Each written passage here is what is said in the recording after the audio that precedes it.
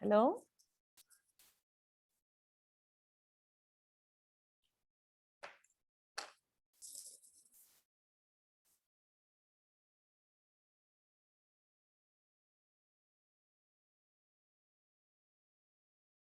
Can you hear me?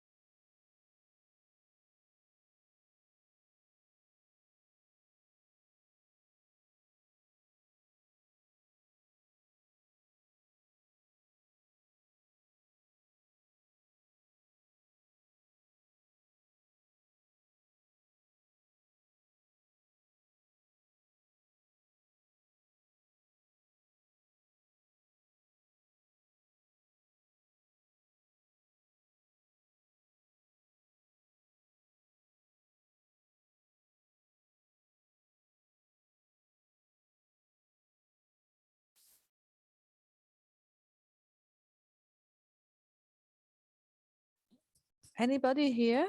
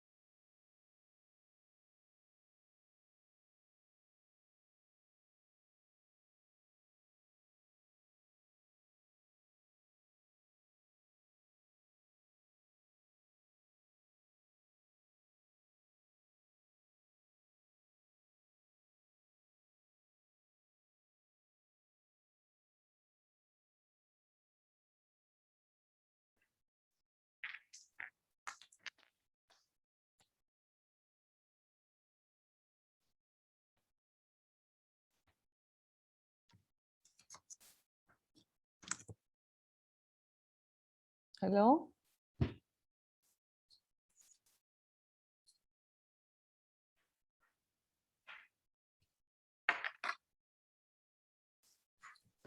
Hello. Yes. Good morning. Yeah. Good morning, Professor Laura Rizzi. So it You was can planned. I cannot Yes. see anything. Do you see my screen? No, I see a black screen. Oh.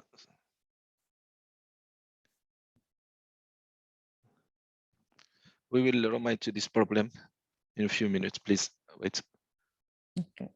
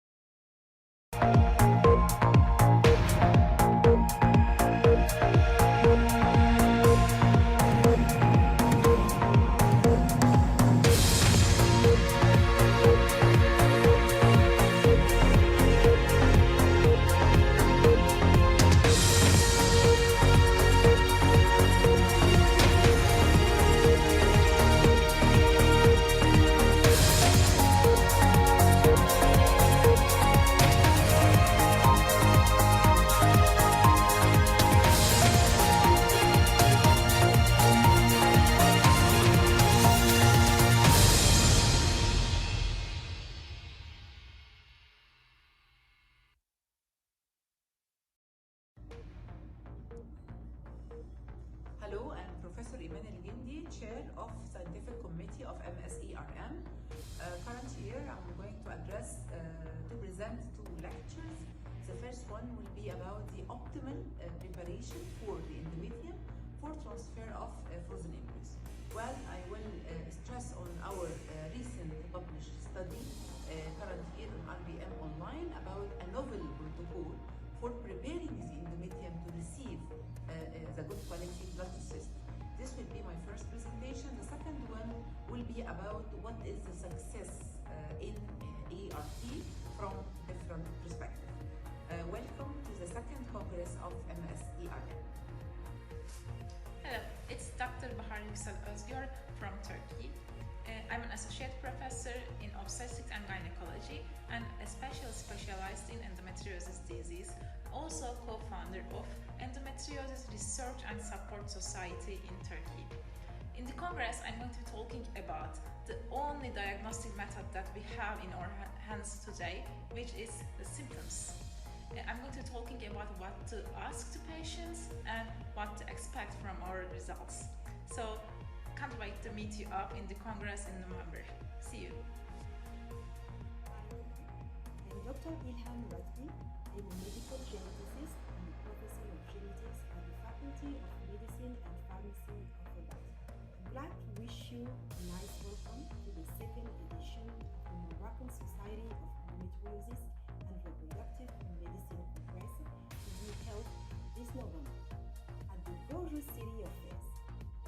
Please meet me at the session of the developments in reproductive genetics, where I will give a lecture about the genetics of male infertility in the era of next-generation sequencing. See you there. Hello, I'm Joyce Harper and I'm Professor at the Institute for Women's Health at University College London, and I hope you can come and join us at the second Moroccan Society of Endometriosis and Reproductive Medicine Conference this November in Fez in Morocco. And I'm going to be talking about the International Fertility Education Initiative and why we need to teach fertility education. If you want to find out about the conference, just put MSERM into Google and you should see the program for the 2022 conference. Hopefully see you there. Bye. Hi everybody, I am Dr. Moroccan, Senior Embryologist and Head of Ivf Journey in Fertility Center and Director of Laboratory for Fungal Analysis and also Vice Chair of Scientific Committee of Moroccan Society for Endometriosis and Fertilizing. Our second edition of the Congress will be held in Fez between 17 and 20 of November. And my talk will be on the second day, on a Friday morning, and in the session 30 years of PT already. My lecture will be on extreme situation, very difficult sperm and very bad sperm. Could we do or not do this Oocyte?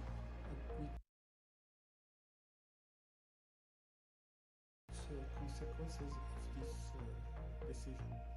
Thank you very much. See you there. Hello everyone, best regards to all of you. We would like to invite you to the second annual MSERM Worldwide Hybrid Congress 2022 on 17 to 20 November. For your interest, my presentation will be within the session of clinical embryology that will be entitled Updated Trends of Sperm Preparation and Selection Techniques for Assisted Reproductive Technologies on Sunday 20 November 2022 in Hall A. Waiting your attendance. Welcome to the Congress. Hoping to meet you, inshallah. Good morning. I'm Ahmed Gibril. I'm a professor of obstetrics and gynecology in Mansoura University. I'm very pleased to be with you in the Moroccan Society of Endometriosis and Reproductive Medicine. I will be speaking about the causes of infertility in women with endometriosis. Very happy to see you at this meeting. Thank you. Thin endometrium means when the endometrial thickness is less to 7-8 mm. The incidence of thin endometrium has been reported up to 38 to 66% in the ovarian stimulation cycles. So how to manage this thin endometrium? What are the new advances? Yes, we all know we are giving the different drugs for that management. Now what's have come new? The GCSF, the PRP therapy, how the results are coming. So hello everyone, I am here Dr. Ritu Santpani this side, founder and CEO of 360 Degree Healthcare Studio. I am from Pune, India.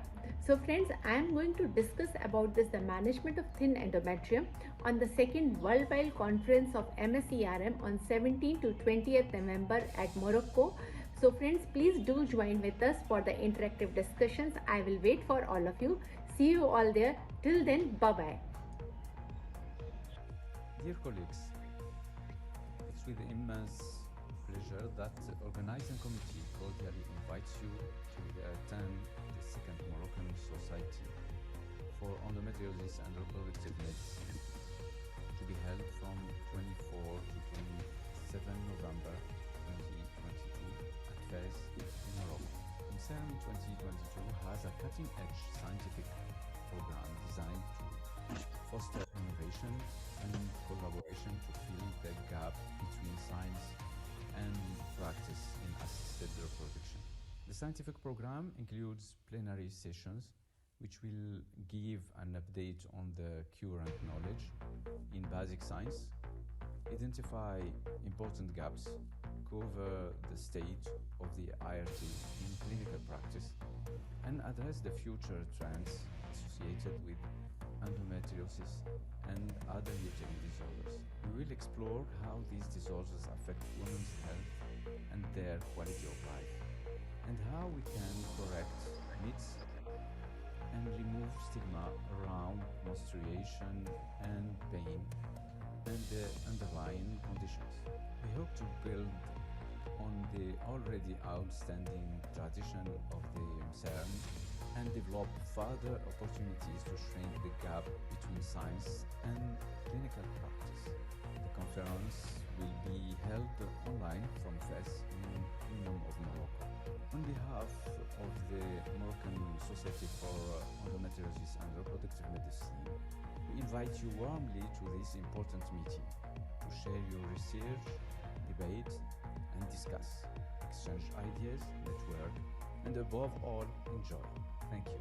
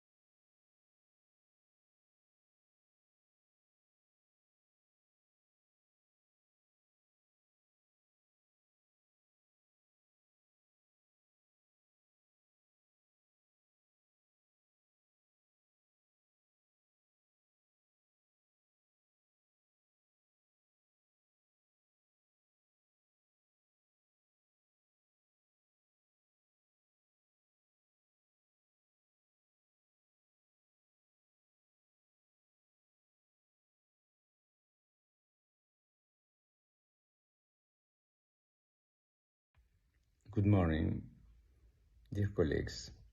It's with immense pleasure that organizing committee of Moroccan Society of Endometriosis and Reproductive Medicine invites you this morning to this workshop of clinical embryology and reproductive genetics. This program is designed to foster innovation and collaboration to fill the gap between science and practice in assisted reproduction. I hope within the tradition of MSERM to develop new opportunities to improve our results through scientific research, especially in genetic and embryology, which is your topic to discuss today. On behalf of the Moroccan Society of Endometriosis and Reproductive Medicine, we invite you warmly to share your research, debate, and discuss. And above all, enjoy. Thank you.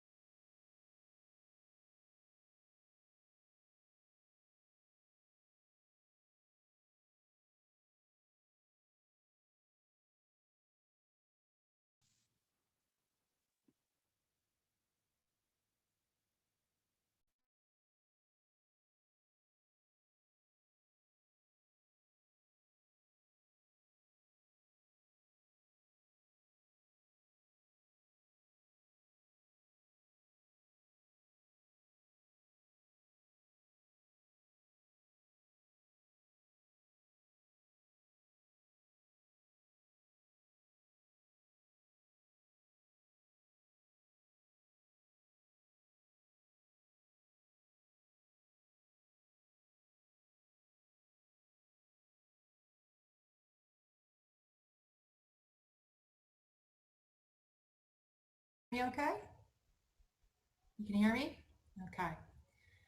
So today I'm going to talk about the Zymote sperm separation device. I work at the Mainline Fertility Center. It's in Bryn Mawr, Pennsylvania, which is near Philadelphia. Next slide, please. This is our center. It's relatively new, built back in 2013, 2014. Next slide. And we are we have our own surgical center, and then of course the IVF labs. Just some pictures kind of behind the scenes. Next slide, please. So the Zymote is a sperm separation device, and it is FDA cleared and it is CE certified. What we really like about it is that centrifugation is not necessary. Seems to be a more gentler type of way to obtain sperm for IVF and ICSI. And it's only a 30-minute incubation. Next slide, please. So I'm going to go over the Zymote in 10 very easy steps. The first one is you just incubate the sperm for about 30 minutes to liquefy. And then at Mainline, we do a semen analysis. We have a Hamilton Thorne Cirrhose machine. Next slide, please. So this is, you know, kind of what they look like when you open the box, and you want to just aseptically open the package in a hood. And on the right-hand side, this is what the device looks like close up. Next slide, please. So the first thing you do is you just use a 1 ml syringe and you add 850 microliters of semen to the port. If you have a volume of semen that's less than 850 microliters, you want to bring the volume up to 850 or around a milliliter. You can use your sperm washing medium, or you can use your fertilization medium. We like to keep some of the sample, some of the semen sample in a test tube. We don't want to load the whole thing, just in case, you know, we don't get any sperm to swim through the device. We can always do ICSI. A lot of people say, can you use it with a frozen sample? Yes, and the company, they recommend that you extend the frozen sample 1-to-1 with medium before you add it to the device. Next slide. So the next step would be after you add the semen to the one port, you want to add about 750 microliters above the membrane. They now recommend that you kind of prime it with 50 microliters in that outer port, and you want to make sure that you fill the channel and slightly spill into the chamber, just so there's a nice easy path for the sperm. Then you want to incubate the device for 30 minutes at 37 degrees. It's nice to put it inside a petri dish so you can handle it easier. Next slide, please. After about a half hour, actually it's supposed to be exactly a half hour is what they tell you, you use a fresh 1 ml syringe and you aspirate 500 microliter suspension from that upper chamber through that outer port. Next slide, please. You take that and you can add it to a labeled cap tube. You can use the blue top 15 ml centrifuge tube, or you can use the snap top round bottom tubes. And then finally you just do a semen analysis, and then you're ready to go either for standard insemination or for ICSI. And in conclusion, we at our center, you know, the embryologists, we like using this device. Again, we're avoiding the centrifugation, and there are, you know, some publications out there that report that the selected sperm have less DNA fragmentation. It's very simple. It's easy to use. We haven't done this yet, but you could actually also use it for your IUIs. Thank you.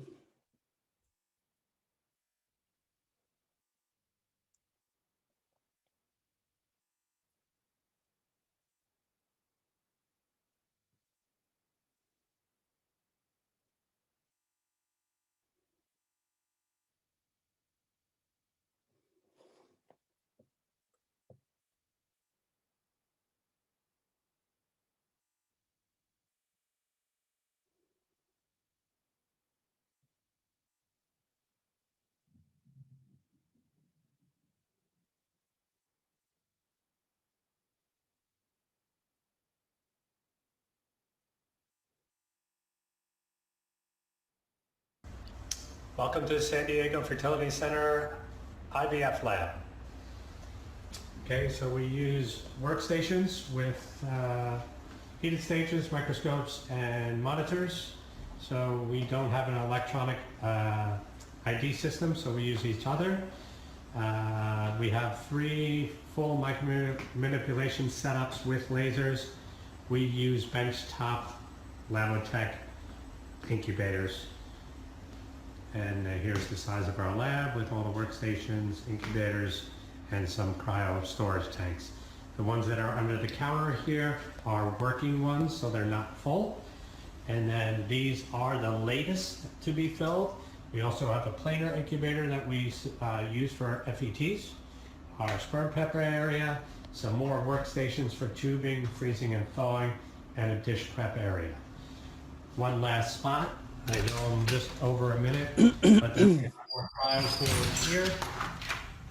But we have the majority of our tanks next door, but we can't wait to start using this puppy soon.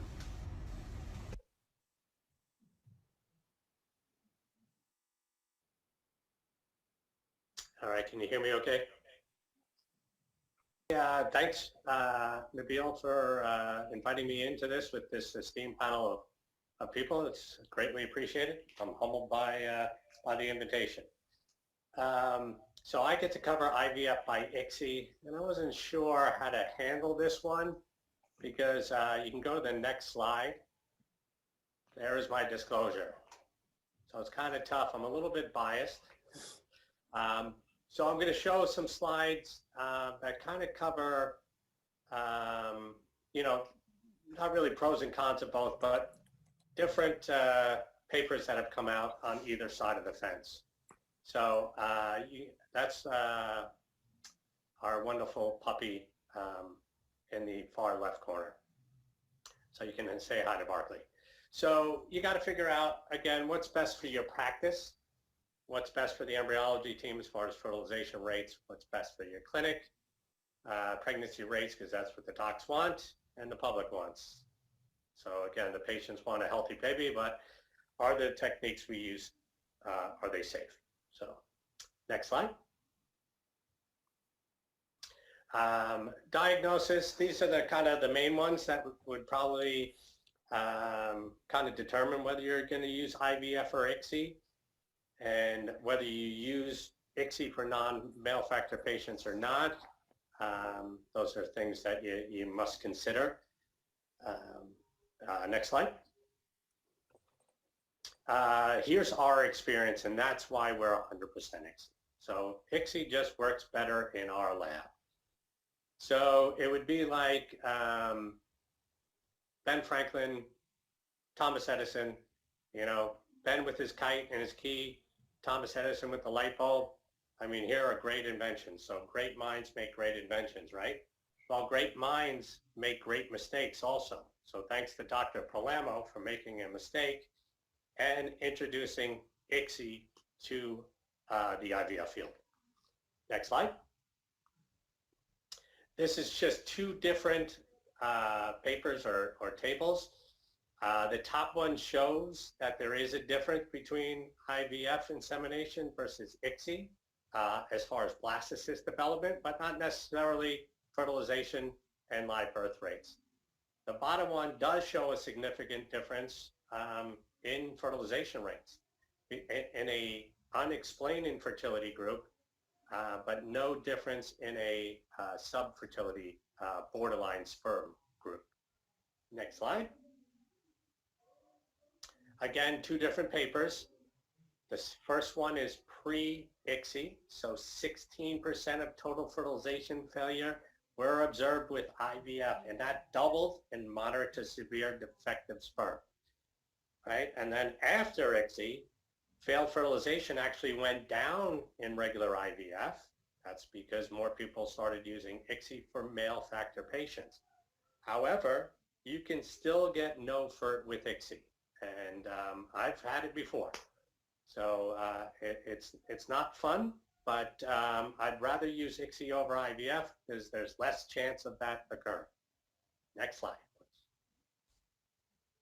Again, two different papers, just associating kind of the safety of ICSI itself, which everyone, at least early on, had questions about. I don't think those questions are really around anymore, especially with patients.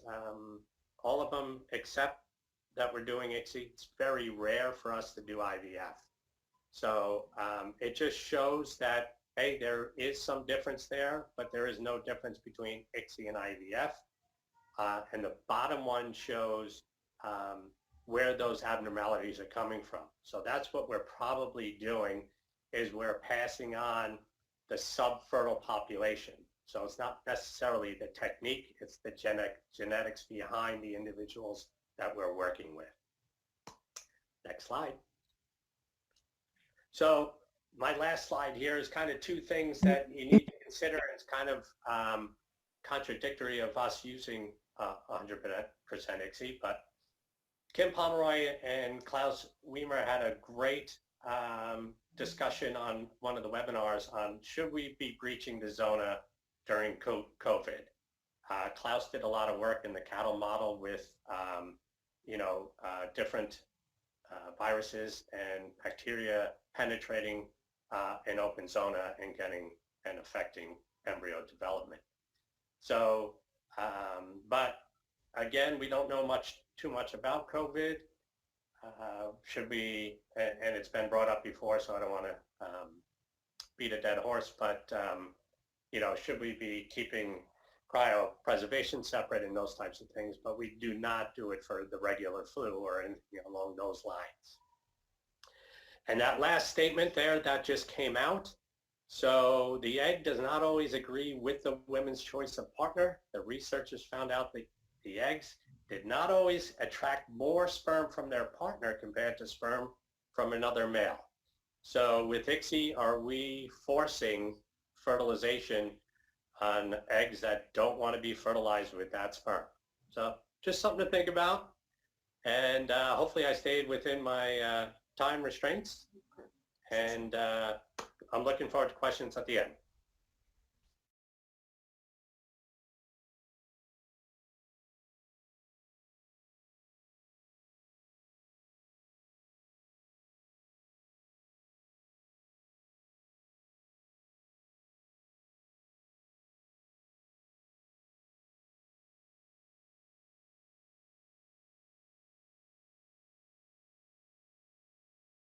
Fire Fertility Lab.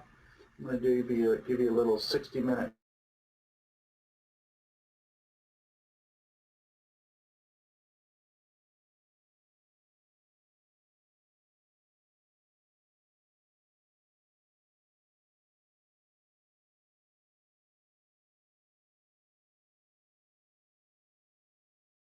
give you a little 60-minute tour of the laboratory. You'll notice a few things that we do not have laminar flow on many of our hoods. Even if we do have laminar flow on top, we don't run them.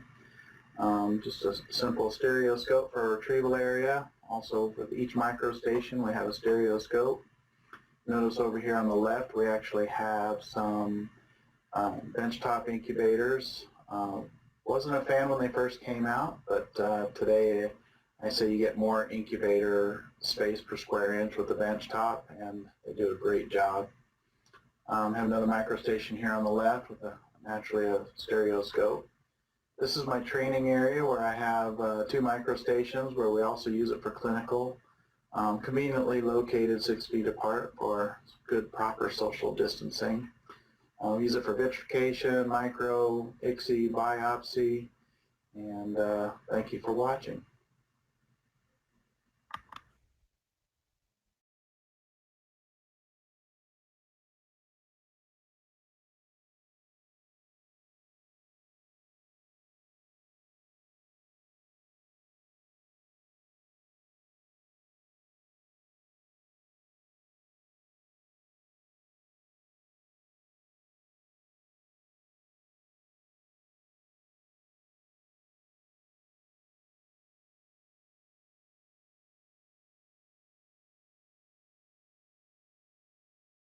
Back in the whole genome amplification days where working with Dagan Wells and sending off samples to try it out, did some early single gene cases in the late 90s, early 2000s, and before even lasers were used, I used a knife.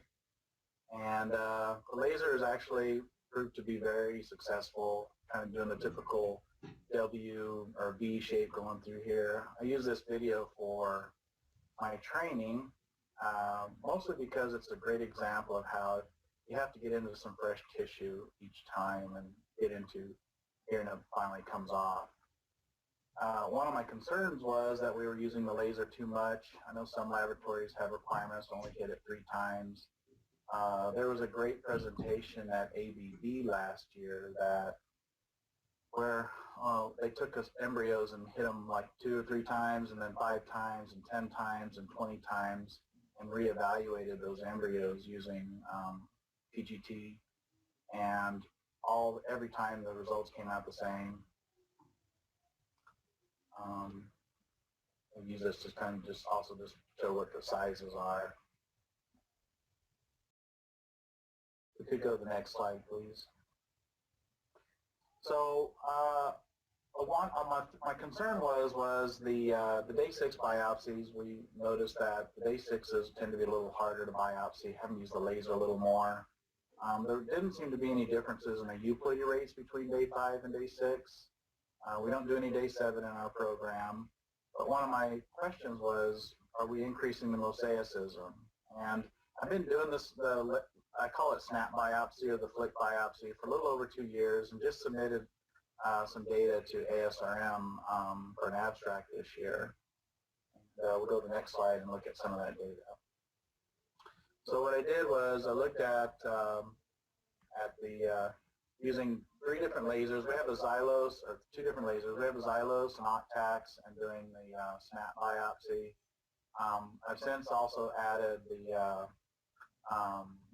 the Saturn V laser, and not really seeing anything with that, because I wanted to know, were different people or different embryologists having different euplity rates, different no-read rates, and mosaicism rates. And you can see here there's really no difference in euplity depending on what we had. Early on, after the first year of looking at it, I noticed my pregnancy rates were a lot higher than the other technicians in my lab. And I thought it was the snap biopsy, but it was probably more along the lines of my cryopreservation technique. And so we altered some of our cryopreservation techniques, and everything is normalized over that. So, and you can see here there's really not any difference in the no amplification rates, other than the snap biopsy is showing a little bit lower. And so that being said, you know, it's a trend to lower pregnancy. It's a great alternative for the laser. If you didn't have a laser, your laser breaks down. I'm going to show you what that looks like in the next slide. So really what it is, I started doing this based on Jock Cohen had asked me to review some biopsy methods, and I saw this, and I'm like, I got to go try it. So I started doing it a couple years ago, and actually really like it. I haven't used a laser for biopsy in some time. And in fact, I was trying not to do we actually do laser assisted hatching on day 3. And I would like to just not do any hatching personally. And so that's really just popping it off there. And Riley, if you could start that over, a lot of people want to see that again, and I'll describe what I'm doing here. So what I'm doing is I'm focusing on my my holding pipette. If you were to take the timing on these videos, the timing for the laser is about 1.5 minutes. This process only takes about 30 seconds, so you're really doing it very fast. So you focus on that edge of the holding pipette. Get some tension on your biopsy needle. And a lot of people are afraid they're going to break their needle. I've never broken one yet. You get some tension on it. You pull down on your biopsy site and just pop it off there, and it breaks off. And release it out. That's really pretty much it. So we'll go to the next slide if we could. So I want to thank you, and if you want to get in touch with me, here's my email. Happy to help you get your snap biopsies going.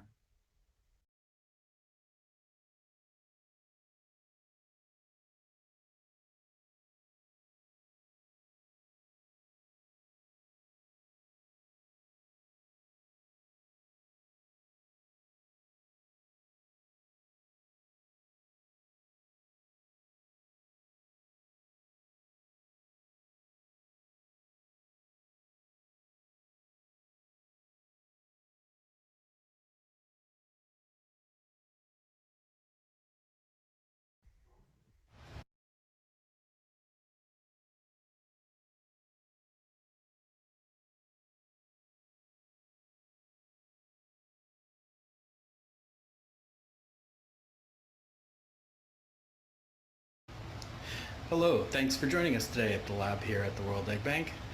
Seeing as we are a bank, I wanted to show you our cryo area first. We have a dual monitoring system here. The first on the left there is the CryoSafe Sensiphone Express 2, which is an internal temperature monitor.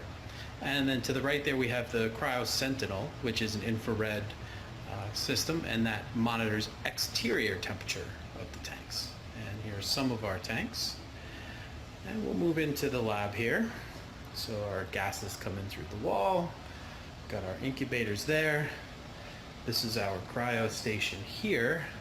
Everything gets vitrified on this table here. Air purification. We have our manipulator set up so we can take pictures, and we do make embryos. So we can do those there as well. And then our retrieval station. This is a very quick tour of our lab. Thanks for joining us.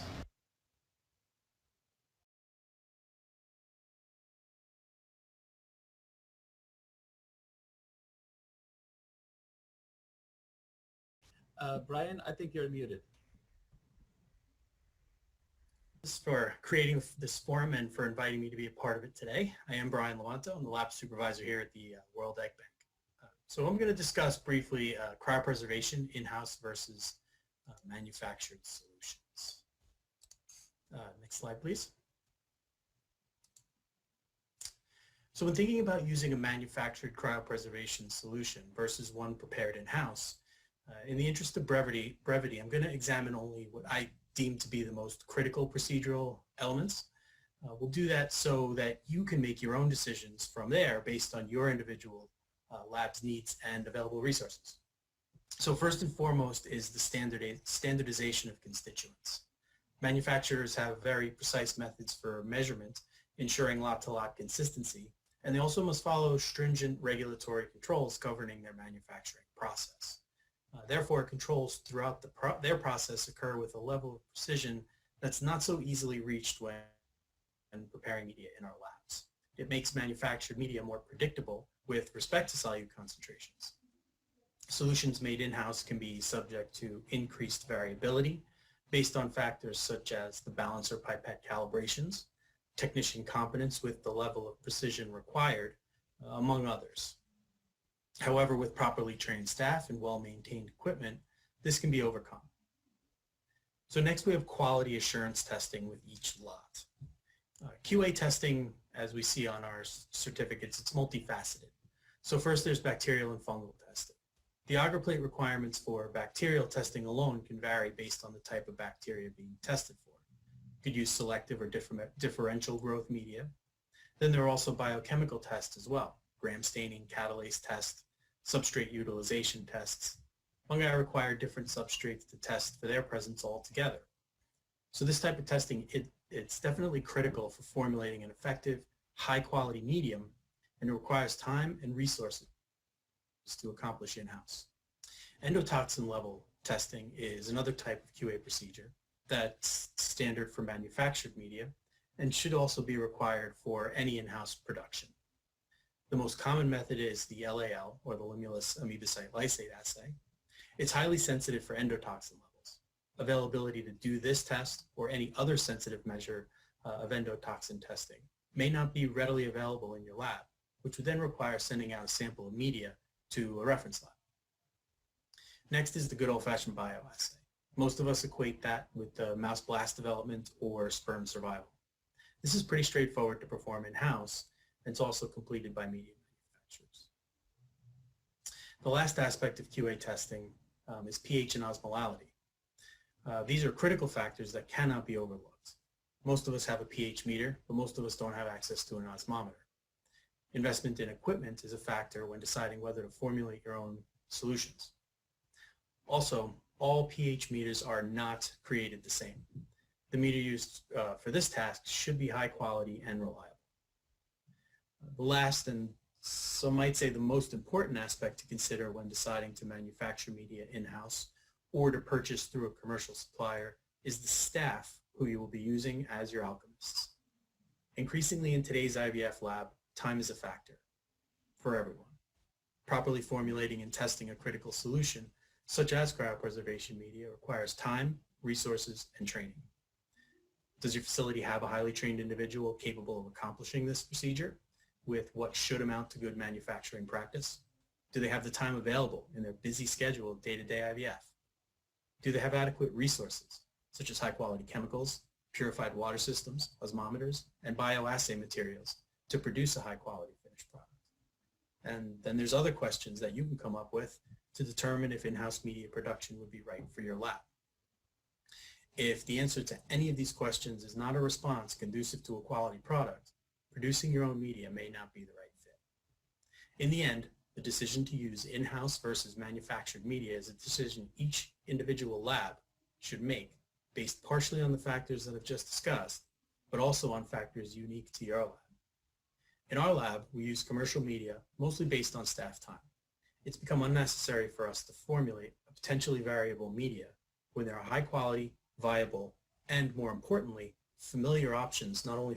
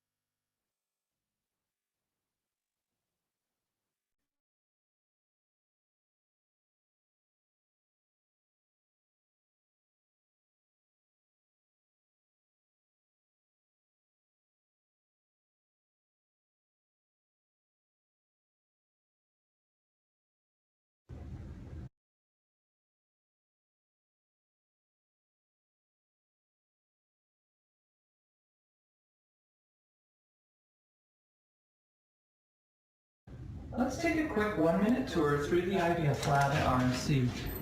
One important thing to note is you can visit 10 IVF centers and find 10 right ways to do IVF. Our lab is divided into work areas, the first of which is the OR with a pass-through window between the operating room and the IVF lab. There's a hood in there to do retrievals, or we can do the retrieval right here.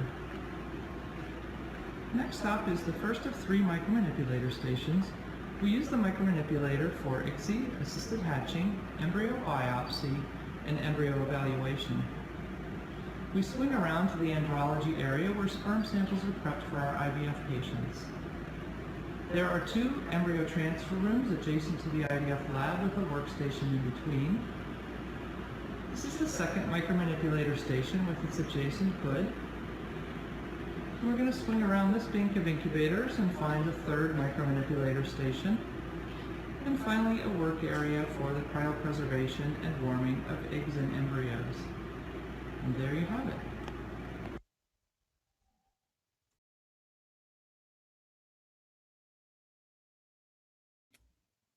Okay, can you hear me okay?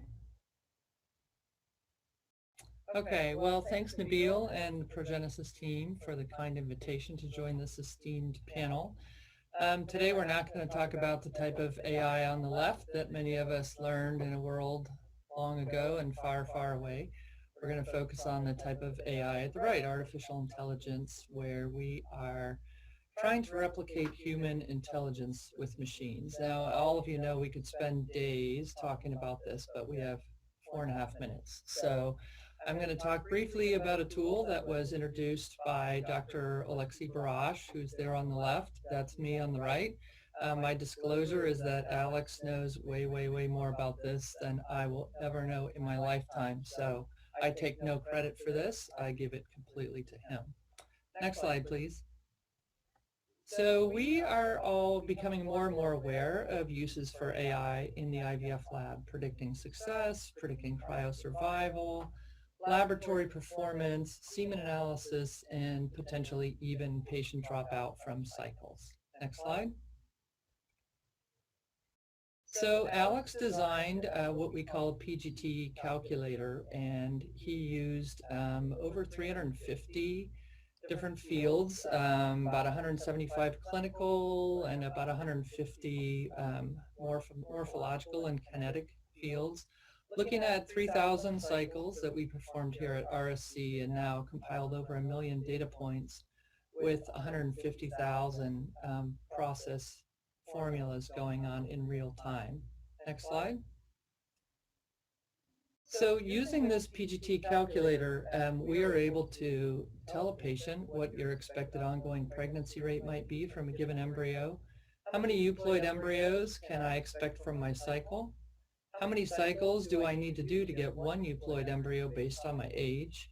And how many eggs or cycles might be needed to get X number of euploid embryos for the purpose of getting siblings, etc. And one of the most important things is for setting correct patient expectations. Next slide. So in this first calculator, what is my chance of pregnancy, or which embryo am I going to pick? So you have the option of selecting age in a drop-down menu. I put 0 here because we know from our data analysis that age becomes irrelevant when we're selecting PGT embryos. So for this particular patient, the embryo is biopsied on day 5. She has 1 embryo for transfer, and the embryo is a grade 4AB using the Gardner scale.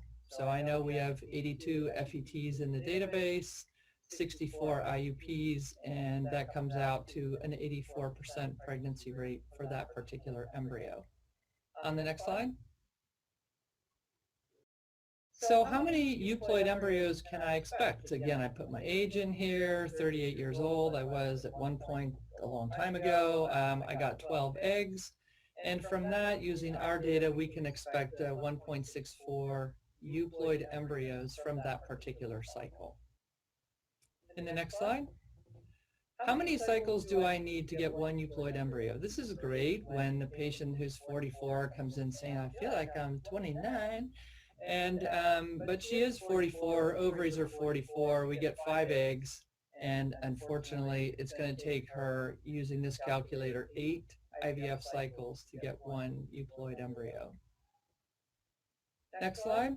So Alex has termed this the Repro Score, and he designed this other tool using all of these fields and calculations with machine learning to look at a patient's individual set of embryos and be able to predict which embryo would be the highest pregnancy rate for that particular patient. So in the search bar, you're going to put in the patient's medical record number, which we call the MPI for our EMR, and it has been whited out on the left-hand side.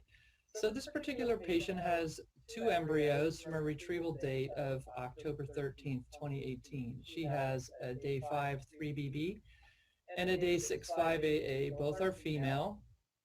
And she's trying to decide which embryo to transfer. So one might be inclined to pick the higher quality embryo, but we know that from our data analysis that day 5 is probably over day 6 is the biggest determining factor for success for us. So the Repro Score comes out at 74% chance of pregnancy. She did in fact have a successful pregnancy and a delivery.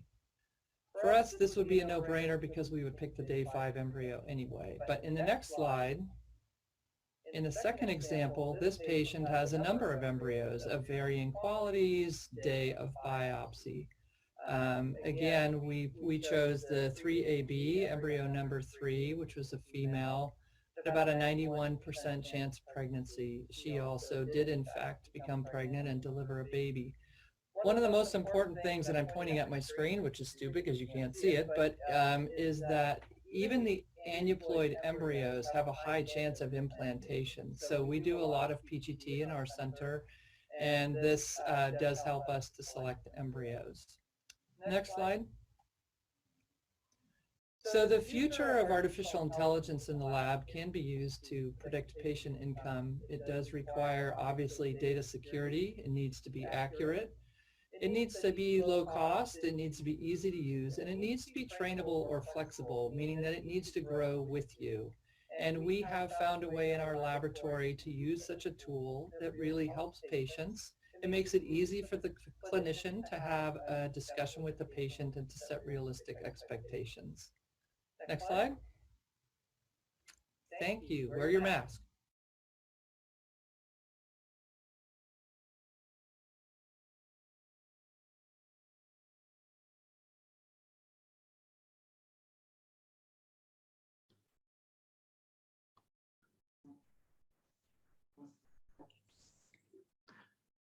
Bon, vous avez hâte.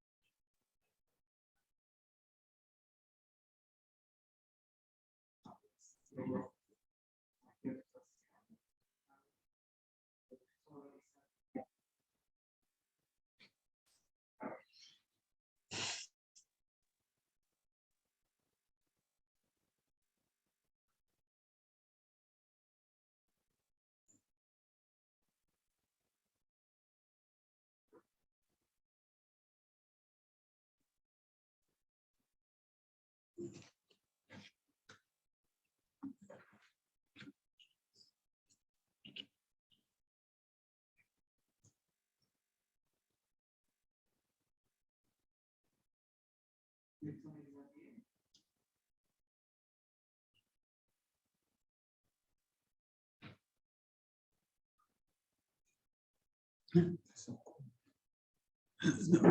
je ne m'entends pas, j'ai même pas révisé.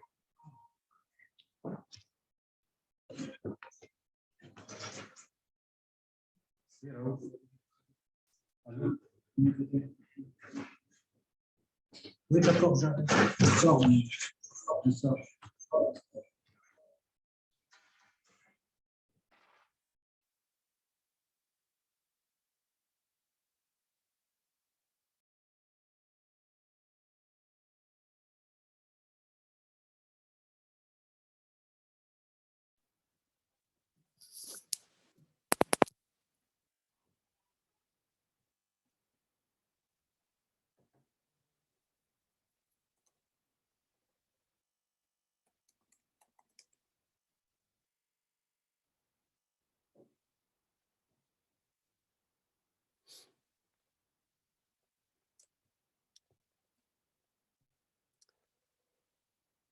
Can you hear me?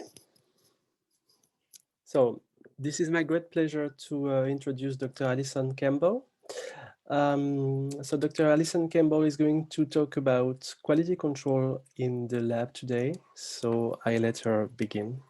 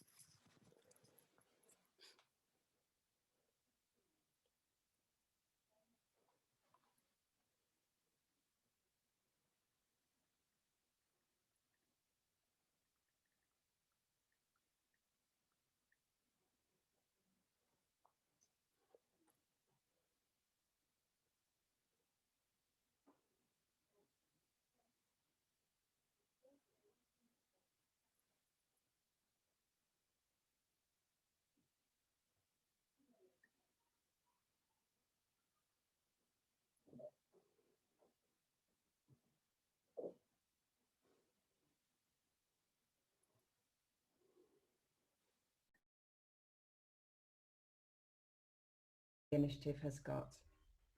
So I'm really briefly going to talk about QC, QA and results monitoring. It's quite a personal perspective, but I'm hoping that it'll stimulate some questions for the panel.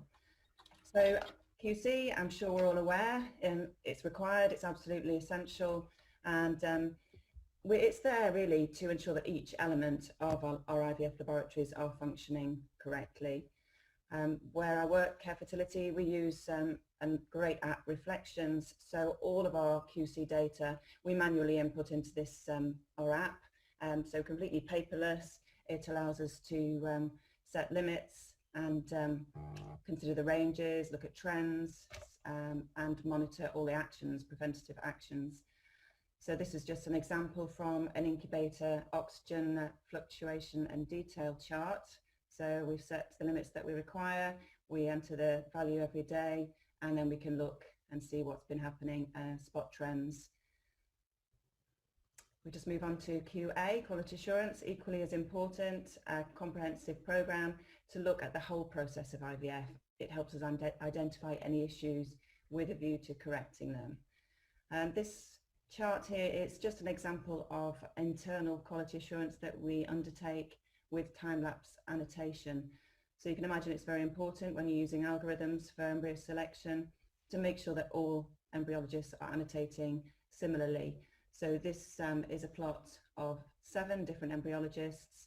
They're annotating exactly the same video. We do this on at regular intervals, and we set ratings to show whether we've got an embryologist not conforming to what we'd expect them to if they are sitting outside our limits, which in this case they are. We're looking for an intercorrelation coefficient of greater than 8, which tells us that they are closely annotating in the same way, and most importantly that the variables that we're looking for in our algorithms are consistently annotated.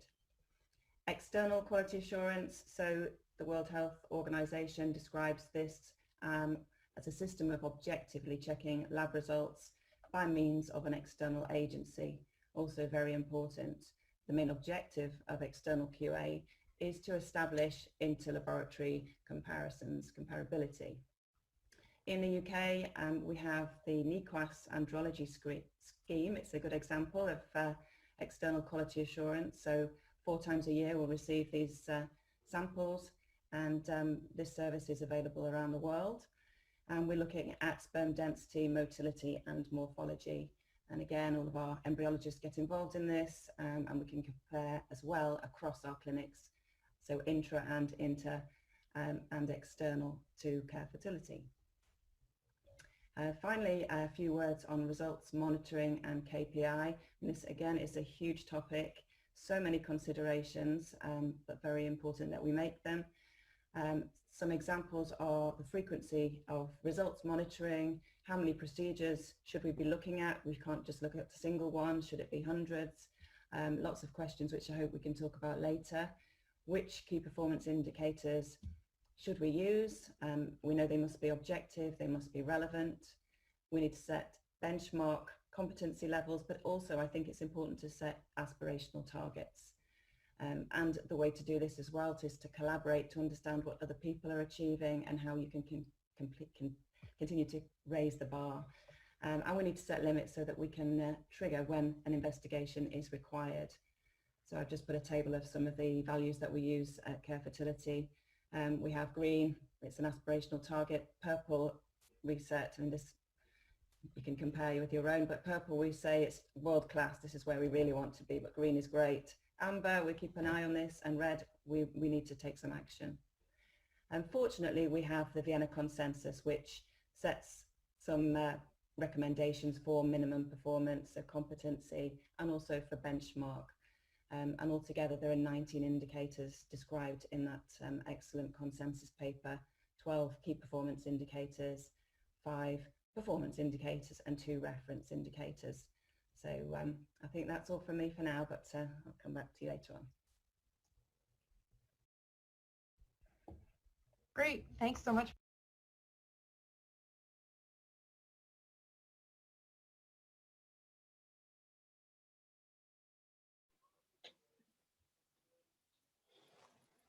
Thank you really much, Dr. Campbell. It is now my pleasure to introduce Dr. Dean Morbeck. Dr. Dean Morbeck has been an associate professor at the Mayo Clinic, and then has occupied many functions as a scientific director for IVF Lab, and is now scientific director of Kind Body. So please, Dr. Morbeck.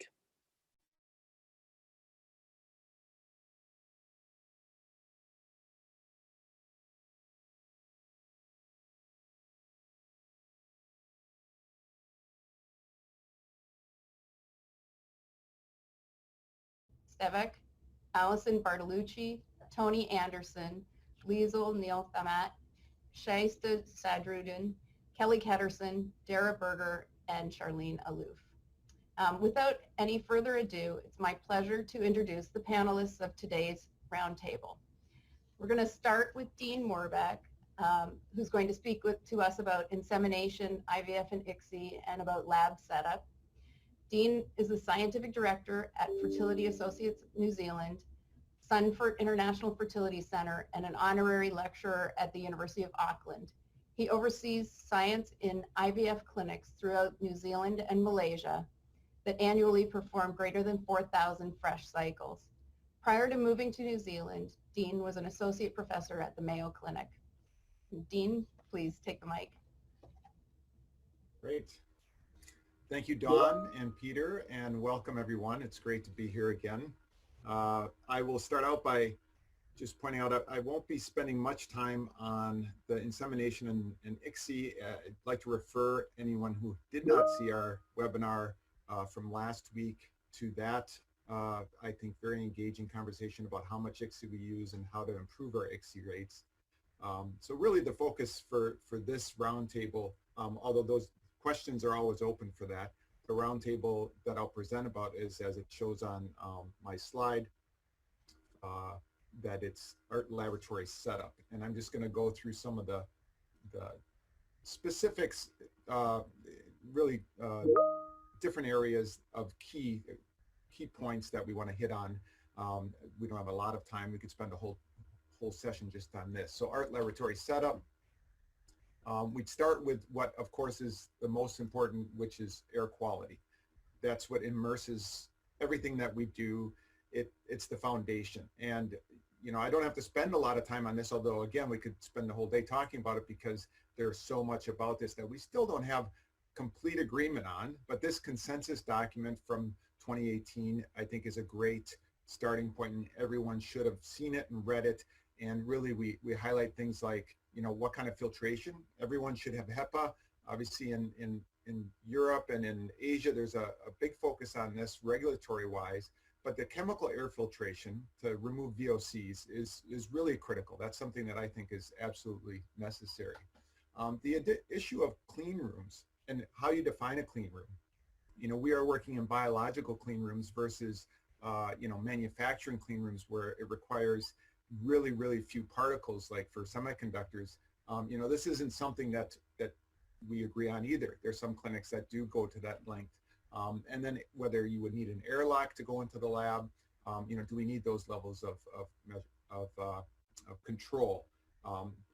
And then we have other areas of design, like, you know, what came out of this document, which made it clear that we keep embryology separate from embryology. We keep our supplies away from our embryology. They're in a separate room, and we off gas. So a lot of good elements that are in that document. So let's talk about some specifics regarding what different options we have in the laboratory. So if we look at the workstation options, here I show you kind of 3 levels of workstations, and there's probably a 4th one, at least really extreme, but these are the 3 most common. The first one on the far left is actually our pickup station in Auckland, showing you no hood, where it's on the workbench. We do have HEPA filtration, so we've got, you know, for the room itself, the HVAC is giving us good quality air. And there's you know, varying beliefs around the world about, do you need a hood to be able to actually just do your practice? Now, in the EU, you do, I believe. I know that it requires a certain class of air to be doing any of the work, which would require then this middle screen, which shows working in a hood with a laminar flow. And then the most extreme would be something like here, which is one unit that we also use here in New Zealand. This one happens to be just, you know, like an isolate, same function, where you've got complete control over temperature and gas, and potentially humidity as well while you're working. So you're basically working in an incubator. From there, we move on to the actual micromanipulation workstation. And I show this picture from far away because I want to point out a couple things. Obviously, this can be done in a hood as well. There are systems out there. There's a lot of new equipment in our field. If we were at one of our big conferences right now, you could see all the gadgetry that's out there. I've always used a standalone on the bench system like this, but I like to point out, you know, here's the above there, you see that's where the direct airflow comes in. It's not right over the top of this, so something we like to believe is important is to keep this pretty isolated from traffic and airflow. And so whether or not it's required to be in hood, again, is probably somewhat dependent on where you're located. And then I'll finish covering this section by talking about gas delivery and liquid nitrogen storage. And so this picture here is actually from our Malaysian clinic in Kuala Lumpur, showing our vapor phase storage along with liquid nitrogen dewars here. You know, just as an example, the first picture I showed about how we would function in Auckland is completely at the other end of the spectrum from what's being done in Malaysia, where we have a clean room setting. We have, you know, airlocks coming in. We have all of this really sealed walls, and so, but the delivery of gas to this, you can see that we actually have gas coming from an outside room that is allowing delivery of gases to the facility without bringing it inside the lab. I show you this picture, which is from one of the labs I visited on some of my different trips. It's not one that I oversee. You see a couple of tanks in the room, which means that we're not having gassing available. This isn't ideal, and this should be avoided, especially here where it doesn't have them attached to the wall. For all of those of you who are following our OSHA standards, this wouldn't be acceptable. And then lastly, you know, whether we're using big tanks or liquid nitrogen storage small dewars, this is a whole nother topic, and one that we've heard about on this webinar and one that I think we'll continue to hear about, because I think we have to live with both large and small storage systems, and we need good monitoring of those for safety purposes. So I think that's all I've got.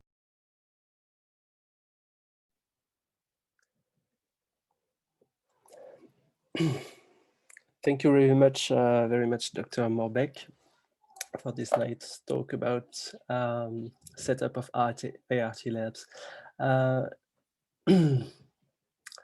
So it is now my great pleasure to introduce Dr. Barry Bear. So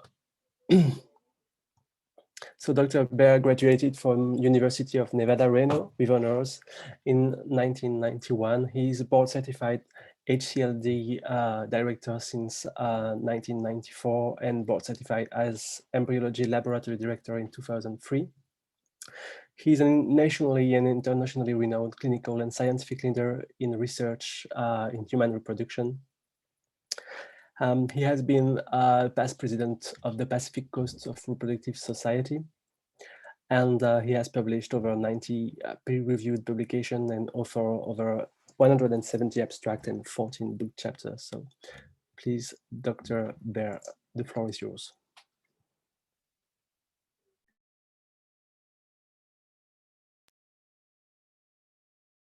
And the rest of the team. So I'm going to spend the next few minutes just giving you some bullet points that will hopefully provoke some questions for us to address later on in this symposium. So I think there are basically four things that are important to consider, or four factors that we can consider with respect to embryo culture.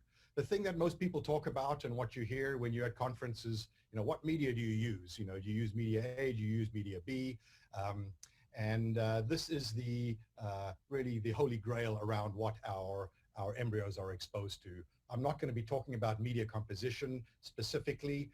Clearly, there are questions around whether some media compositions promote more euploidy or higher blastocyst formation rates. But as you'll see down at the bottom of my bullets here, it's really how you use these things more than the composition of the media, in my opinion, that can optimize the performance of any particular product. Of course, as Dean mentioned, you know, the local culture environment, the air, VOCs, the air that the embryos breathe, i.e. the gas concentrations, the atmospheric pressure that your practice is at will affect the pH. You know, the humidity, are you culturing in dry or humid incubators? As I'm moving down to the next factor with respect to embryo culture, what are the equipment that you're using? Are these big box incubators? Are they benchtop incubators that make maybe monitoring pH and other factors more challenging? If you use a pre-mixed tri-gas, for example, will be different how you monitor and adjust factors than if you have independent gases, for example. And probably most importantly, and most important on any of the factors with respect to embryo culture, in my opinion, is the standard operating procedures that you implement in your practice. You know, one size doesn't fit all. We're going to hear about running a small lab versus a big lab at the end of the presentations today.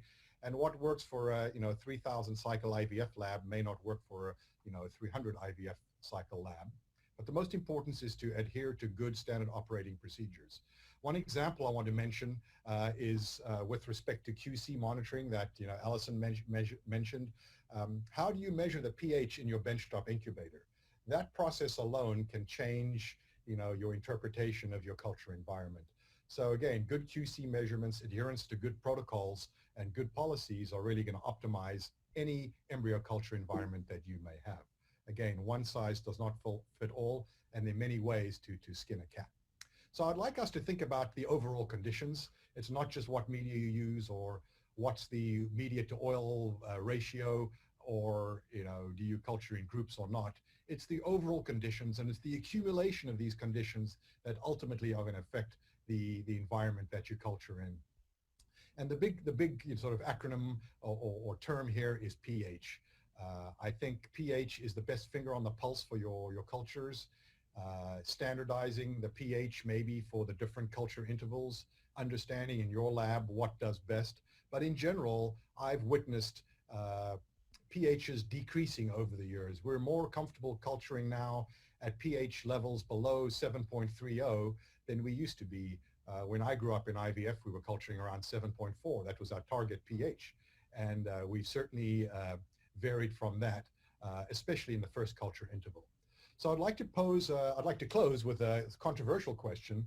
You know, we spend most of our days, being obsessive and compulsive about maintaining our optimal conditions for our lab, static conditions, 37.0 or 37.2 degrees, CO2 at exactly one number, temperature at exactly one number. And none of us who have gray hairs grew up in that kind of condition in vivo. And I just wonder, for the future, question for the future, how optimal are the static conditions that we're striving to create in our lab for optimizing embryo culture? So I'm going to end with that, and I'm looking forward to entertaining questions when we get there. So thanks for your attention. Thank you, Dr. Baer.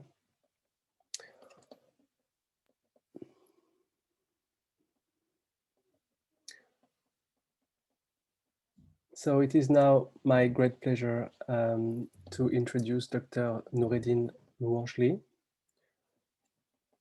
So Dr. Louanjli is the Vice Chair of the Scientific Committee in the MSERM. He graduated from medicine and at the University of Strasbourg in the Department of Clinical Biology in Strasbourg, in France. He is the head of the Labomac laboratory, and he is going to talk today about the quality of the oil for embryo culture.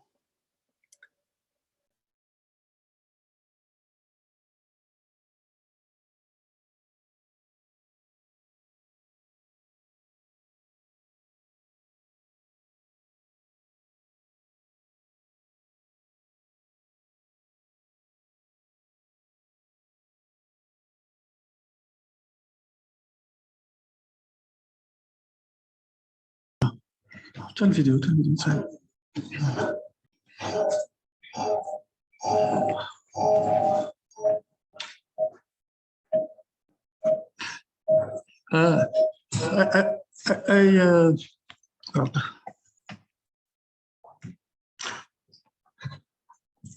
I thank all the organizers for this opportunity to share our knowledge, our experience in the culture system. We are now see the quality of oil to have the success culture in embryology system.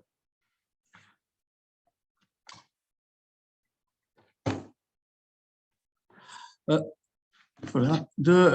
oil is fundamental for all its characteristic to stabilize pH, stabilize temperature, stabilize osmolarity, prevent evaporation, eliminate lipotoxic substances accumulated in the culture medium that could be accumulated in culture medium, and allows culture microdroplet culture medium. The success of the culture depends on type of incubator, the pH of the medium, the temperature, VOCs, humidity, percentage of COD and oxygen, but quality of oil, it's a very important component to success culture. The quality depends on more quality of oil could affect embryonic growth and development. Different type of oil could be used. The oil vary in type and quality depending on their sources, purification, process, tasting, washing, and storage. The quality of oil is fundamental to and this product must be handled and treated, stored accurately and properly. If not, that could be worse the culture. What could affect quality? Quality test badly made, or equilibration time not respected, volume non-optimal volume used, type of oil, handling and storage, shipment, and all details that could affect quality and have consequences of success of culture. Oil is obtained by fractional distillation of crude oil, and if not produced and tested properly, could most serious contaminant of culture system. The more the saturate the chain, more resistance the oil is in oxidation. The longer the hydrocarbon chain, more viscous the oil, because we have the choice to compare the light and more viscous oil, which the advantages. About osmolarity, the oil is not sufficient to master the osmolarity in the incubator. This study demonstrates that protein supplementation, composition of the environment, atmospheric humidity in the incubator, conception of the culture and type of incubator could affect osmolarity, and we have to take care of about all these details. There is a huge small experience. We noticed that the pH and osmolarity increase when we do not use oil. Osmolarity and correlate, and the use of oil is essential to maintain success culture stable. The oil allows microdroplet culture, provide protection from contaminant, reduced evaporation and osmolarity changes in media, stabilize temperature and pH, remove toxic lipophilic substances accumulated in the medium during culture. When you see when to handle, we need, we need at least 12 or 14 hours to stabilize pH for equilibration in the incubator, but it's more stable with oil. Overnight incubation in the oil is mandatory to reach stable pH. The same for the temperature. When we handle outside the incubator without oil, the temperature decrease quickly. Donc, the use of oil is essential to maintain the temperature in the culture system, especially outside the incubator. All the handlings, denudations, or all the handlings must be done under oil. When you work with a bigger volume of oil, you can master the temperature, because the temperature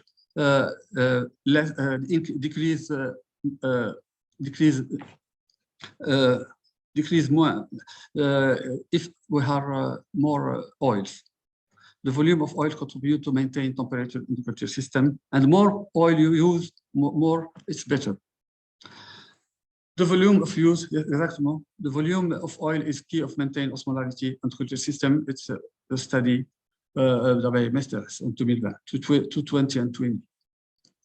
The design of time-lapse dishes influences the ability to maintain this osmolarity, and the heavy oil is mandatory in these systems. Difference between heavy and light oils. The study shows temperatures tends to decrease slower in heavy oils compared to light oil in our settings, and it's in the systems that use the time-lapse system. We do not change the medium during 5 or 6 days. We have to prefer. It's very recommended to use the heavy oil. The pH variation, the same. Heavy oils give more stability about pH. pH tends to increase faster in light oils compared to heavy oils in our experience. The same for osmolarity. Osmolarity increase less pronounced is in the heavy oils compared to light oils, but other factors could affect this increase. About toxicity, you have to be careful.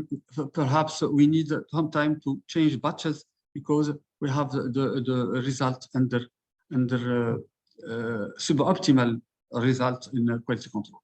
Donc, we have to make sure of original source of distillation, the containers, the exposure to heat or sunlight during. We have to make sure that no toxicity is there. We have to all the process from manufacture to handling. We are be sure no exposure to UV or whatever to make this problem occur in the lab. Toxicity, exactement. The source of oil and time storage of exposure to UV and light could be peroxidation, a big impact of peroxidation, and harmful for the culture medium. The Bayer test is currently used to validate all these details and approve the quality of oil. the several studies came and confirmed that the proteins source of concentration, parameters such as protein source and concentration group of individual embryo culture and medium oil ratio play a critical role in sensitivity on the Maya test. We have to take that, but it's not. We use the oil normally validated by Maya test. The test oil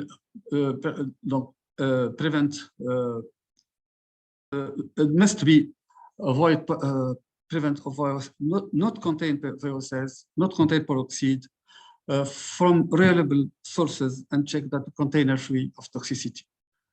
To resume the system, take care about elevated temperature in the storage, take care about UV light exposition of the oil, and take care about extended storage, the not properly extended storage, and use proper volume in the culture system.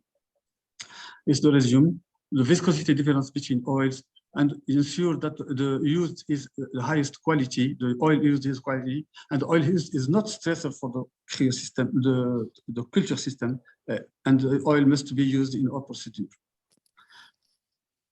Here we have our study here, but this is the same as we make a study that confirm that no difference between mineral oil and paraffin oil about result in terms of live birth rate and day quality, day 3 embryo. The same, so the same study in 2001 shows the same. No, the difference between mineral oil and paraffin oil in the result on the live birth until day 5. And to resume, it's our study. I go faster because it's our study here. No difference between oil and live oil because our study was on that oils. About fertilization rate, early cleavage, embryo quality on the tree was the same, and ideal choice for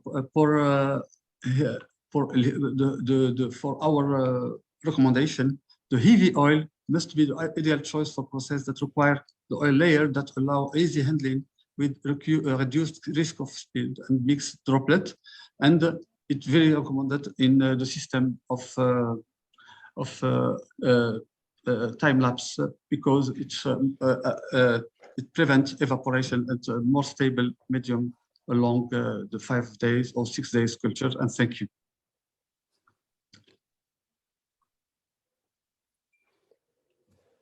Thank you very much, Dr. Louangeli, for this nice presentation on all the factors that are important to choose the best oil for embryo culture. It is now my pleasure to introduce Dr. Maria José de los Santos. She started her career in 1991 in the IVF laboratory of Ivf Valencia. She received her PhD in biology from the University of Valencia in 1996, and then carried out a postdoctoral fellowship in reproductive immunology at Fearing Research Laboratory at Harvard Medical School under the supervision of Dr. Deborah Anderson and Dr. Joseph Hill. She also worked as a clinical embryologist at the Brigham and Women's Hospital under the direction of Dr. Katrin Rakowski. And she is she's nowadays the director of the Clinical Embryology Laboratory and the Cryobiology Laboratory and Female Fertility Technology Development at Ivf Valencia. So Dr. Maria José de los Santos, the floor is yours.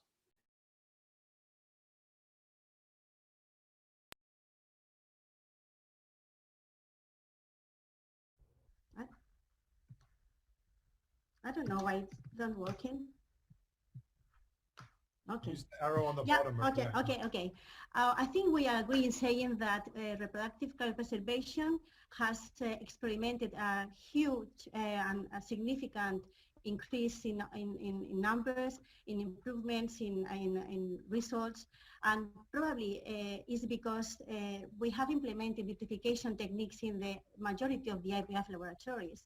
As you can see in these figures, there is a high proportion of IRT techniques that has been applied in either in the States or in Europe that relay actually in the use of vitrified material that represent oocytes or embryos. And here you can see a list of possible clinical situations and may also explain part of the figures that I have shown in the previous slide. There is situations where you need to freeze all the embryos to increase your outcome. Now, reproductive cell, and especially oocytes, as you may remember, were extremely sensible to cryo-injury.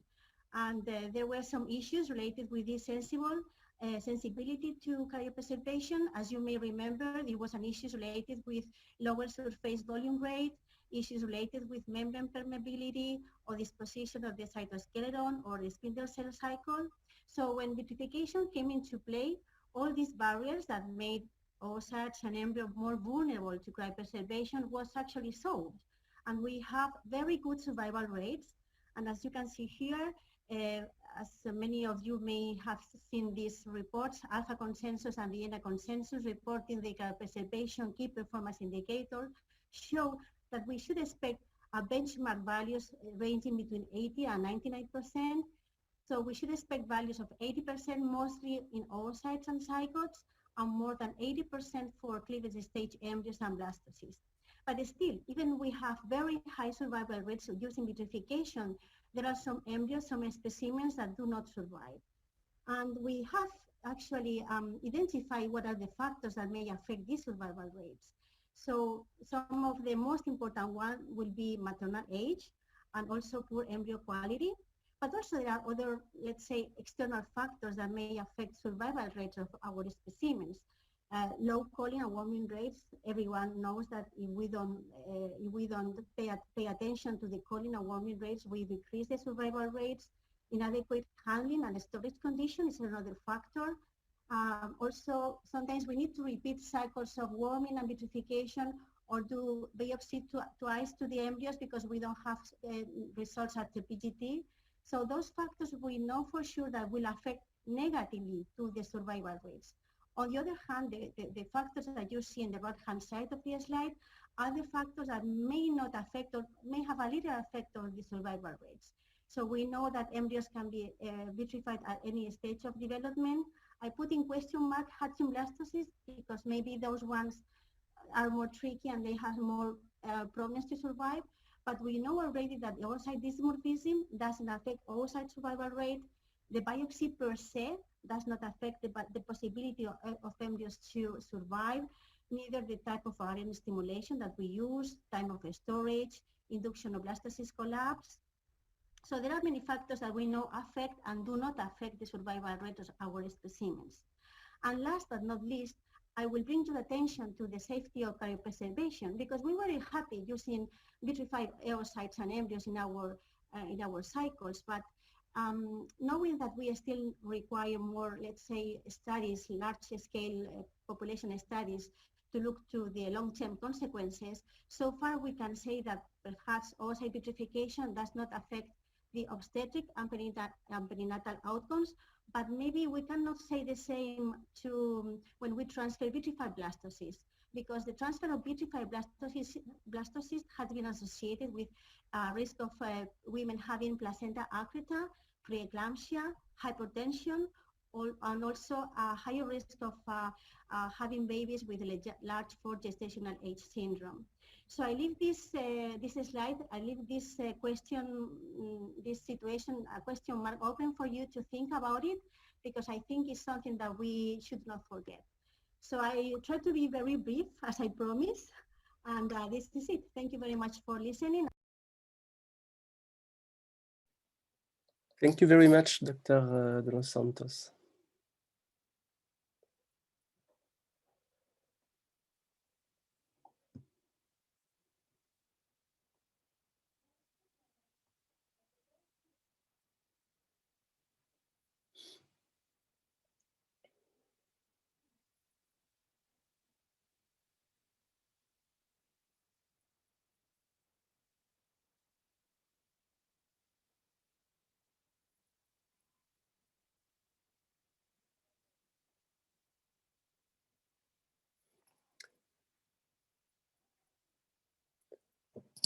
So, Dr. Louangeli, I think we are supposed to have a discussion with experts, or should we proceed to session number 3?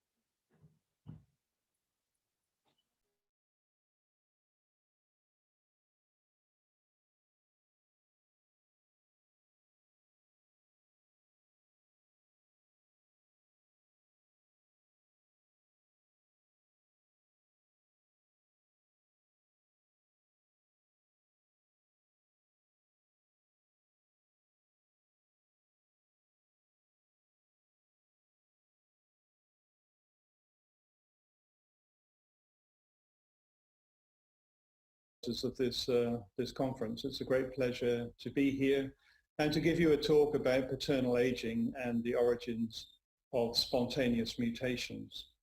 And I thought a good place to start such a talk would be with Ramjit Raghav. So Ramjit is the, claimed to be anyway, the oldest father in the world. He had this child he's holding at the age of 96. And said he wanted even more children. Sadly, that was not to be. He passed away earlier this year. But his image serves to remind us that male and female reproduction are very different in the sense that men don't suffer the same precipitous decline of fertility in midlife that women do.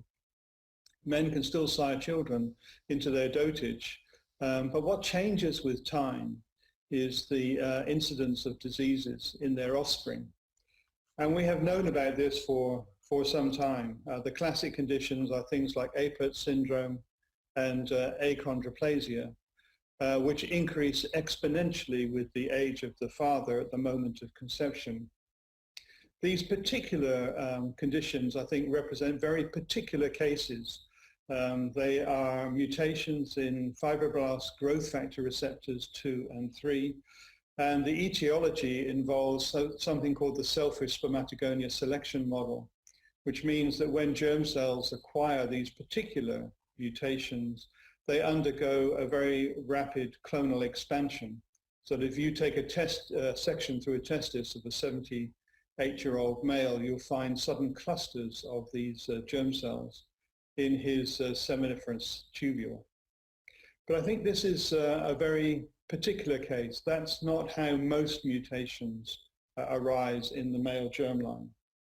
We have, as I've said, known about these conditions and their relationship with these mutations for decades.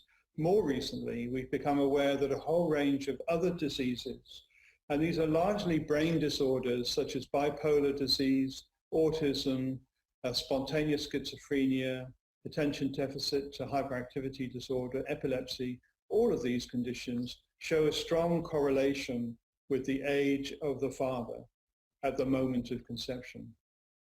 And the obvious question is, well, why would this be?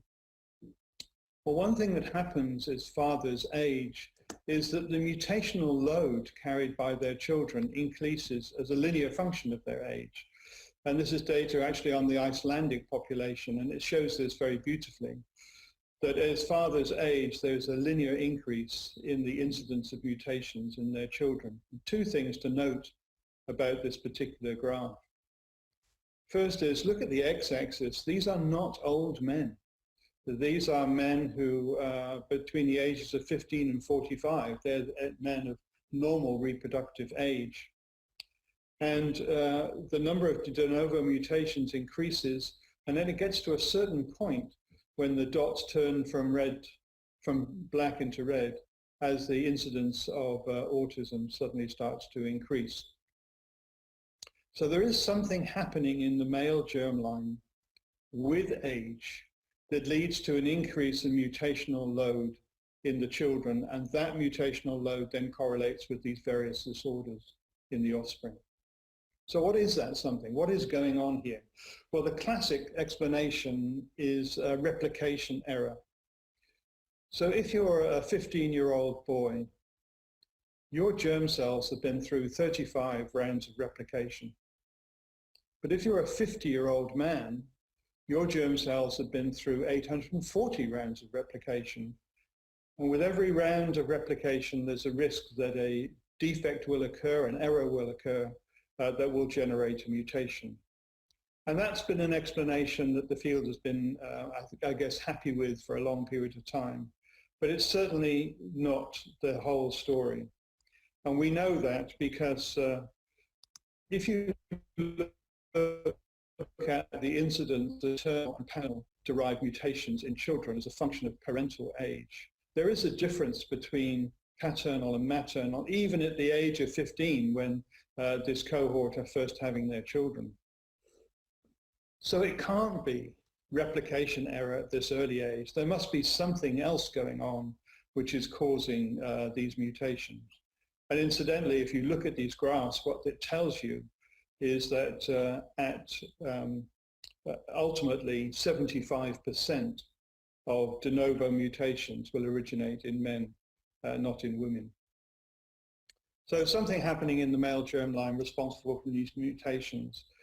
We've known for a very long period of time that human semen quality is poor. You only have to look at this micrograph to see that there are very few normal looking cells in an average human ejaculate. And if you look at their motility, this is actually quite good motility, but these cells are moving around at about 25 microns a second. If we were looking at the sperm cells from the wallabies that are hopping around the bush around me, their sperm cells are moving around at 300 microns a second, so 10 times faster. So human spermatozoa, not particularly good, and as a consequence of that, roughly 1 in 20 males has a fertility problem. And mostly this is due to defective sperm function. Most men produce enough spermatozoa to fertilize an egg. You don't need very many.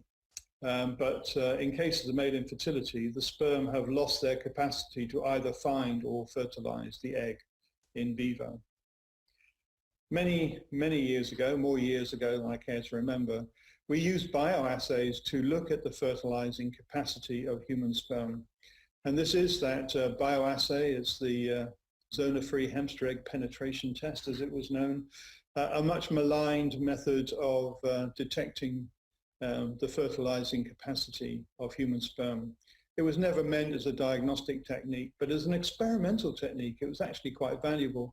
And it's enabled us to look at the capacity of cells to undergo a series of changes. Sperm cells, human sperm cells, will only fuse with a hamster egg if they have capacitated, acrosome reacted, and generated a fusogenic equatorial segment.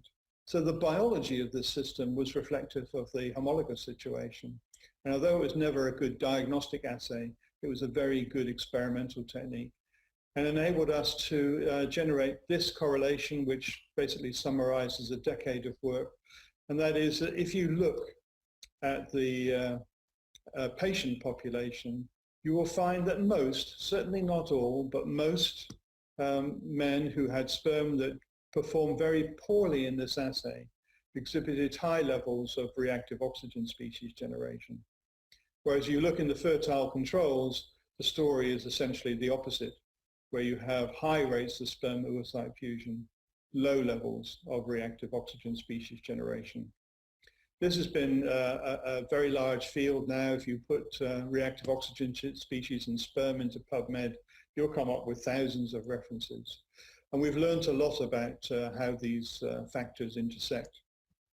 The thing I want to highlight today is that in these subfertile men, the reactive oxygen species that are being generated are targeting the DNA in the sperm nucleus and the mitochondria.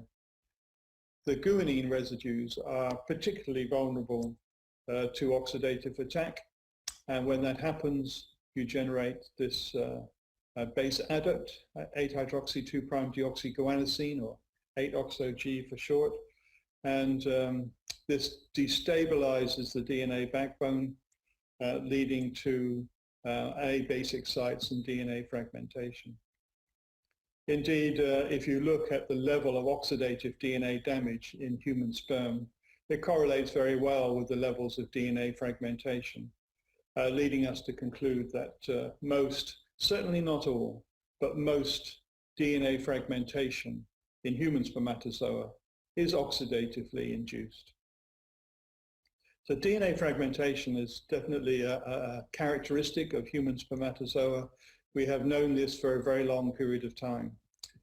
Using COMET assays to look at DNA damage, for example, you can show that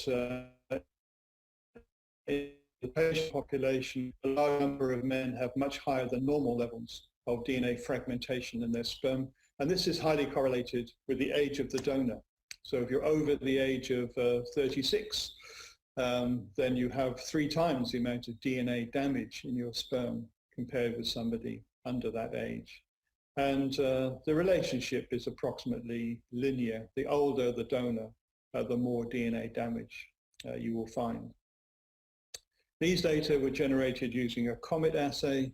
More recently, Don Evanson has pulled together a lifetime's work, over 25,000 men analyzed for DNA fragmentation using the SCARSA assay. And he's just published the results in Fertility and Sterility. And this shows the smoothed percent DFI as a function of age. So very clear here that the older the men, the more DNA fragmentation they have in their gametes, and this DNA fragmentation is oxidatively induced.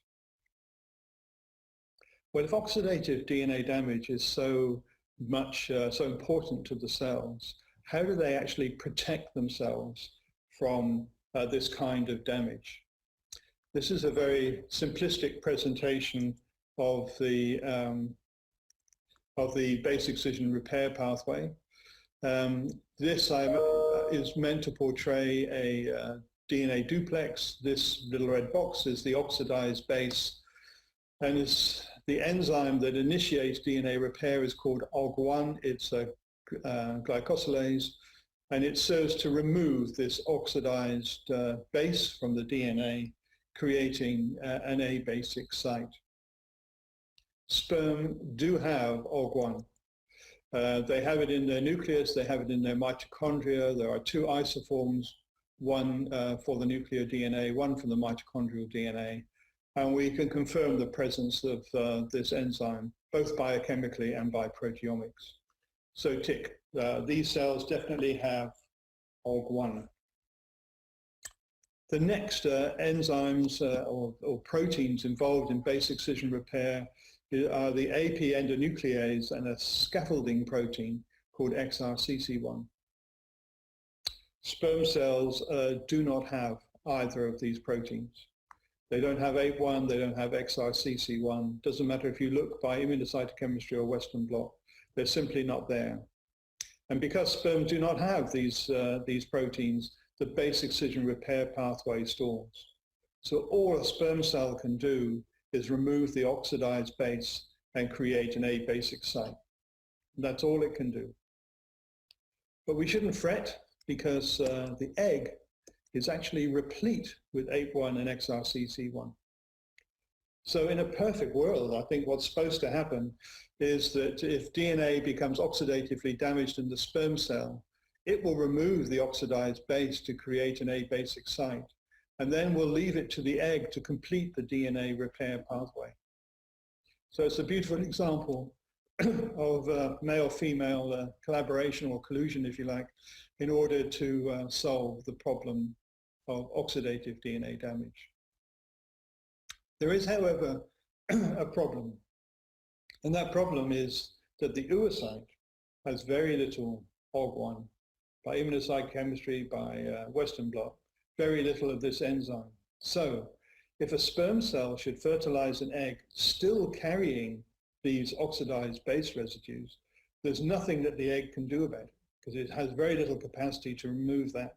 And these 8-oxo lesions will persist into S phase of the first mitotic division and cause a mutation.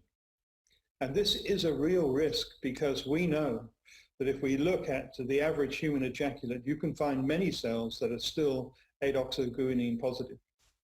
And those cells, once they fertilize the egg, will be a challenge. And if those oxidized residues persist into the DNA replication, it may well create mutations. The way it does that is through something very interesting called Hooksteen base pairing. Now, I don't suppose there's much interest in biochemistry out there, but just everyone will know that guanine pairs with cytosine and adenine pairs with thymine. However, if the guanine residues become oxidized, they develop a new capacity, which by reorientating themselves enables them to bind not to cytosine, but to adenine. So you get these adenine 8-oxo-G base pairs. And in the next round of replication, that oxidized base will be replaced by a thymine. So you get a GC to TA transversion. And if you actually do the experiment, you take a mouse and you knock out all of the DNA base excision repair enzymes and produce mice that have very high levels of 8-oxoguanine in their gametes.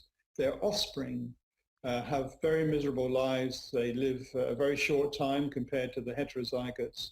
They accumulate a lot of cancers, and they have mutation rates that are 18-fold higher than basal level, mostly GC to TA transversions, as we would have predicted. In humankind, I think you see this kind of thing in, for example, smoking. So if you're a man and you smoke heavily, there is a lot of DNA damage in your gametes, and it's mostly oxidative DNA damage. And we can't do the experiment in humans, but if we do the experiment in mice and expose them not to cigarette smoke, but to benzpyrene, the major mutagen in cigarette smoke, then the young are born carrying high levels of mutations, and they're mostly the GC to TA transversions and GC to AT transitions that we would have anticipated. This kind of oxidative DNA damage to human spermatozoa in the case of men who smoke heavily doesn't have a massive impact on their fertility. However, it does have an impact on their offspring because of the mutations it generates. And this is just the result of a meta-analysis published by Lee, and there are other more recent meta-analyses confirming this and showing that the children of men who smoke have a significantly elevated chance of developing childhood cancer. And this, for me, is a game changer as far as smoking is concerned. If I say smoking, you normally would think of diseases of the perpetrator. You'd think of coronary heart disease or lung cancer. But what's much more sinister is that if you smoke heavily, you induce high levels of mutation in your gametes, and that's responsible for increased childhood cancer in your offspring. And because the mutations are in the germline, there is the potential that this will persist with your lineage for a significant period of time. Smoking has been responsible for introducing millions of mutations into our species, the consequence of which we still don't really understand. So, if we summarize all of that, what I think is happening is that the things that we've been talking about, paternal age and smoking, but there are many other things as well, serve to create a state of oxidative stress in the germline, which leads to oxidative DNA damage. These sperm then fertilize the egg, either naturally or they're induced to do so with IVF or ICSI. And then the poor egg has got just a few hours to try to repair all that DNA damage before we initiate DNA synthesis for the first mitotic division. And if the egg makes a mistake at that point, it will create mutations that then are responsible for the various brain disorders and cancers that we see in the offspring. And this is particularly the case with 8-oxoguanine residues, that the egg is very defective at repairing. So if all this is true, then it becomes very interesting to know whether there are hotspots for oxidative damage within the sperm genome. Now, the way that DNA is packaged into a sperm head is really fascinating. The sperm becomes complex with protamines and develops these kind of donut-like structures known as toroids. Within these toroids, the condensed state of the DNA is such that it's almost crystalline, and it's actually very difficult to damage that DNA. But each of these donut-like toroids is connected to the next by a piece of interlinker DNA, which is attached to the nuclear matrix. And it turns out that this is the DNA which is vulnerable to oxidative attack.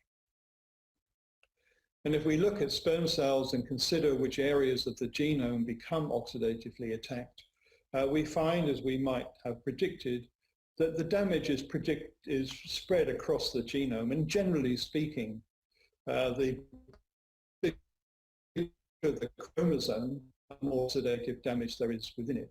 But there are two exceptions, really interesting exceptions. One are the sex chromosomes. So the sex chromosomes are somehow protected from oxidative attack.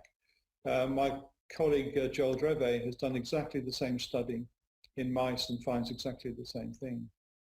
But there is one chromosome, chromosome 15, which is particularly vulnerable to oxidative attack. And we don't yet know why. It could be its position in the sperm head, but it is particularly vulnerable. This is chromosome 15. And down here, I've aligned the oxidized base lesions we find across that chromosome. So we find these oxidized bases everywhere, but there is a domain here around 15q11 to 15q14-15, where we see a highly elevated level of oxidative DNA damage. Interestingly, to that region of the genome has been traced mutations that cause autism, bipolar disease, schizophrenia, and Marfan syndrome. And interestingly, all of these conditions are highly correlated with the age of the father at the moment of conception.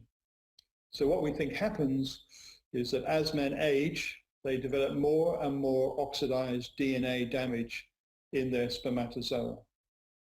This oxidative DNA damage is concentrated in this area of the genome on chromosome 15 and induces mutations, different kinds of mutations, duplications, deletions, and so on.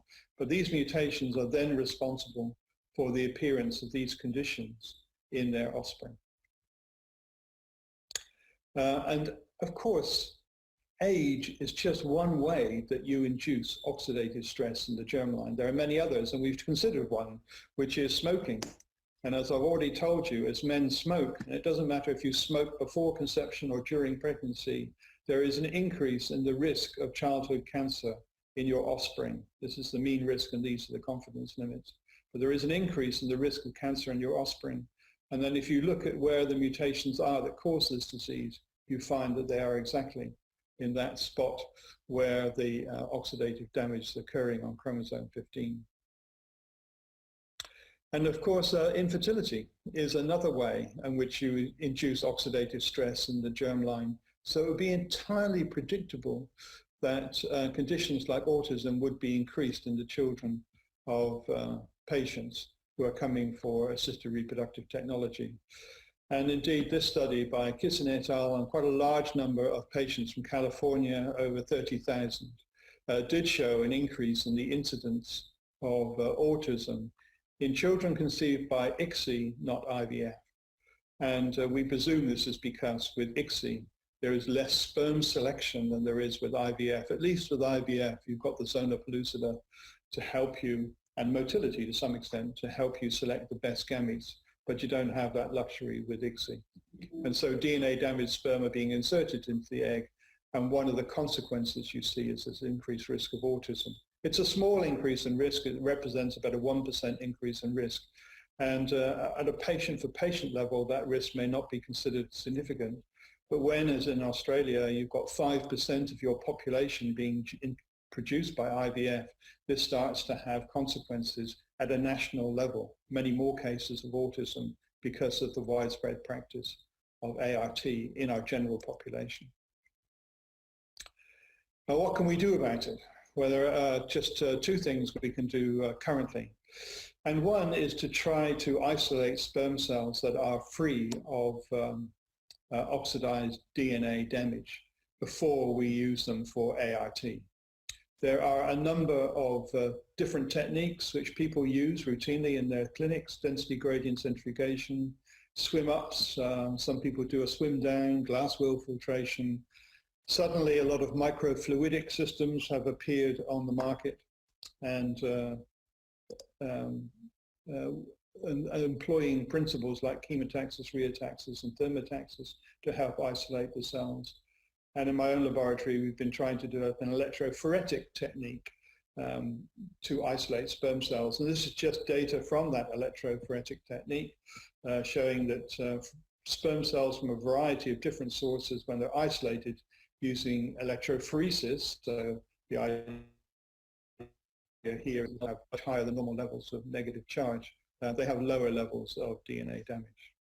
I don't advocate for any particular method. I'm just saying that we need to very carefully compare these methods when thinking of the best way to isolate cells for IVF. And then finally, antioxidant therapy.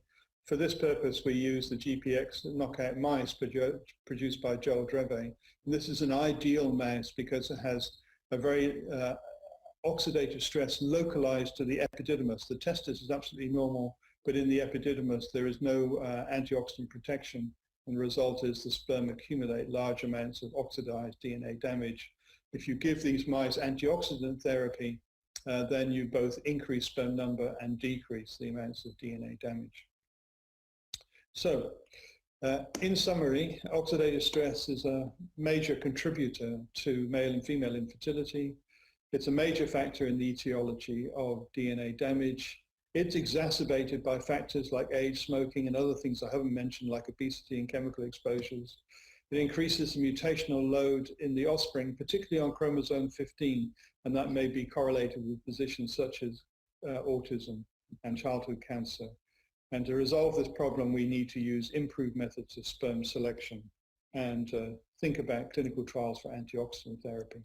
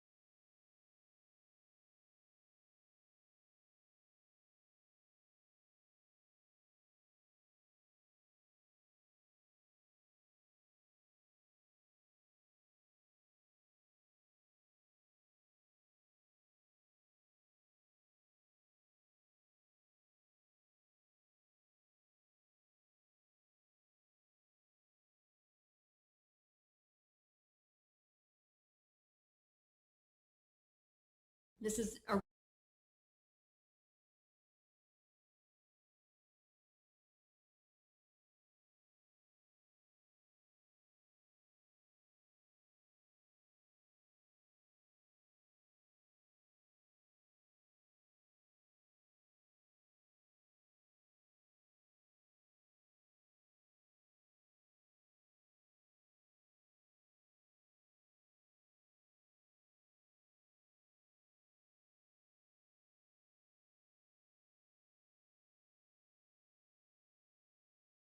This is a really great resource for everyone working in the field, and I'm glad to have the opportunity to introduce Ohana to you at this forum. The focus of my talk today will be on our research into optimizing sperm metabolism to improve sperm function in ART. But I'd like to start by taking a couple minutes just to tell you who we are at Ohana Biosciences.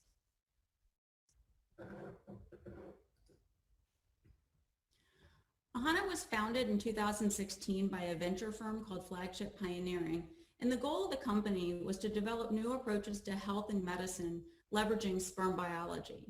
Sperm function and biology are critical in reproduction and can impact beyond just fertilization in delivering paternal DNA into the oocyte. Ohana's sperm biology platform applies cutting-edge experimental and computational approaches to interrogate sperm biology at a single cell level, recognizing that while there are millions of sperm in an ejaculate, only one fertilizes the egg. More and more data indicates that that one sperm can influence embryo development, pregnancy outcomes, and even the health of the child. We also recognize that conception and contraception are two sides of the same coin, and sperm biology offers a unique opportunity to develop safe and effective non-hormonal contraception for both men and women. By combining a focus on sperm biology with a drug hunter mindset, Ohana is uniquely positioned to develop antibody-based non-hormonal contraceptives. So that's the big picture of who we are as a team. But today the focus of my talk is going to be on our fertility programs. And our sperm biology platform has already yielded some interesting insights into the heterogeneity of sperm and the impact that optimized activation of sperm can have beyond fertilization on embryo development and live birth rates in mouse models. These insights enable us to develop novel sperm-based products to improve reproductive outcomes. Our lead program is focused on maximizing sperm capacitation for use in ART. As many of you are aware, sperm have to be activated in order to fertilize the egg.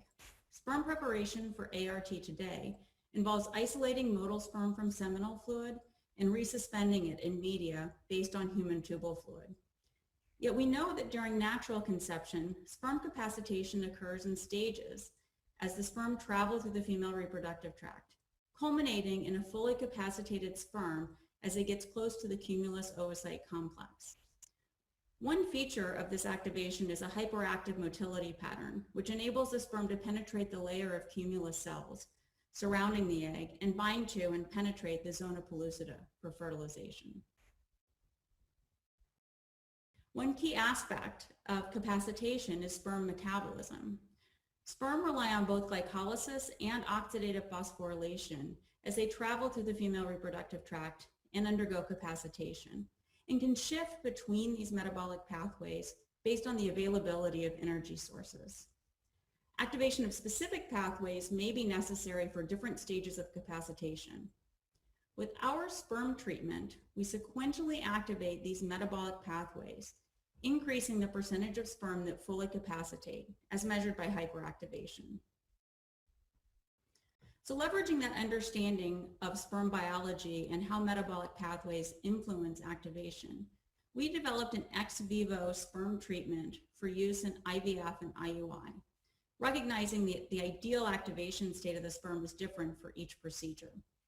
For IVF, motile sperm are isolated from seminal fluid by swim-up or density gradient centrifugation, and then incubated for 1 hour in the first media. The sperm are then primed for activation by addition of the first capacitation trigger and incubated again for an hour, and then fully activated by addition of the second capacitation trigger and incubated for 15 minutes. This sperm preparation is now ready for insemination, or it can be pelleted and resuspended in fertilization media. The first step of the process for IUI are the same as for IVF, but the final capacitation trigger is not added, as this will occur when the sperm preparation is inseminated into the uterus. We've optimized both the buffer composition and the incubation time to provide the optimal sperm activation while minimizing the hands-on time for technicians and also meeting requirements of labs in order to process the sperm.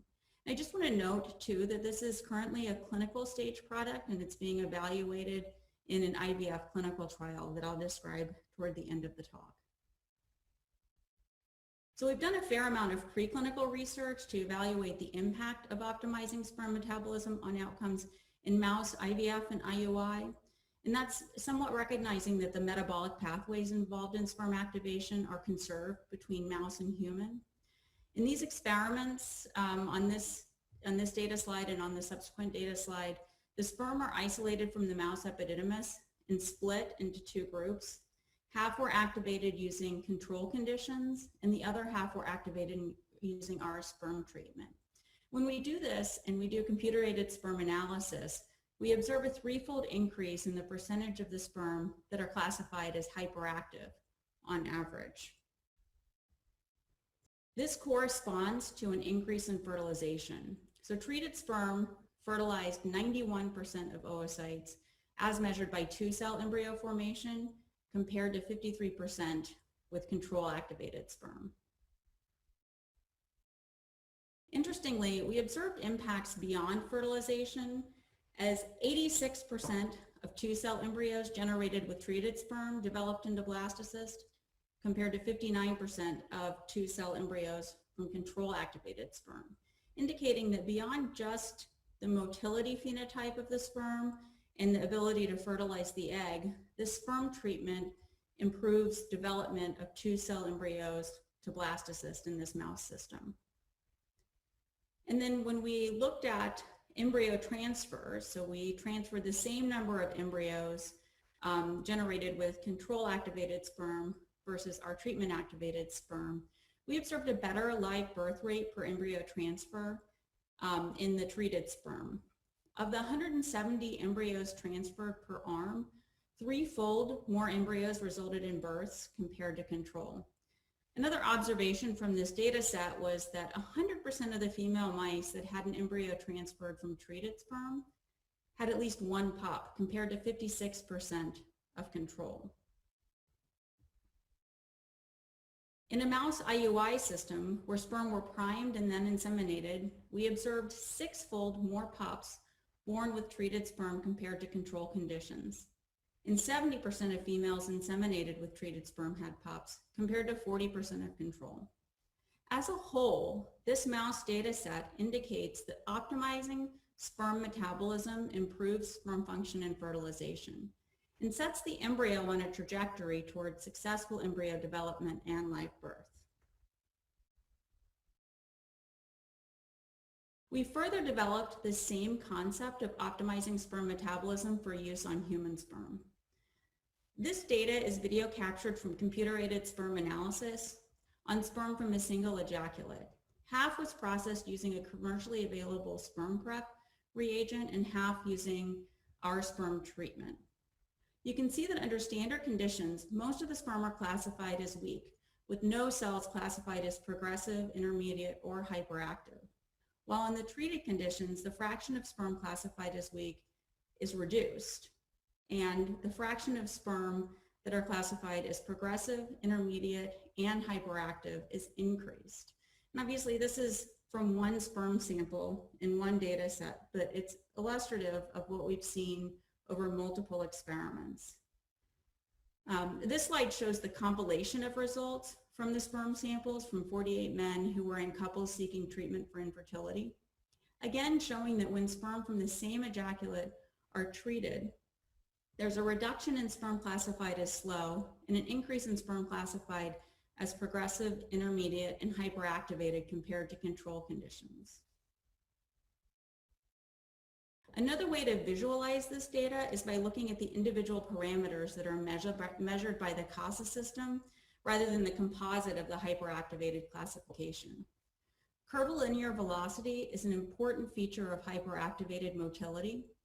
And this graph shows the distribution of individual sperm cells that exhibited specific curvilinear velocities in sperm from men in our healthy donor program that are activated with control conditions, and that's shown in blue, or activated using our treatment conditions, which is shown in green.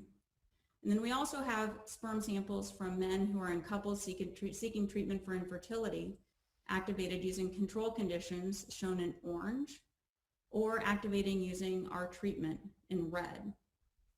These results demonstrate that overall, the sperm from men seeking treatment for infertility have lower VCL than healthy donors when activated with control conditions. With treatment, the distribution of VCL in the samples from men seeking treatment for infertility is much closer to healthy donors. And we even see an increase in VCL in sperm from healthy men with treatment compared to control. Additionally, we observed at least a 25% increase in sperm exhibiting hyperactive and intermediate motility in 90% of the samples tested from men and couples seeking treatment for infertility, indicating a response in most samples. Finally, we were interested to understand any literature on human sperm motility parameters and success in IVF. On the right-hand side, there's some data from a paper on 150 couples undergoing IVF, where the authors evaluated a number of sperm parameters in couples that achieved a pregnancy versus those that didn't, and one of which was hyperactive motility. We reanalyzed our data using the definition of hyperactivation in the publication, and that's the data shown on the left. And what we show in using that definition is that with control conditions, on average, 7.5% of sperm hyperactivate, compared to 17.5% when the sperm are treated. In the published data, this level of hyperactivation is correlated with achieving a pregnancy. However, we want to generate our own data in a robust, blinded clinical study. For this study, we have focused on the in vitro portion of an IVF cycle, which gives us the opportunity for a split insemination design in which sperm is isolated and half is treated with a standard sperm preparation and half with our treatment. And then eggs are randomly assigned to the control or treatment arm. Fertilization rate and embryo development are assessed with the number of high-quality euploid blastocysts per mature oocyte as the primary endpoint. We'll follow subjects for pregnancy and live birth outcomes as well.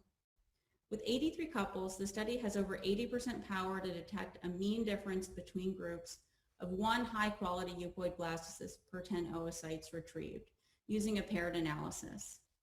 As of now, we have more than 95% of patients that have completed the main part of the study, and we anticipate results from that main portion of the study by the end of this year. In summary, we have developed a new approach to activating sperm for ART by optimizing how the metabolic pathways in sperm are activated ex vivo, and show that in mouse models, this results in improved fertilization, blastocyst development, and live birth rates. In preclinical studies on human sperm, this optimized activation of sperm metabolism restores a normal motility phenotype in samples from men seeking treatment for infertility. The observed increase in hyperactivation with our sperm treatment should be sufficient to improve pregnancy rates based on published data. And we're currently testing this in a clinical trial to evaluate impact on the number of high-quality embryos from an IVF cycle. Before concluding, I want to acknowledge the team at Ohana that has been instrumental to advancing the program, and specifically several of my current and former colleagues who have led the research and clinical development for this program. Felipe Navarrete is a senior scientist at Ohana and an expert in sperm capacitation, and he's led the discovery and early development for this program. Shannon Rainsford and Joe Broncoli, who have both moved on to pursue graduate degrees, were critical in generating key pieces of data that helped us make decisions early on in this program. Melissa Pazuyak is a scientist at Ohana and an excellent in vivo biologist who has supported generation of data to support this program. And I also just want to acknowledge the leadership of Eric Furfine, our CSO. And then of course, you know, the research team develops the idea and the science behind something, and then it's instrumental to have an excellent clinical team to hand off to. And so I just want to acknowledge our CSO, Romero Castro Santa Maria, our head of clinical, Alka Bataki, and Shalise Bush, who's been a key player in making sure that our protocol is strong and executed well at clinical sites. Thank you for that.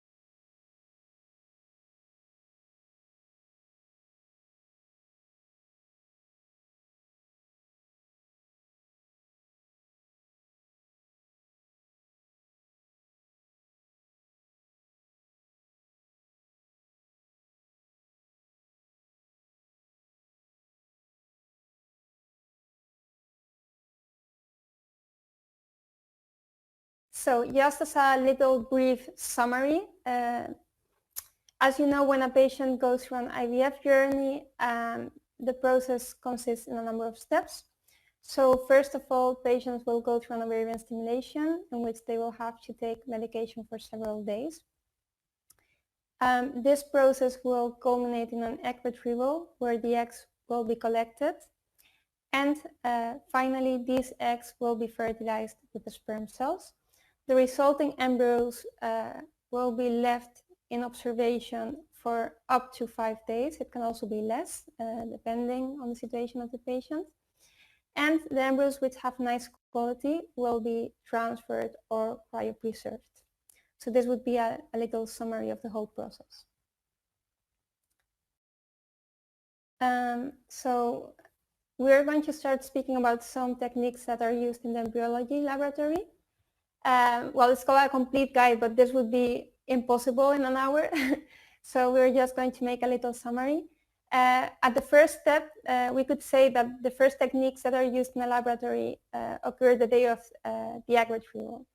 So on one hand, when we retrieve the eggs, the first thing that we will do is to remove the cells that surround the eggs to see if the eggs are mature and if they are viable to be fertilized. But eggs are always limited in number. So basically, no such thing as a technique to select the eggs exists, because all the viable embryos, all the viable eggs, if they are mature, will be fertilized. On the contrary, every sperm sample has millions and millions of sperm cells. And in the end, we'll only need a few.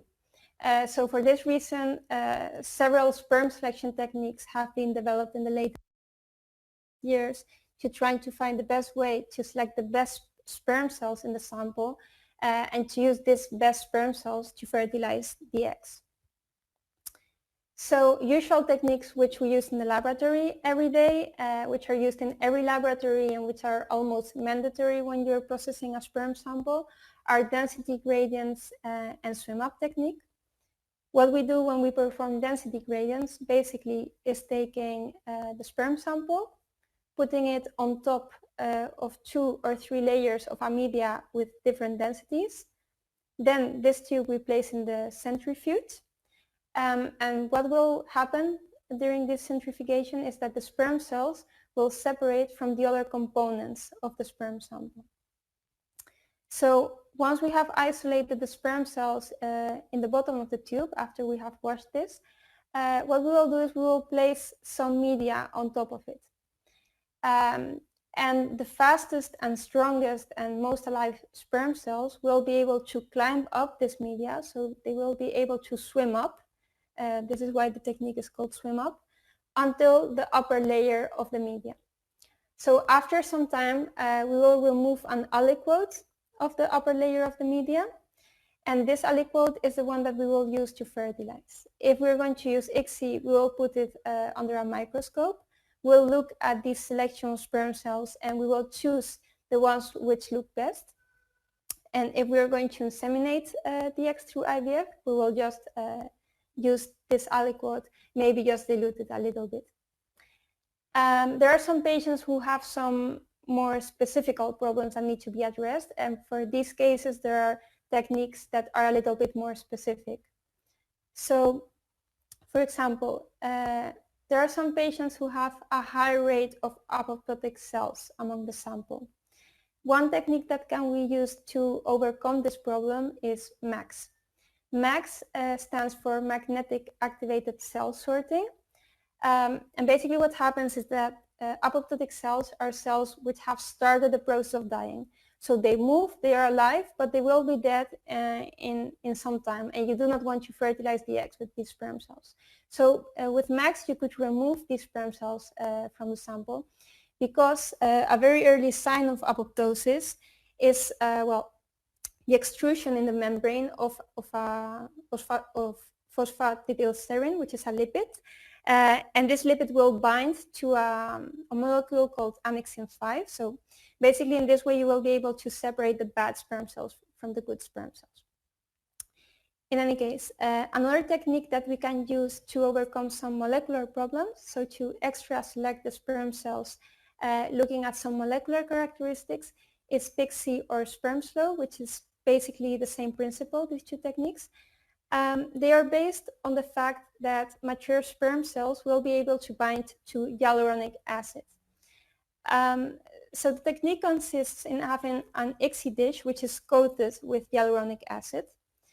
Mature sperm cells will be able to bind to this hyaluronic acid, whereas the sperm cells which have not undergone this maturation process, this molecular process, will be moving around freely. So it will give us a hint to distinguish these two kinds of cells, and it will help us select the best sperm cell for fertilization in the laboratory. Another extra technique which is possible to use for cases of sperm cells which have morphology problems is IMSI. IMSI is the name we give basically to using a very big microscope to select the sperm cells. So basically you look at the sperm cells with a really big magnification, the sperm cell is more than 6,000 times amplified, whereas in a normal microscope you would amplify 200 or 400 times. And this way the theory says you would be able to select sperm cells which have less back walls, which have a best morphology. So these are a little bit main sperm selection techniques that we could refer to. On the other hand, something else that might be helpful to know for some patients is that there are alternative sperm sources to the main source, which is obviously ejaculation. So for some patients, it might be preferable or necessary to use alternative sources. These alternative sources are the testicles and the epididymis. Sperm cells are produced in the testicles in a process that lasts around 2.5 months, 3 months, and these sperm cells then later mature in the epididymis. We can extract sperm cells from there directly by aspiration with a needle or by a little surgery. And this is indicated in case of patients, for example, who have undergone vasectomies for obvious reasons. There are some patients which might have difficulties collecting the sperm sample. There are some genetic mutations. For example, very famous one would be the one related to cystic fibrosis, which leads to the absence of vas deferens. So these are the tubes that expel the sperm cells from the body.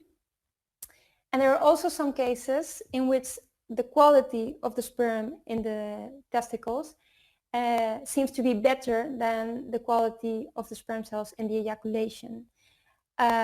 So this seems to indicate that there are some cases in which sperm is damaged during storage or during maturation, and we can find sperm of better quality with less DNA fragmentation in the testicles.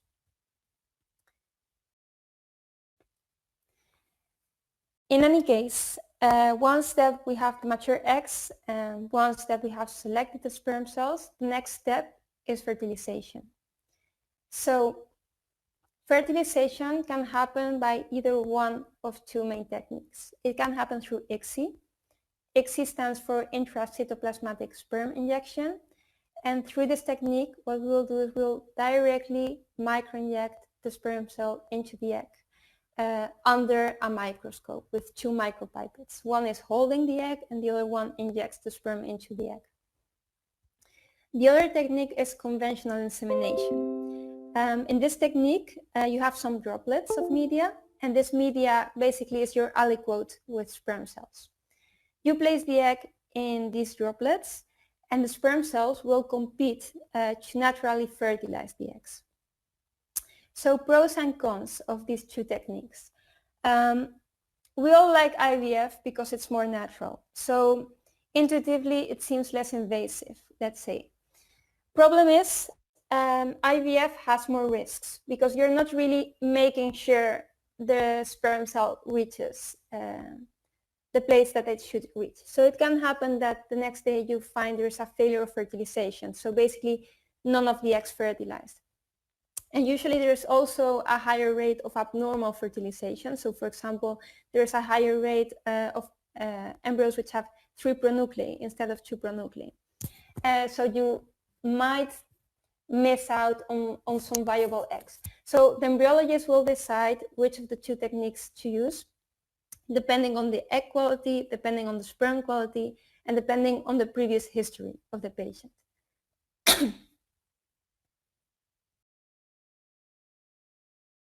So in this section about fertilization, we have added this slide about artificial oocyte activation. Artificial oocyte activation is starting to be used in the latest years in patients which have had recurrent fertilization failure. For this particular case, we speak of recurrent fertilization failure in case of patients who are having less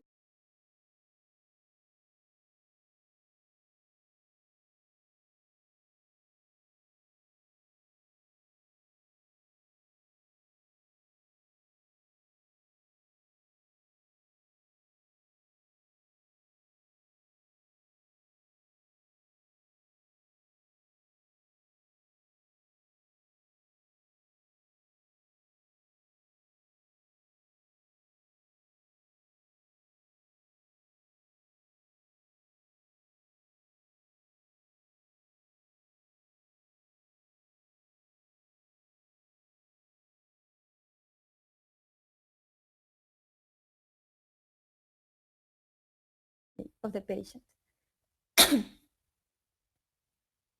of calcium ion, and this triggers a series of reactions which eventually lead to the fertilization. So this pathway is the one that seems to be blocked for these patients. We have had very good results with artificial oocyte activation for some of these patients. There is more than one way to provoke this artificial activation, but in particular we are using calcium ionophore and we've had very good results.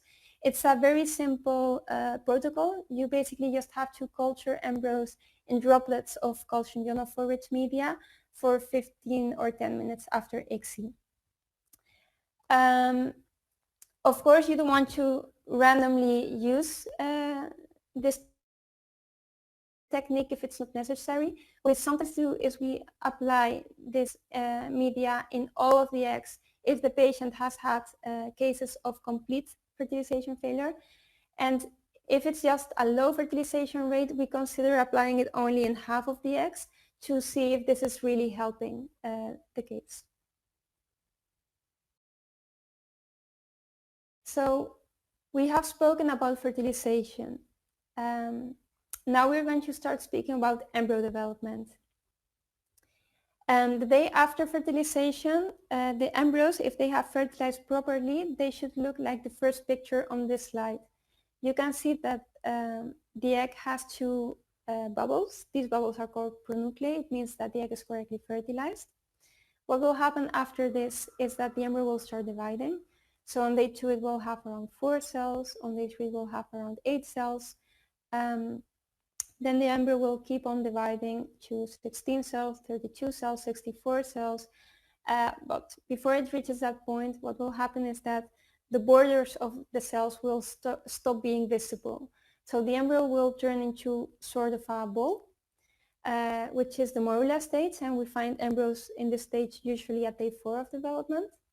And what will happen next is that a little cavity will appear in this morula, and it will start to expand until we find the blastocyst. The blastocyst is a very defined structure of an embryo. You can see it on the last image of this slide. Basically, it's composed of 2 parts. There is a mass in the middle of the embryo. This is called the inner cell mass, and it will become the future baby. Then it is surrounded by a layer of cells. This is called the trophectoderm, and it will become the future placenta. At this point, the embryo usually has around 100, 300 cells. If you look at all of the pictures, you can also see there is a shell surrounding the embryo, and that it becomes thinner at the blastocyst stage.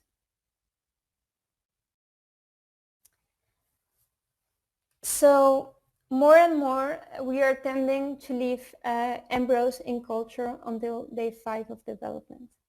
Why is this? Here we have an example of a patient who has 6 embryos. And again, we have chosen this example because it shows very well how embryo classification on day 3 of development is not always reliable. So if we look at embryos 2 and 5 in this picture, they look really nice for embryos on day 3. One has 8 cells, the other one has around 10 cells. Very symmetrical, stage-specific, very little fragmentation. They look really nice. But if we look at their equivalent on day 5, these embryos of the pool fail to become good quality blastocysts. However, if we look at embryos 1 and 4, at this static point, they do not look as promising as embryos 2 and 5. However, when we look at day 5, these were the embryos of the pool which actually became good quality blastocysts. So the point is that not because an embryo looks nice on day 3, does this mean that the embryo will become a blastocyst.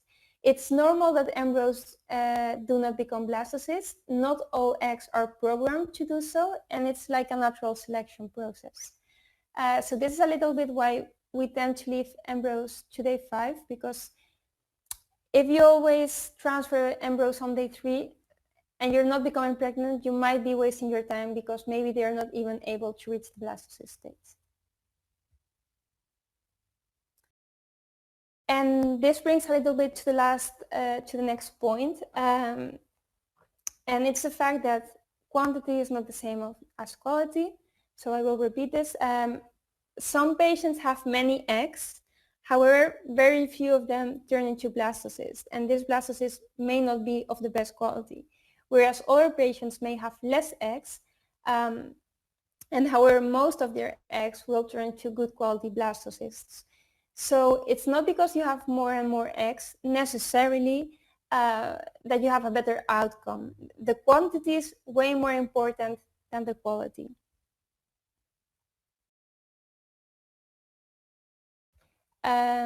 So nowadays we have a very powerful tool to evaluate embryo development. This is called time-lapse incubators. Time-lapse incubators basically have a camera inside that take pictures of the embryos every 5 minutes, and this allows us to have a continuous recording of the embryos.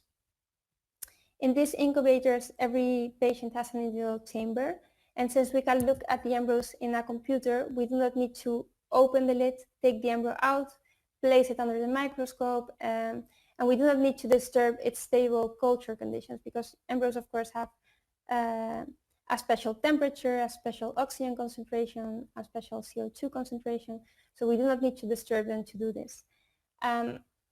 In addition, we can also get more information about the embryo because we look at the embryo at a more dynamic way.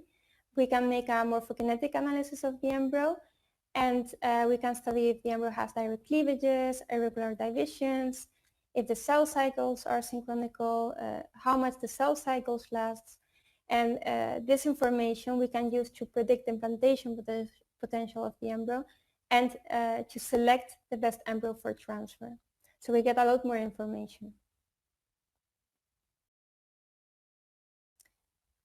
Another way we have to select which embryo to transfer comes after the embryo development. So PGT, pre-implantation genetic testing, is based on the fact that not all of the embryos will be genetically normal.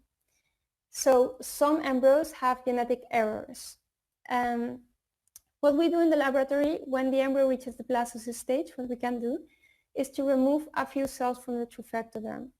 We extract the genetic material from these cells, we amplify it, and we sequence it. And this way we're able to know if the embryo has the correct number of chromosomes. So why do we do this? What would happen if you would transfer an abnormal embryo? Abnormal embryos in most cases do not implant. If they do implant, they mostly will lead to a miscarriage, and in a few percentage of cases it could lead to a viable pregnancy of a baby which would be carrying a disease. So when you perform PGT and you make sure you only transfer the genetically normal embryos, you increase the implantation rate per transfer and you save time up to pregnancy. One thing that is important to know is that the percentage of abnormal embryos is linked to maternal age. So the older you are, the more likely it is that a higher percentage of your embryos will be genetically abnormal. So especially in these cases, this technique would be recommended for you.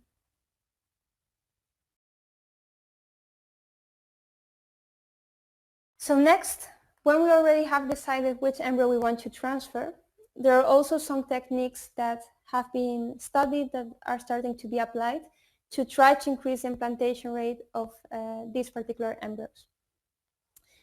So we talked before about the shell that the embryos have around them. Embryos are like chicken eggs. They have this shell around them, and when the time comes, they break the shell and they come out to implant. They can only implant when they have broken this shell, and this happens at the blastocyst stage around day 5 or day 6 of embryo development. So when we transfer an embryo on day 2, on day 3, on day 4, the embryo will be in the uterus waiting, growing, until finally it reaches this point when it comes out and it can implant. In the laboratory, we can assist this process because this shell, we can make little breaks in it in the laboratory so that it will be easier for the embryo to come out. And when is this indicated? We find little benefit in performing assisted hatching in fresh embryo transfers. Fresh embryos should be able to hatch naturally, nowadays, it's not really, studies don't really point out to a benefit of doing this. However, there's a consensus that when you freeze an embryo and you later thaw it, the zona pellucida, so the shell, might be hardened, and the implantation potential increases when you perform assisted hatching before transferring the embryo. So especially for these frozen thawed embryos, it's a very good idea to perform assisted hatching. There are different ways to do this hatching. There are chemical ways, there are mechanical ways. We particularly like to do it with a little laser beam. It's very easy to control and very safe for the embryos. So speaking about embryo implantation, to understand the process a little bit better, like we said, when we transfer the blastocyst or the embryo, the first thing that will happen is that the embryo will hatch. It will come out of the shell. Then it will contact the wall of the uterus, the endometrium. Next, it will adhere to it. And finally, it will invade the endometrium. This process implies complex molecular interactions between the embryo and the endometrium.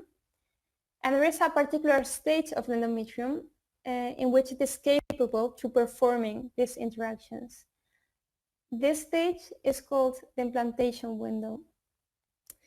And there are some theories that believe that the reason why some embryos do not implant is because the hatching of the embryo is not synchronized with the implantation window, so the point at which the embryo is receptive, ready to accept the embryo. So this is the reason why some women perform endometrial biopsies to check when exactly their implantation window is.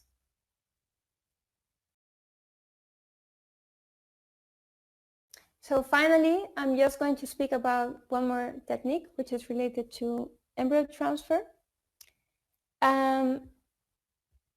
Embryos are always transferred with some culture media, and embryo glue is basically a media which is rich in hyaluronic acid. So this makes the media a little bit more viscous, and the idea is that it will help the embryo stick to the endometrium. Hyaluronic acid is a molecule that is present in the extracellular matrix of most cells in the body. It's a natural component. It sometimes helps cells interact between each other. And some studies state that hyaluronic acid concentration increases a lot before implantation, and when the embryo has already implanted, it decreases. So it does make some scientific sense to think that this media could somehow slightly improve the adherence of the embryo to the endometrium. So thank you very much for your attention. I expect maybe you will have some questions about these techniques, or maybe some out about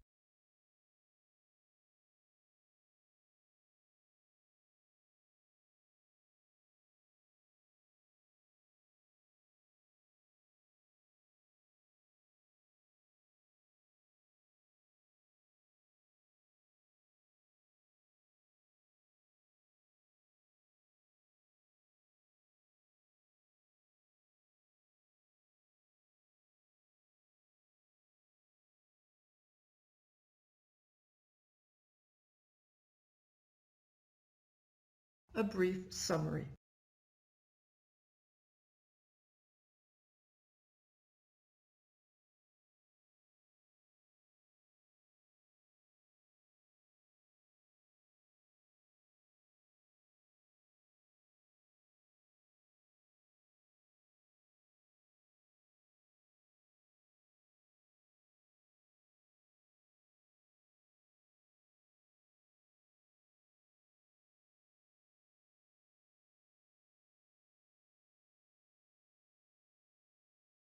A brief summary.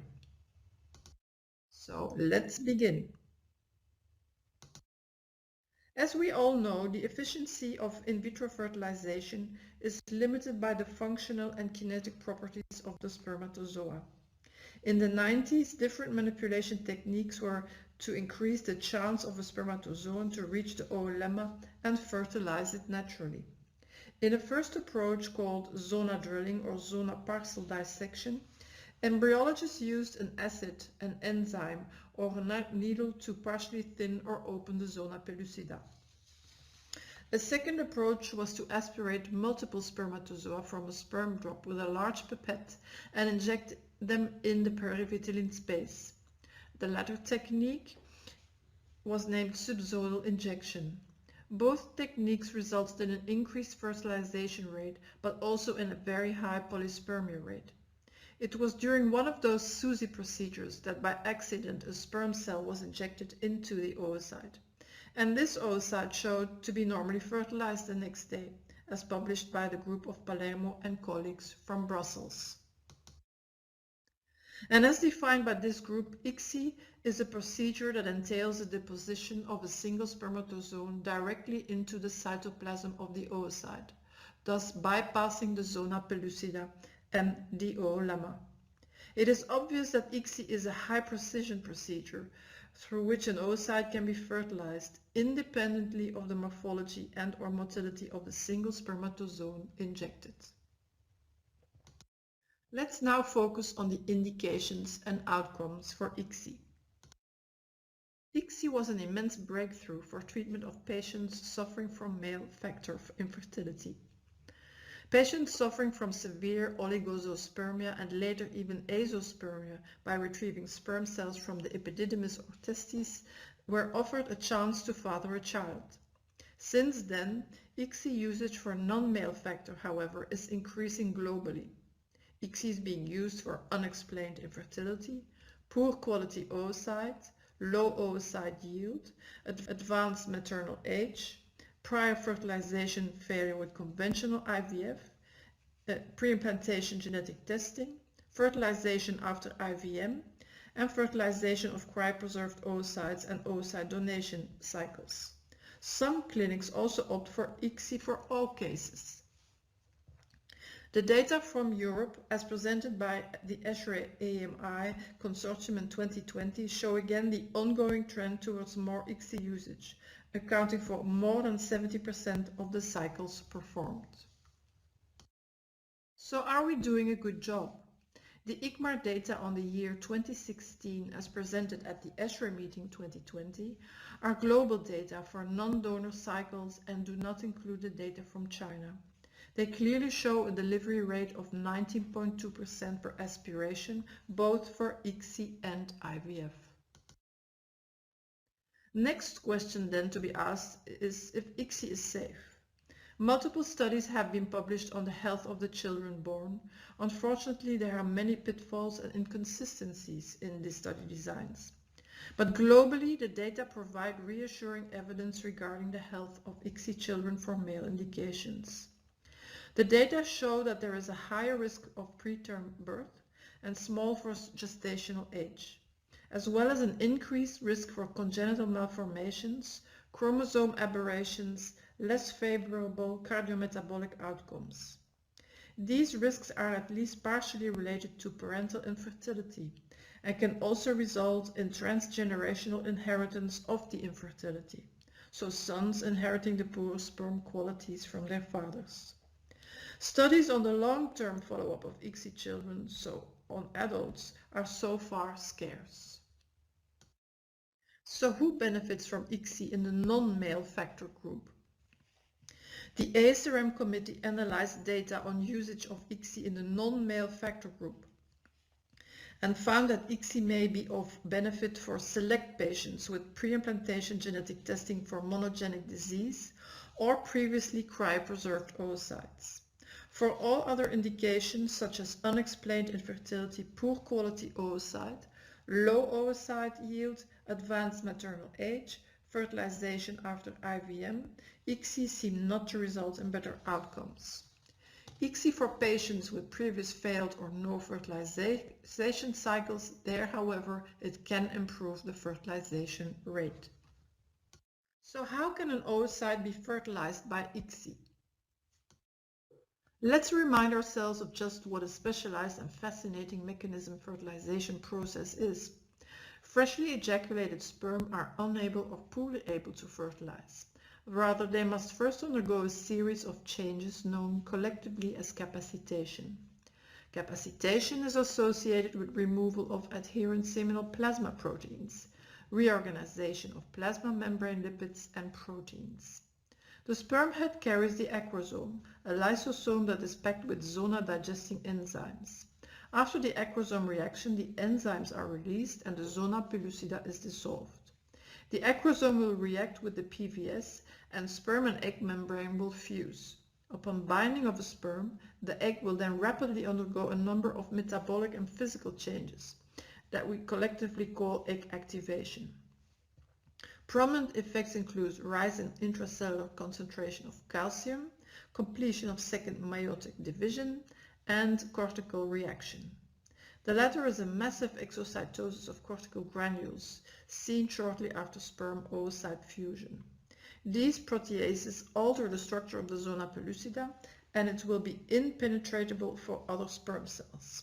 The male pronucleus will be formed and DNA will decondense. The male pronucleus will then migrate to the female one and they will fuse to form the diploid nucleus. The second polar body is then. Now, in ICSI, the initial steps of fertilization are bypassed, namely the movement to, the binding to, and the penetration of the zona pellucida, as well as the fusion with the oolemma.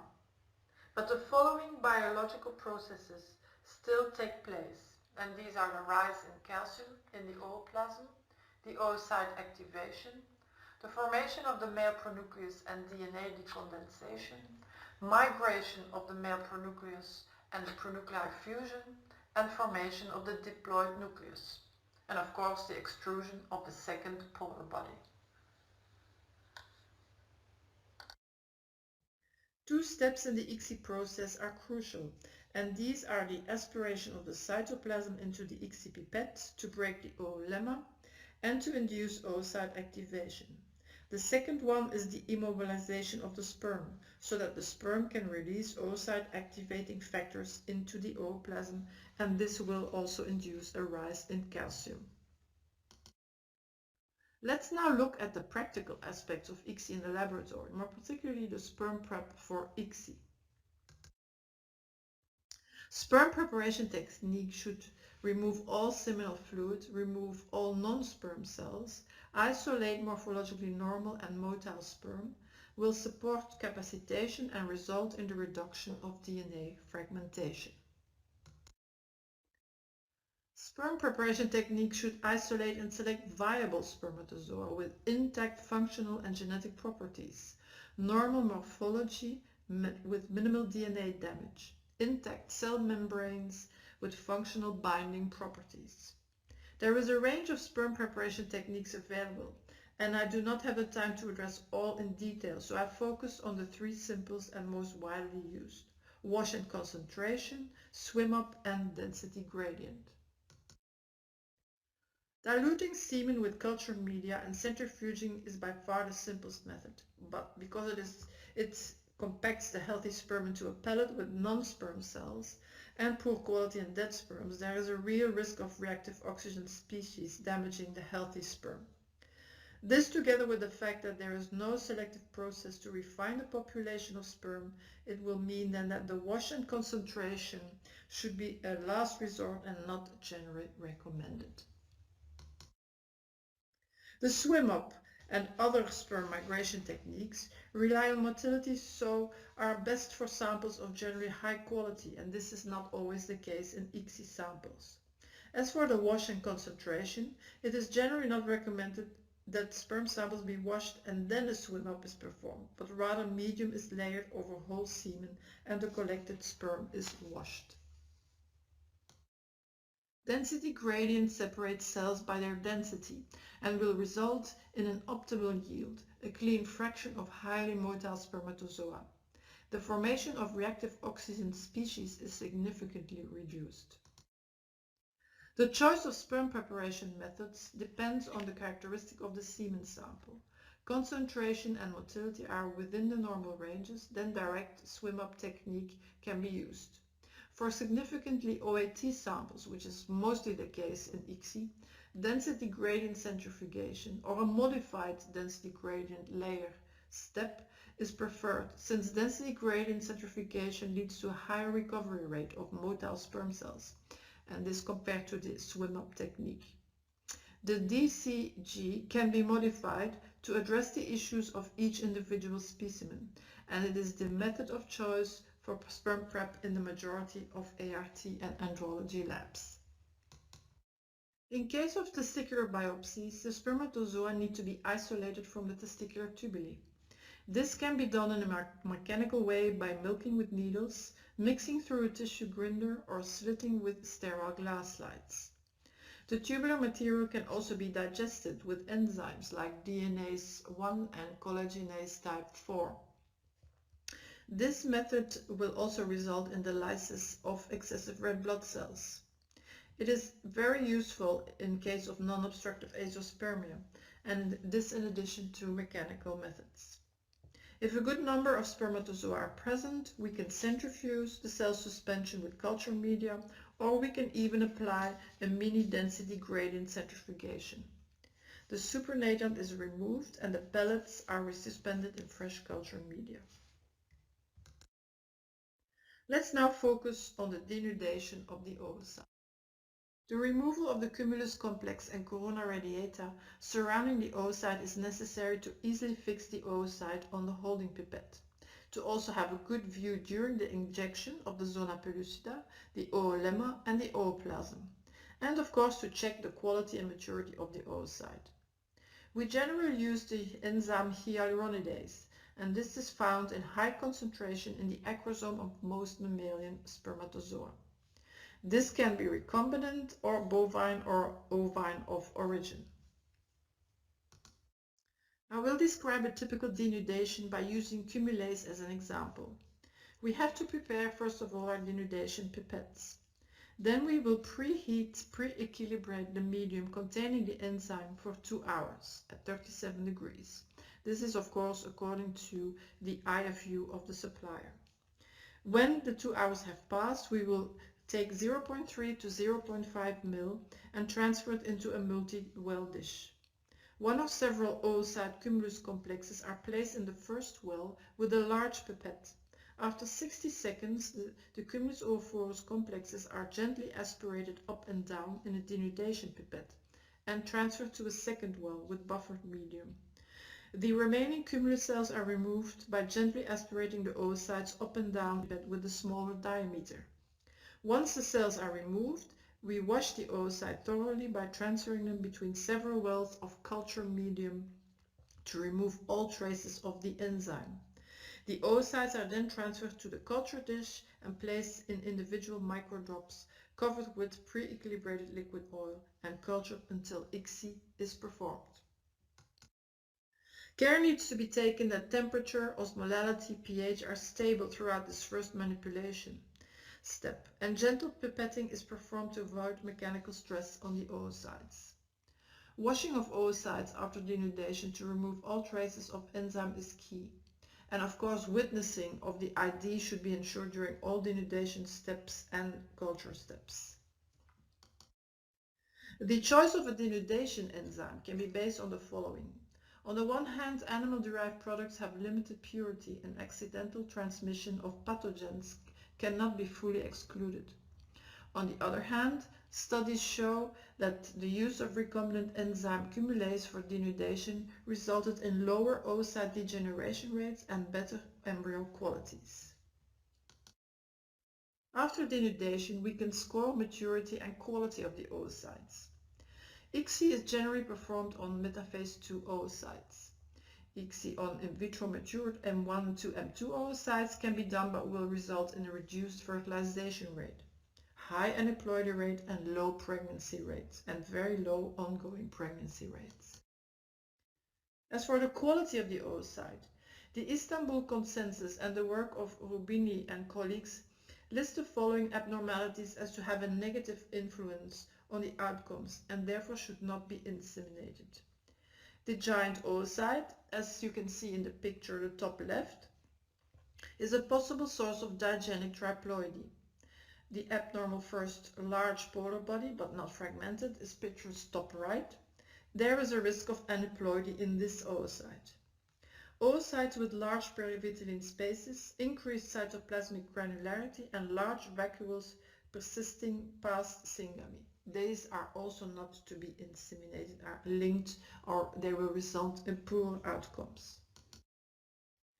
Oocytes with smooth endoplasmic reticulum aggregates or discs, however, can result in normal embryos and can be injected, as demonstrated by the work of Sumopoulou. Let's now look at the hardware, the equipment and pipettes and so forth that we need for our ICSIs. I've listed here the minimal equipment that needs to be in place to perform high quality ICSI procedures. So we need a flow cabinet type 2, stereo microscope with heated stage, incubators, non-gas and CO2 gas, inverted microscope with micromanipulators, 2 injectors, this could be air or oil, anti-vibration table, low energy laser system, a screen, stable heated stage and or a heated crib, no direct airflow above the micromanipulators, and of course, often forgotten, adjustable chairs, because ergonomics are very important for a healthy working position. As for the micromanipulation pipettes, we need high quality. These are sterile and tested and defined for use in IVF. The typical size of the holding pipette ranges from 100 to 120 micrometers out of diameter, and an ICSI pipette generally has a controlled inner diameter of 4 to 6 micrometer. A new pipette must be used for each patient. A witnessing system also needs to be in place. This to avoid adverse events and ensure traceability of all process steps and batch and stock controls. Let's now focus in depth on the ICSI procedure itself. First, we will focus on the dish preparation for our ICSIs. We will use a standard ICSI dish, 9 mm height dish, and that is really designed for IVF. Do not use the lid of the dish because it could be toxic. Then we need oocyte sperm and or sperm slow PVP drops, and they should be easily distinguished and spaced to avoid merging and mixing. The layout should help keep track of which oocytes have been injected, so the drops should be numbered. They should not be too close to the dish edge and interfere with the tool. Equilibrate these dishes for a minimum of 30 minutes in a non-gassed incubator before starting the ICSI procedure.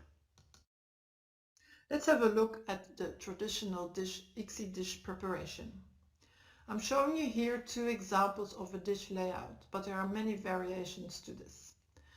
Best is to place drops of 10 to 20 microliter of HEPAs and or MOPS buffered medium supplemented with HSA as centrally as possible, so 1 drop per oocyte. Then we will add the PVP drops, and we will add extra drops of the HEPAs and or MOPS buffer for sperm collection and or for washing of pipettes. We will overlay with 6 ml of pre-warmed mineral oil for embryo culture. And then we will equilibrate those dishes for a minimum of 30 minutes in a non-gassed incubator. A sperm slow dish has a slightly different design. Here again, we will use 10 to 20 microliter HEPAs and or MOPS buffered media drops for our oocytes, but we will place a PVP drop as well as a sperm slow drop. We will move practically during the ICSIing, we will move from the sperm slow into the PVP, so they should not be too far away from each other. Again, we will make an overlay with oil and install them, equilibrate them in a non-gassed incubator for at least 30 minutes. The Pixie dish has preloaded dry hyaluronan microdots for advanced sperm selection. We rehydrate by adding 5 microliter of buffered media, pulling into an elongated teardrop shape, taking care not to touch the microdots. We will cover quickly with oil to avoid evaporation. We will equilibrate around 10 minutes in a non-gassed incubator. And when ICSI will commence, we will add the sperm at the tip of the drop furthest from the microdot, so they can swim toward the hyaluronan drop, as you can see in the image on the top right. For epididymal and testicular sperm samples, an extra drop with the sample is placed under oil, and sperm cells are collected individually from this prepped sample and then brought into a collection drop before performing the ICSI itself. Before we start, we will clean the eyepieces, the manipulators, the holding system, in this all in view of the COVID-19 pandemic. We will check the laser alignment and function, and we will check temperature on the heated stage. We will install holding an ICSI pipette, and we will check our injectors. The tip of the ICSI pipette should be orientated slightly downwards, so in order to immobilize easily. Next, we will label the ICSI dish with patient's name and number the oocyte drops and move the gametes into the dish. And of course here we need witnessing, so in order not to have a mix-up of gametes. We will bring the ICSI dish to the inverted microscope and prime and test the ICSI and holding pipette in the extra wash drop by aspirating some medium in and out of the pipettes. The ICSI technique consists of 3 steps. The first one is selecting the spermatozoa, and we will go into detail in a little bit on how to do that. We will then immobilize the spermatozoa, and this we do by touching the flagellum of the spermatozoa, so fixing it between the pipette and the ICSI dish. We will align the spermatozoa with the pipette and then aspirate it. We will stabilize the spermatozoa in the tip of the ICSI pipette, and we will move to the oocyte drop. In the oocyte drop, we will orientate and hold the oocyte with the holding pipette. We will bring the pipette in the equatorial plane. We will focus on the oolemma, and we will bring the spermatozoa to the tip of the pipette. Slowly, we will push the ICSI pipette through the zona pellucida in the oocyte.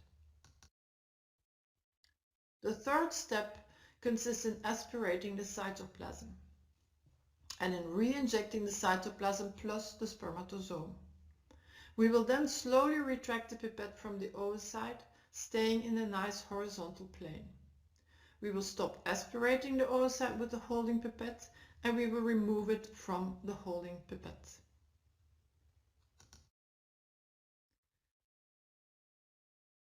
So let's watch the complete ICSI procedure with all steps in detail.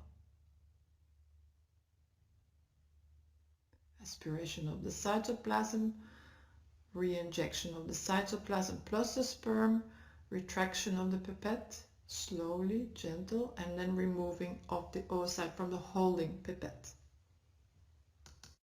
Following injection, oocytes should be washed and returned to culture in a new equilibrated labeled dish. The oocytes should be washed through drops of culture media and incubated overnight in a gas incubator. It is important to witness the move from ICSI dish to culture dish and note all details on the ICSI procedure and the oocyte quality in patient's dossier. During the ICSI procedure, the real-time selection of spermatozoa is an important step. Today we can use different techniques. To select viable from dead spermatozoa in a pool of immotile spermatozoa, we can use the following methods. We can perform a viability test on each individual sperm cell, just prior to the ICSI. There is, for example, the HOS test, the hypoosmotic swelling test, where live spermatozoa will curl their flagellum when placed in hyperosmotic solution. We can check the viability also by touching the tail with the pipette for reaction of the flagellum. This is the mechanical method. And a third one is to laser the tail at the end of the flagellum. So there checking again for reaction, yes or no. The fourth method is exposing the spermatozoa to a range of substances. These include methylxanthines like pentoxypheline and theophylline, caffeine, or myo-inositol. The pentoxypheline is the most known, the most widely used one, and this will stimulate motility. It is key, of course, that after incubation there is a washing step and that this substance is not injected as such into the oocyte. We can also do a real-time selection for morphology. At normal magnification, we have to select the spermatozoa under morphological appearance. There is a correlation between the head shape and aneuploidy. The majority of large-headed spermatozoa are diploid. 25% of spermatozoa with amorphous heads, round heads and elongated heads have chromosomal abnormalities. Globosospermia have high DNA fragmentation and no acrosome, so artificial activation could be an option for these samples. And lastly, the presence of cytoplasmic remnants is a sign of nuclear immaturity.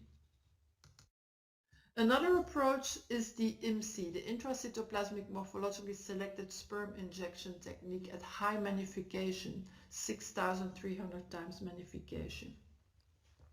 Here we use enhanced optics to examine the ultrastructure of sperm, and we look for the presence of vacuoles, as suggested by Citi and colleagues, and in this way to improve pregnancy rates and reduce miscarriage rate. A Cochrane review of randomized controlled trials does, however, not support the clinical use of IMSI and found the evidence that improves clinical pregnancy of very low quality.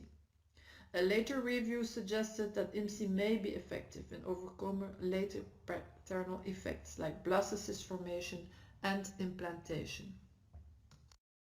Another option for individual sperm selection is hyaluronan binding.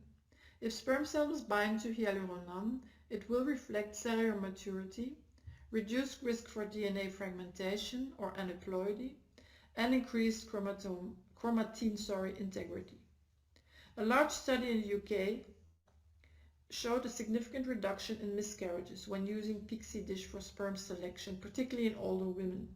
The live birth rate was slightly higher but not statistically significant. But for individual couples, lowering the risk of miscarriage is very relevant.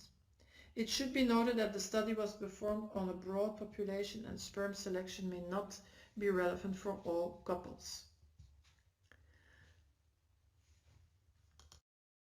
There are two systems for hyaluronan binding. One is the pixie dish, and you can see that one on the left.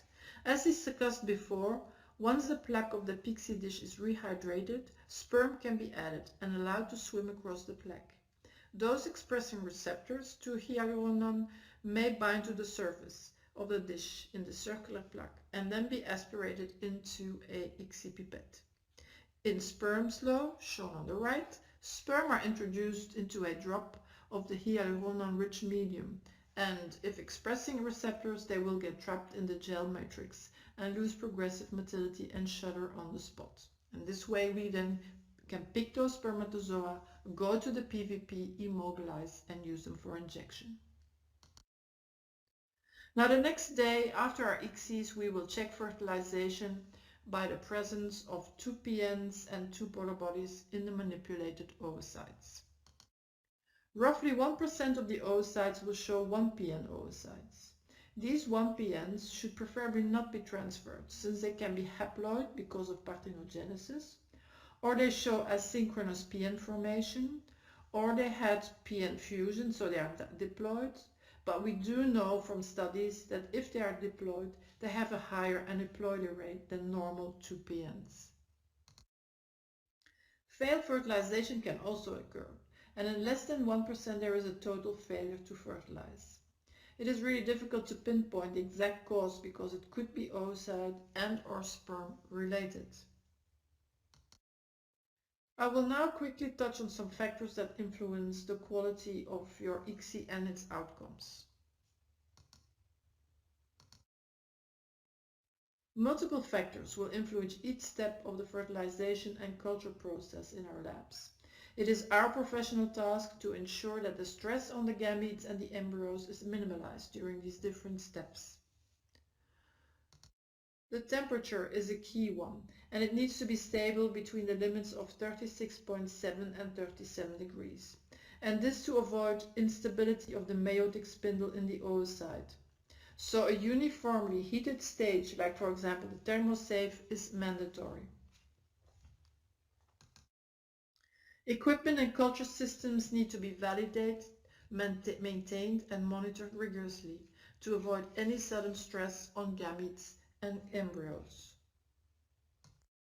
Now let's look at some technical steps in your ICSI that could optimize your ICSI procedure and outcomes.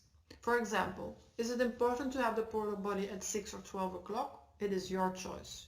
The portal body is not a good indicator for the meiotic spindle, so you can put it at 6 or at 12 o'clock without interfering with the outcomes. The opening of the ICSI pipette shall be towards or away from the portal body, preferably away from the portal body, in case the meiotic spindle is there, but there's no proof for better or poorer results though. Shall I use a large or a small pipette for injection? Well, we know that larger pipettes may harm cytoskeleton, which in turn might have consequences on blastocyst formation. Shall we use spiked or non-spiked pipettes? Well, again, this is your choice, but be aware, the spike pipettes can damage the opposite oolemma of the oocyte. What about rupture of the oolemma? Is that an indicator for success? Yes, it can be an indicator for successful injection. No or immediate rupture or large funnel formation is associated with higher degeneration and lower fertilization rate. A difficult injection can sometimes be avoided by laser-assisted ICSI. This is where you laser the zona pellucida first, and then you enter through this opening into the oocyte. Multiple studies focused on the effect of timing and ICSI outcomes, but with conflicting outcomes. It now seems that fertilization rates, pregnancy rates and ongoing pregnancy rates are better when ICSI is performed less than 38 hours post-ACG injection, less than 3 hours after egg collection, less than 4 hours after denudation, and the sperm preparation is ideally performed in less than 2 hours before the actual ICSI. A recent study by Marguli and colleagues showed that there is no influence of procedural timings of operators on the outcomes. If you want to know more about these, please join us in the Journal Club next Friday, where Dr. Marguli will go into detail about this study that was recently published in Human Reproduction. It is very important that ICSI operators are well trained in a stepwise manner to perform well. For this, it is essential that their outcomes are logged, including their timings for each ICSI. Several indicators to check if we are doing well have been suggested by the Vienna Consensus Committee in 2017. I've listed them here, and please understand that they are suggestions. It's up to each individual laboratory to define their proper KPIs and reference population that they want to monitor. When you look at these KPIs, there will be a delay in effect on the outcomes of 2 to 3 weeks for the lab KPIs like fertilization and oocyte damage rate, and 4 to 6 weeks for the clinical KPIs like pregnancy rate, and even longer, of course, for the cumulative pregnancy rate and healthy baby at home rate. But they are, however, essential that you monitor those qualities with these KPIs to see if the ICSI in your lab and clinic is done well, as well as the quality of the operators. Continual monitoring of competency is also key, and the just mentioned KPIs can be used for just this. Teagues et al. Demonstrate here that the increased ICSI operator experience is associated with higher fertilization rate, sustained implantation rates and lower likelihood of failed FERT and usable blastocyst development. Before I summarize, I feel we must also look at the future of ICSI. The piezo injection system, where the piezo effect, that is the crystal deformation in response to an externally applied voltage, will propel a microinjection needle tip forward in a precise and very rapid movement. It is being applied in multiple laboratories around the globe now. A recent review by Fuji et al. Showed that with this technique less oocytes are damaged, embryo utilization rates are better, and the health of the children is fine. There is also a drive towards automation of ICSI. Until now, the following techniques that I describe here are still in the developmental and design phase and/or experimental phase. Microfluidic denudation of oocytes on the left, microfluidic single sperm selection on the right, robotic sperm immobilization. There's also oocyte trapping with microfluids, real-time electrical resistance measurements of oocytes, and there is also the use of artificial intelligence in the development of automated ICSI. But hey, the future will show it, the future will tell. Okay, I will now summarize the key points. ICSI is a high-precision assisted reproduction laboratory technique. It requires additional laboratory experience, resources, effort, and time. It is being used more and more globally for non-male indications. High-quality equipment, media, and pipettes are to be used. Preparation and selection of spermatozoa and oocytes is important. Stress to the gametes should be kept to a minimum, and all lab conditions should be monitored continuously. Witnessing steps are to be implemented to avoid adverse events. And training in ICSI and monitoring of operator competence is key to success.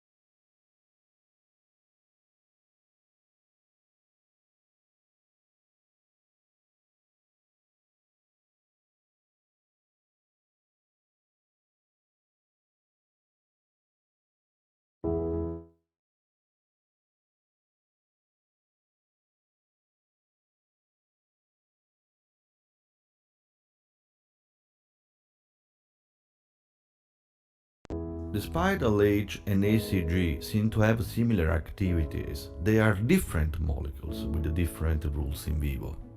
Given that LH and ACG link the same receptor, they can be used as alternative during stimulated cycle. If we consider all the stages of folliculogenesis, from primary to pre-ovulatory follicles, we can see that both LH and ACG are able to induce androgen production continuously.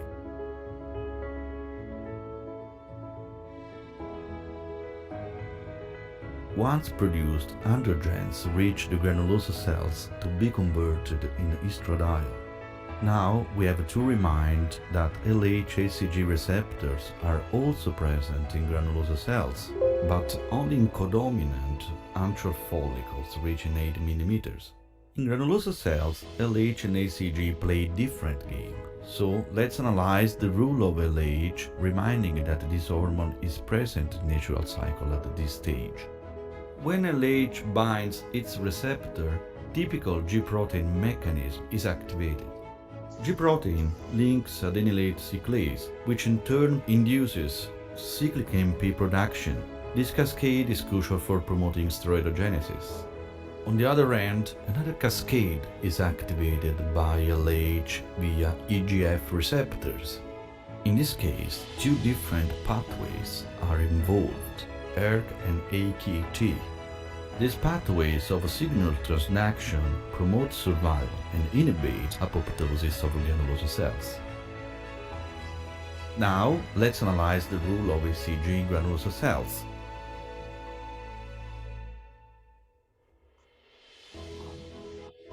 When ACG-containing drugs are administered, the hormone links its receptor and G-protein mechanism is activated.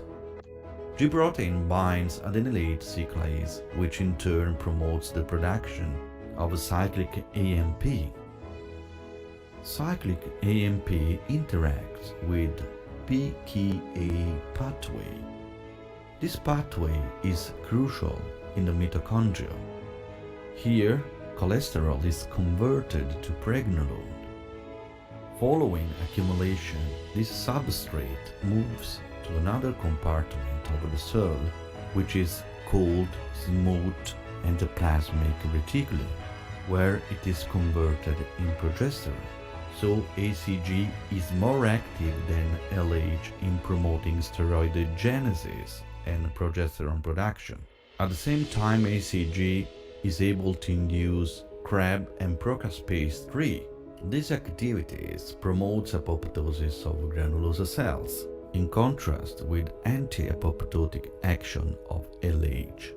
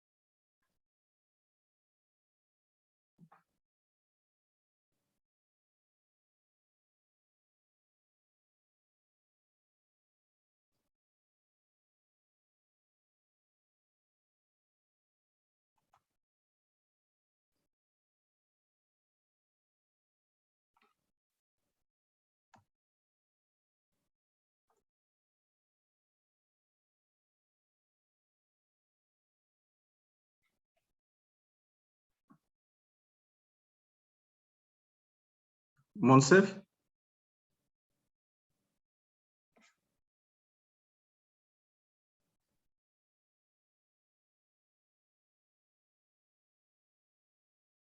Monsef?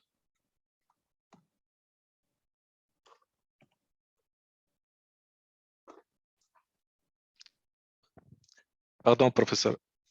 Oui. معك جد عبد الرحمن. Oui, c'est Jadda. Oui. Donc il y a un problème là. كاين شي ديكالاج يمكن حيت كنت عندي لا, c'est bon. C'est bon, je peux passer. Ouais, tu peux passer, on était en avance, donc il n'y a pas de problème.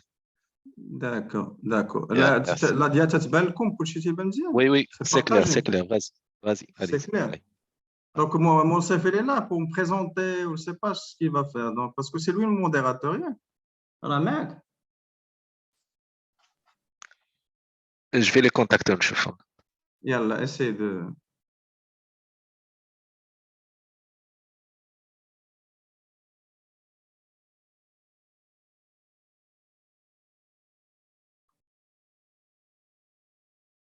Oui, Zakaria.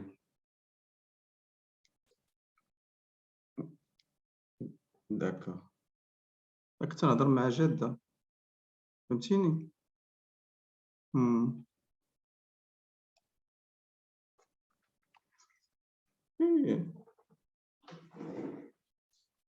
شوف مصطفى قول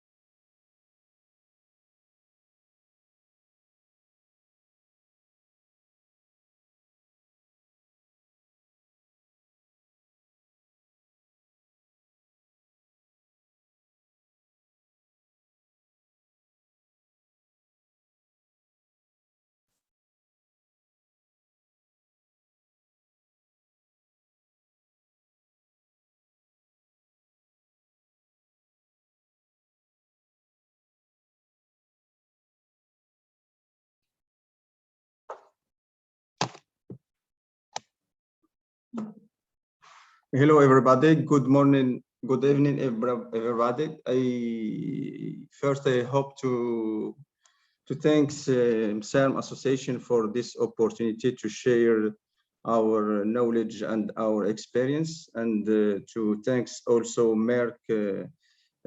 Thank you, Mr. Jeddah. My talk is about male infertility. Where are we going with the gene screening of male infertility?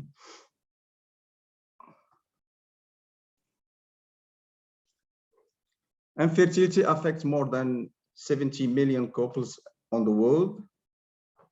It's a common condition affecting at least 7% of men worldwide, and male factor contribute to over than 50% of all the cases.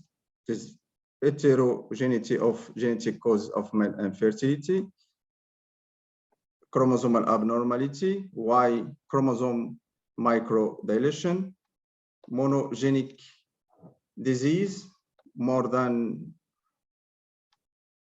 100 genes involved in male infertility, and also there are some epigenetics alteration.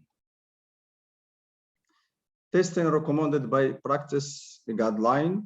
Genetics testing of the infertile male is recommended in specific condition. The American Society of Reproductive Medicine guidelines recommended performing karyotype and Y chromosome microdeletion in azoospermia and severe oligospermia man less than 5 million in spermogram. The European guideline recommended a karyotype for man with no obstructive azoospermia or oligospermia less than 10 million spermatozoa per ml. Chromosomal abnormality is the first cause in male infertility. The first cause was karyotype. Now, karyotype is recommended in men when secretory azoospermia or oligoazoospermia. If the couple, if recurrent pregnancy lost, birth of abnormal children, infertility, and also in IRT assessments. About 30% of patients with azoospermia have abnormal karyotype. The first abnormality in chromosomal is Klinefelter syndrome, is the most common chromosomal disorder in men of no obstructive azoospermia, associated with hypergonadotrophic hypogonadism and infertility, and the frequency is higher, is 1/600. Another form of chromosomal abnormality is balanced translocation. They are the most common structural rearrangements. Individual affected by such translocation with failure of spermatogenesis because of the meiotic impairments, azoospermia or oligoasthenoteratospermia, and the consequence is recurrent pregnancy loss or a child with multiple congenital malformation. Another form of chromosomal abnormality is the dicentric Y chromosome with the consequence of azoospermia. Small supernumerary marker chromosome effect on spermatogenesis by producing mechanical perturbation during meiosis and increasing meiotic non-dejection rates.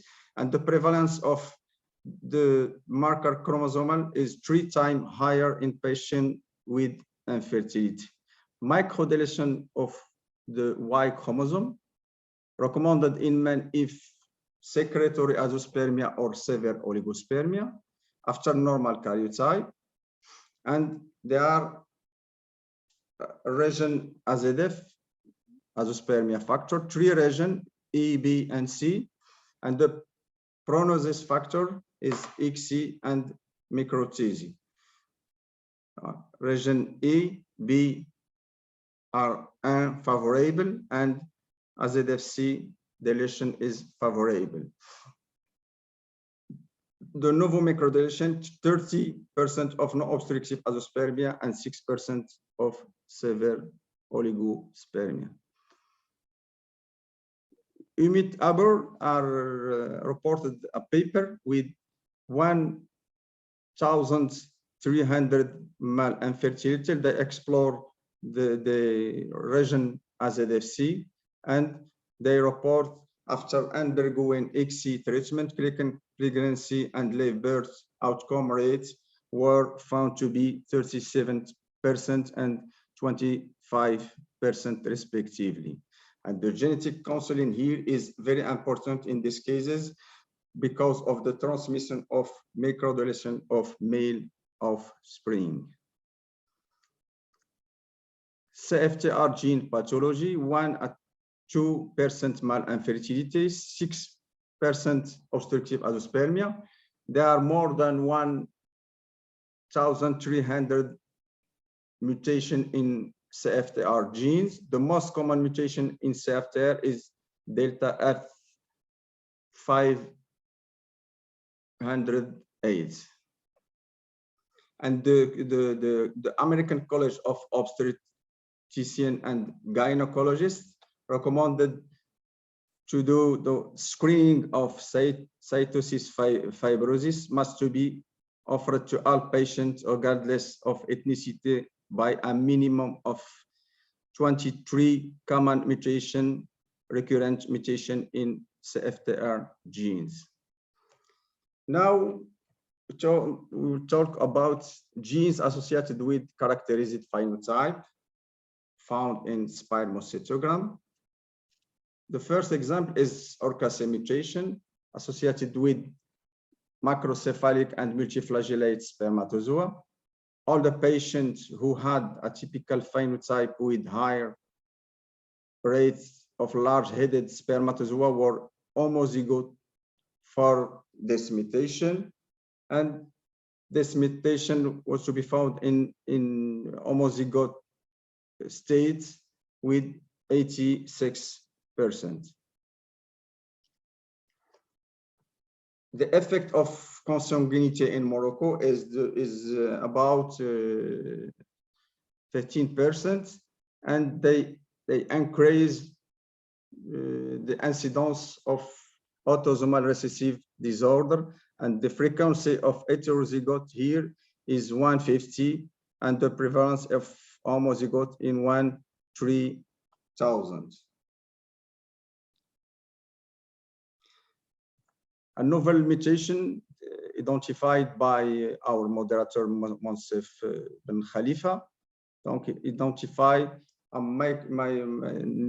novel mutation in exon 6 to represent 30%.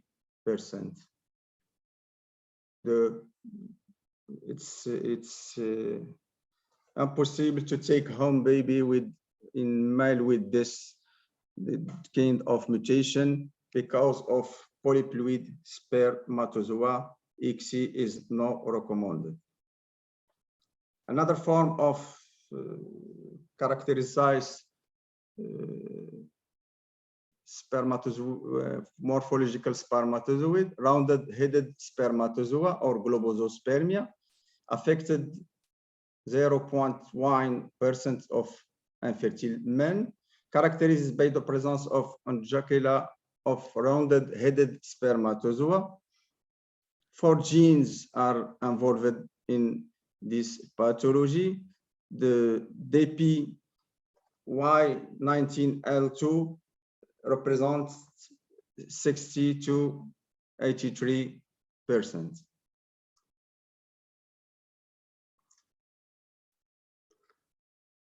The prognosis is favorable, and the only fertility option in patients with 100% globosospermia is ICSI, is the only option. And artificial oocyte activation has been proposed and like option for patients with complete globosospermia undergoing ICSI.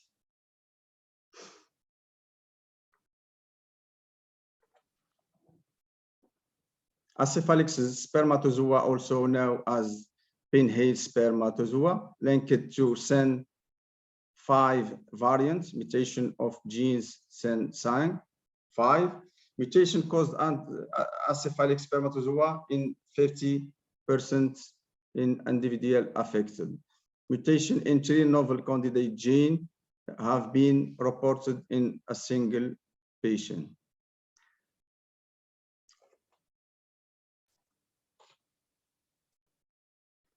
A genetic investigation of human population had made a remarkable advanced in recent year, and with next generation sequencing, male infertility is more explored. The first male infertility gene are identified in the late of 1980, and after with the use massively of gene NGS approach has resulted in an increase in the detection of male infertility.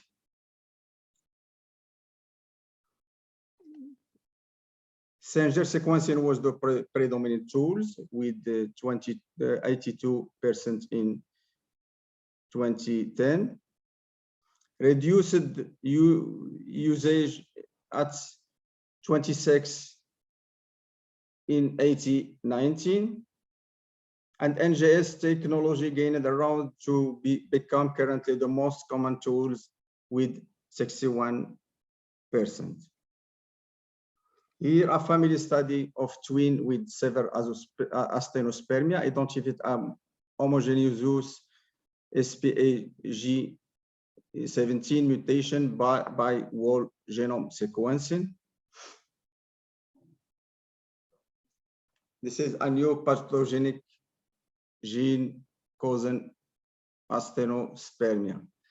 Our Chinese group exploring 668 Chinese patients with no obstructive azoospermia with next generation sequencing, and they report that targeted NGS panel sequencing could explain only 2.1% by panel 1 and 2.1% by panel 2 of the patient with no obstructive azoospermia after exclusion of karyotype abnormality and Y chromosome microdeletion.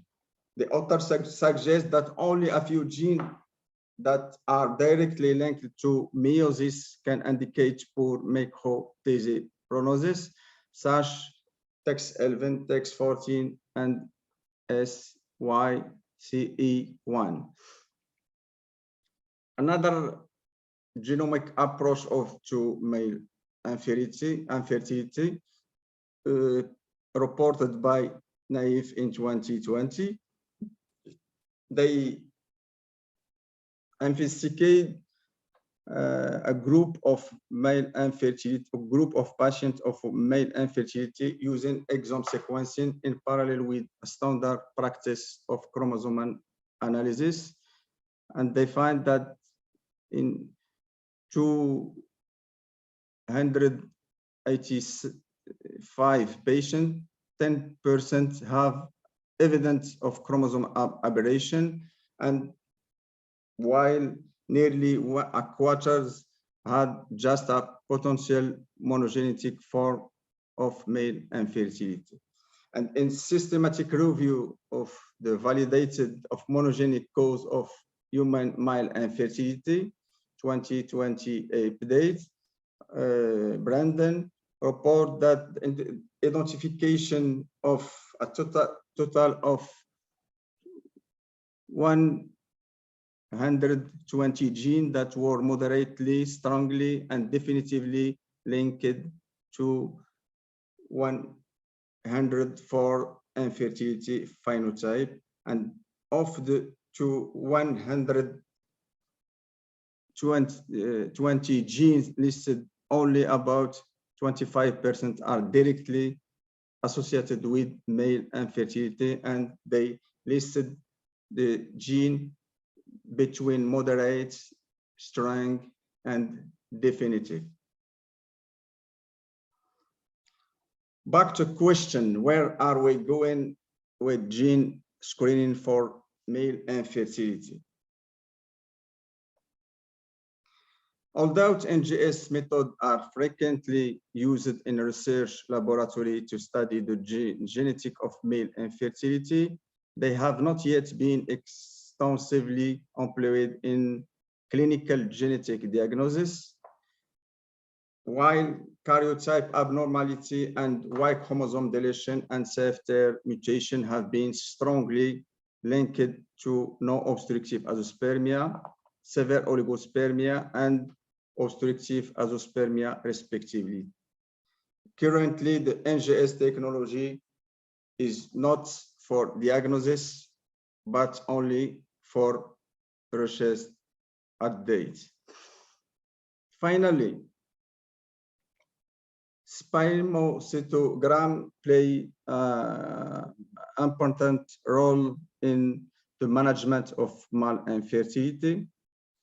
Genetic testing in the context of male infertility must be customized, which test for which patient, and a genetic counseling should be include information regarding the risk of transmitting the genetic disorder, and it must be very important component in the management of male infertility.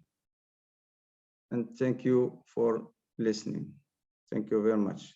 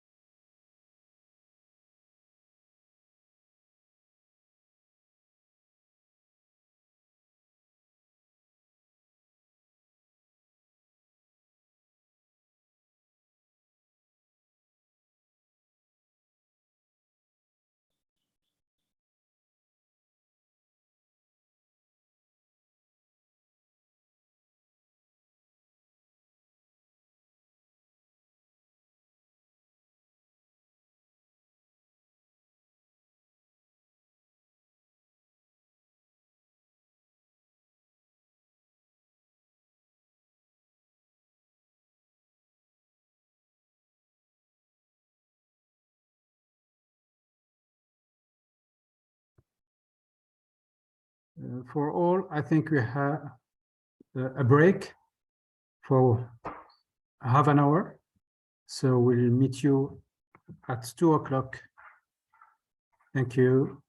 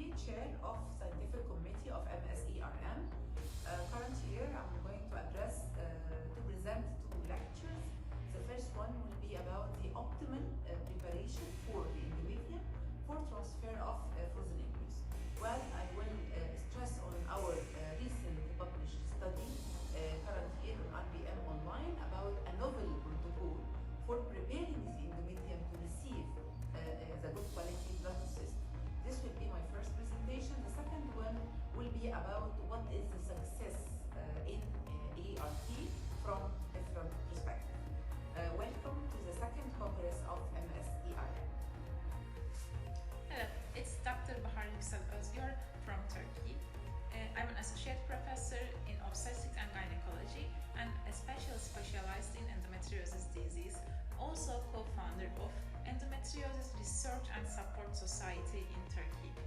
In the Congress, I'm going to be talking about the only diagnostic method that we have in our hands today, which is the symptoms. I'm going to be talking about what to ask to patients and what to expect from our results. So, can't wait to meet you up in the Congress in November. See you. I'm Dr. Ilhan Radvi. I'm a medical geneticist and a professor of genetics at the Faculty of Medicine and Pharmacy of Rabat. I'm glad to wish you a nice welcome to the second edition of the Moroccan Society of Endometriosis and Reproductive Medicine Congress to be held this November at the gorgeous city of Fez. Please meet me at the session of the developments in reproductive genetics, where I will give a lecture about the genetics of male infertility in the era of next-generation sequencing. See you there. Hello, I'm Joyce Harper and I'm Professor at the Institute for Women's Health at University College London, and I hope you can come and join us at the second Moroccan Society of Endometriosis and Reproductive Medicine Conference this November in Fez in Morocco. And I'm going to be talking about the International Fertility Education Initiative and why we need to teach fertility education. If you want to find out about the conference, just put MSERM into Google and you should see the programme for the 2022 conference. Hopefully see you there. Bye. Hi everybody, I am Dr. Moroccan, Senior Embryologist and Head of Ivf in the Fertility Center and Director of Laboratory for Clinical Analysis and also Vice Chair of Scientific Committee of Moroccan Society for Endometriosis and Reproductive Medicine.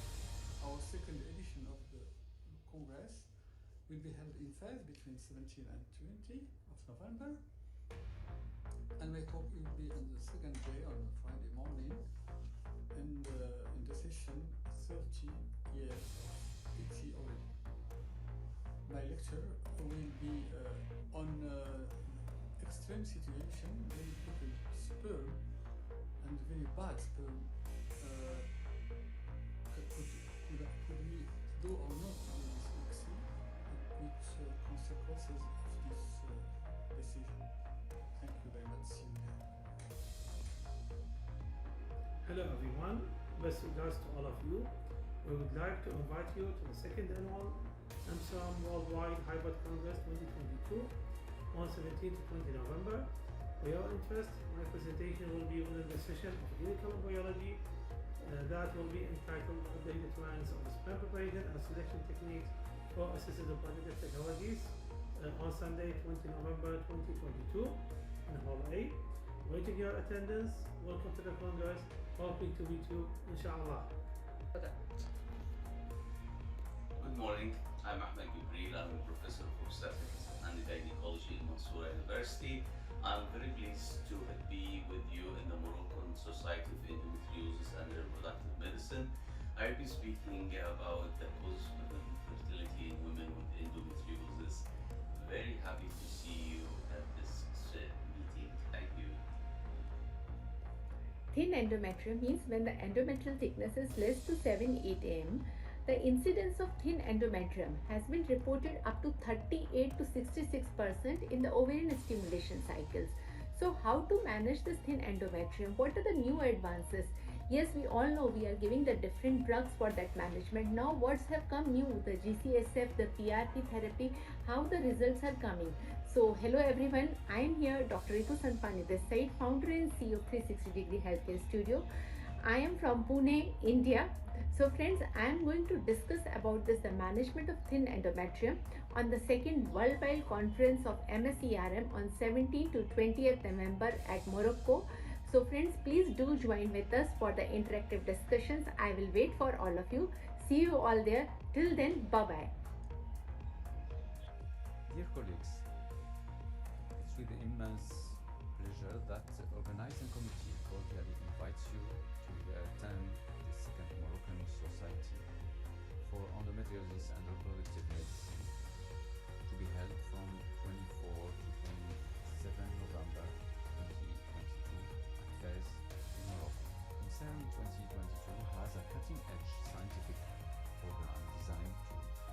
foster innovation and collaboration to fill the gap between science and practice in assisted reproduction. The scientific program includes plenary sessions which will give an update on the current knowledge in basic science, identify important gaps, cover the state of the IRT in clinical practice, and address the future trends associated with endometriosis and other uterine disorders. We will explore how these disorders affect women's health and their quality of life, and how we can correct myths and remove stigma around menstruation and pain and the underlying conditions. We hope to build on the already outstanding tradition of the MSERM and develop further opportunities to shrink the gap between science and clinical practice. The conference will be held online from Fes in Kingdom of Morocco. On behalf of the Moroccan Society for Endometriosis and Reproductive Medicine, we invite you warmly to this important meeting to share your research, debate, and discuss, exchange ideas, network, and above all, enjoy. Thank you.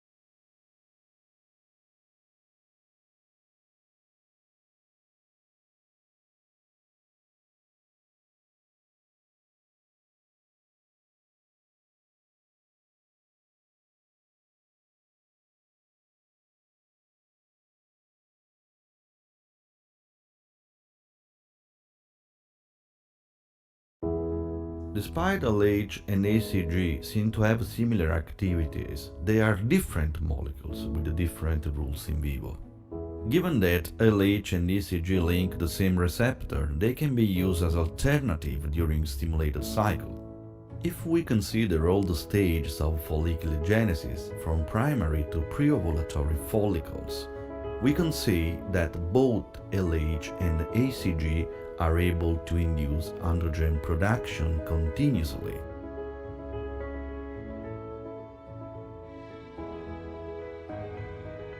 Once produced, androgens reach the granulosa cells to be converted in estradiol. Now we have to remind that LH-ACG receptors are also present in granulosa cells, but only in codominant antral follicles reaching 8 mm. In granulosa cells, LH and ACG play different game.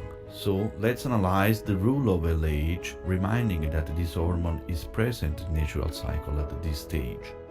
When LH binds its receptor, typical G-protein mechanism is activated. G-protein links adenylate cyclase, which in turn induces cyclic MP production. This cascade is crucial for promoting steroidogenesis. On the other hand, another cascade is activated by LH via EGF receptors. In this case, two different pathways are involved, ERK and AKT.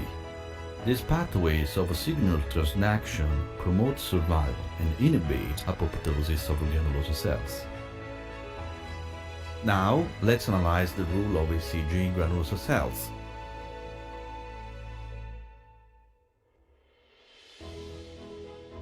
When ACG-containing drugs are administered, the hormone links its receptor and G-protein mechanism is activated. G-protein binds adenylate cyclase, which in turn promotes the production of cyclic AMP. Cyclic AMP interacts with PKA pathway. This pathway is crucial in the mitochondria. Here, cholesterol is converted to pregnenolone. Following accumulation, this substrate moves to another compartment of the cell, which is called smooth endoplasmic reticulum, where it is converted in progesterone. So ACG is more active than LH in promoting steroidogenesis and progesterone production. At the same time, ACG is able to induce Crab and procaspase 3. These activities promote apoptosis of granulosa cells, in contrast with anti-apoptotic action of LH.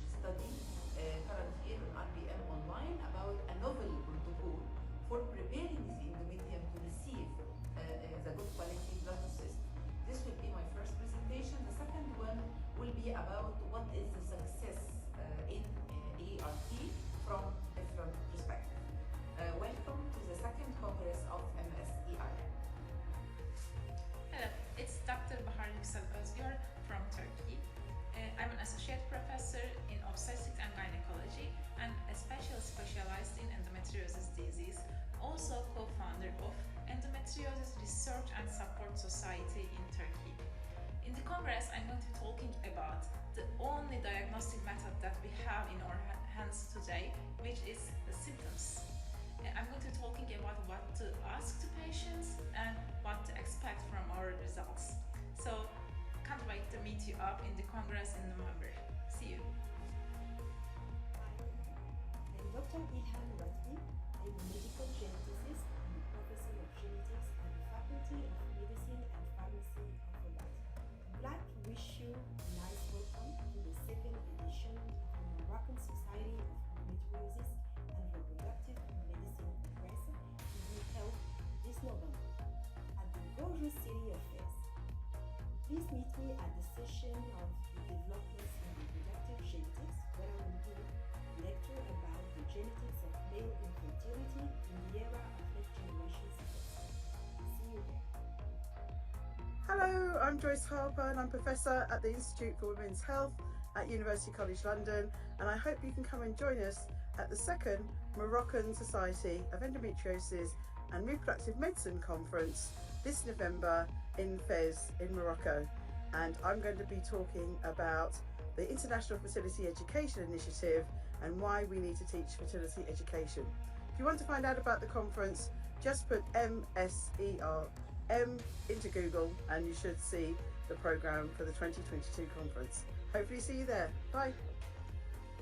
Hi everybody, I am Dr. Moroccan, Senior Embryologist and Head of Ivf Journey in the Fertility Center and Director of Laboratory for Clinical Analysis and also Vice Chair of Scientific Committee of Moroccan Society for Endometriosis and Reproductive Medicine. Our second edition of the Congress will be held in Fez between 17 and 20 of November, and my talk will be on the second day, on a Friday morning, and in the session 30 years of PhD already. My lecture will be on extreme situation, very little sperm and very bad sperm. Could we do or not do this vaccine? Which consequences of this decision? Thank you very much. See you there. Hello everyone, best regards to all of you. We would like to invite you to the second annual MSERM Worldwide Hybrid Congress 2022 on 17 to 20 November.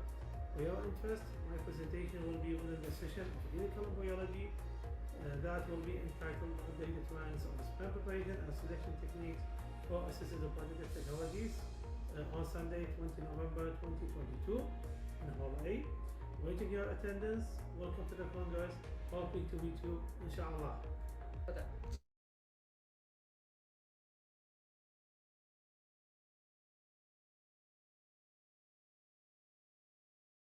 To be with you in the Moroccan Society of Endometriosis and Reproductive Medicine. I will be speaking about the causes of infertility in women with endometriosis. Very happy to see you at this meeting. Thank you. Thin endometrium means when the endometrial thickness is less to 7-8 mm. The incidence of thin endometrium has been reported up to 38 to 66% in the ovarian stimulation cycles. So how to manage this thin endometrium? What are the new advances? Yes, we all know we are giving the different drugs for that management. Now what's have come new? The GCSF, the PRP therapy, how the results are coming. So hello everyone, I am here Dr. Ritu Sanpani, this side, founder and CEO of 360 Degree Healthcare Studio. I am from Pune, India. So friends, I am going to discuss about this, the management of thin endometrium on the second Worldwide Conference of MSERM on 17th to 20th November at Morocco. So friends, please do join with us for the interactive discussions. I will wait for all of you.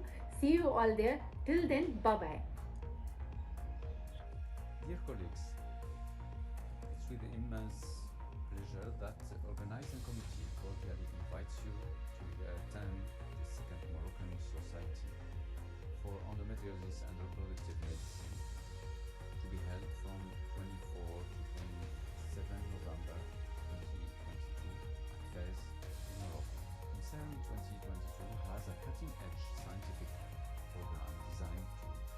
foster innovation and collaboration to fill the gap between science and practice in assisted reproduction.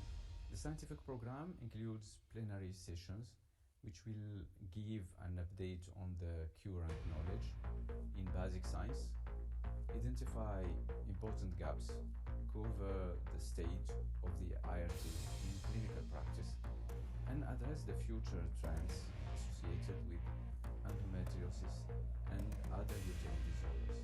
We will explore how these disorders affect women's health and their quality of life, and how we can correct myths and remove stigma around menstruation and pain and the underlying conditions. We hope to build on the already outstanding tradition of the MSERM and develop further opportunities to shrink the gap between science and clinical practice. The conference will be held online from Fez in Kingdom of Morocco. On behalf of the Moroccan Society for Endometriosis and Reproductive Medicine, we invite you warmly to this important meeting to share your research, debate, and discuss, exchange ideas, network, and above all, enjoy. Thank you.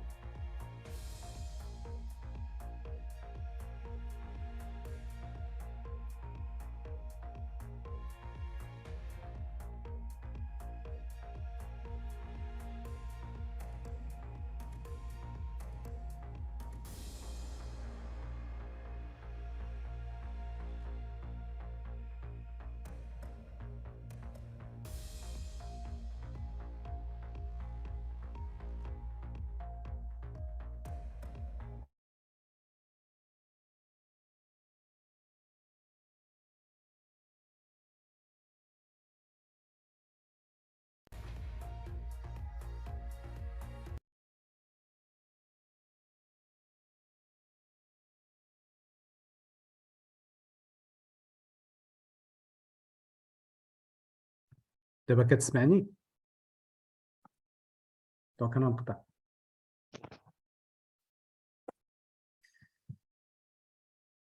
Hello everyone. I hope that you have a break for half an hour and you are ready to continue this interesting program for today.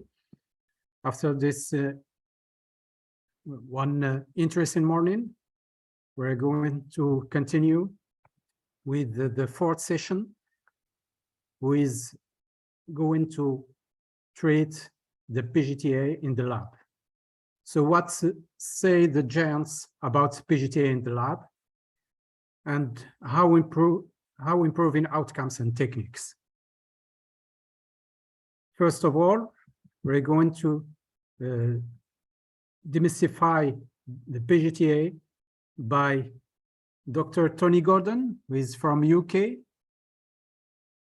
He's a molecular cytogeneticist with an experience over than 20 years. He is very concerned by PGD and PGS from 2008, and he's going to treat for us a very interesting subject entitled The Demystifying PGTA Mosaicism. So it's for you, to Professor Tony Gordon. Go ahead.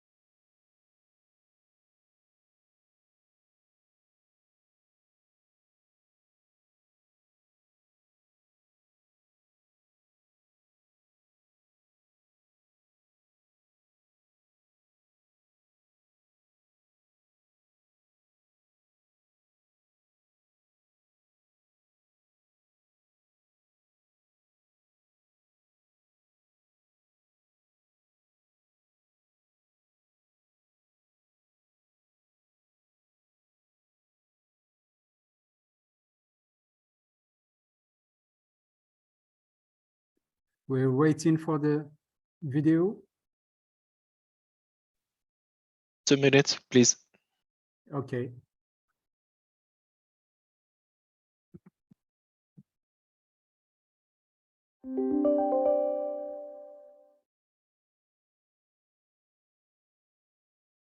So waiting for the video, I can tell you about some about Dr. Tony Gordon. He's a molecular cytogenetist with, as I said, more than 20 years experience in molecular diagnostics. And after working at the Institute of Cancer Research in 1990, he moved to a number of companies in the diagnostics field, firstly with Biotech, then Tecan, before joining Blue Genome in 2006. In 2006. In 2008, Dr. Gordon started the 24-Sure product line within Blue Genome, aiming to bring Blue Genome's copy number microarray expertise to pre-implantation genetic screening, PGS.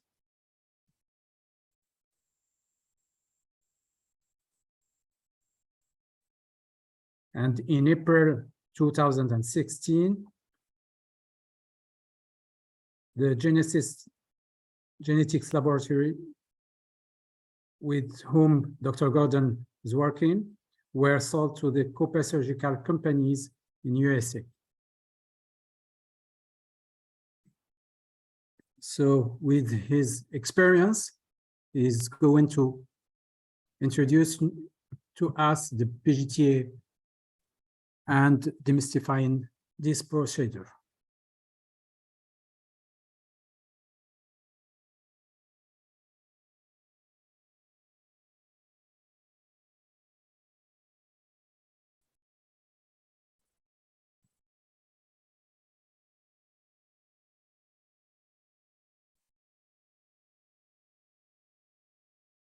I think we have a technical problem.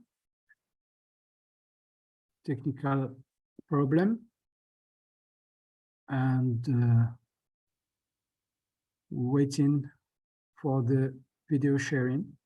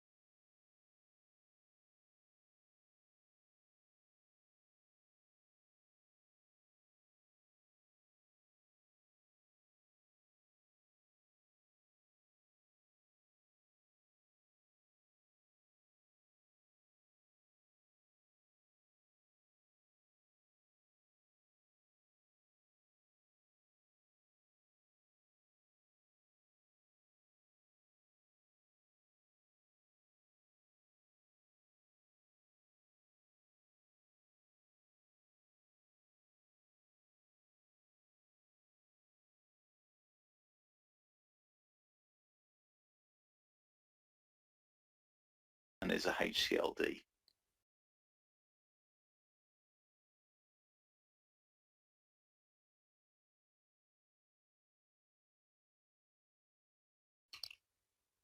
So Santiago Monet and Mark Hughes have been in this field since the field started.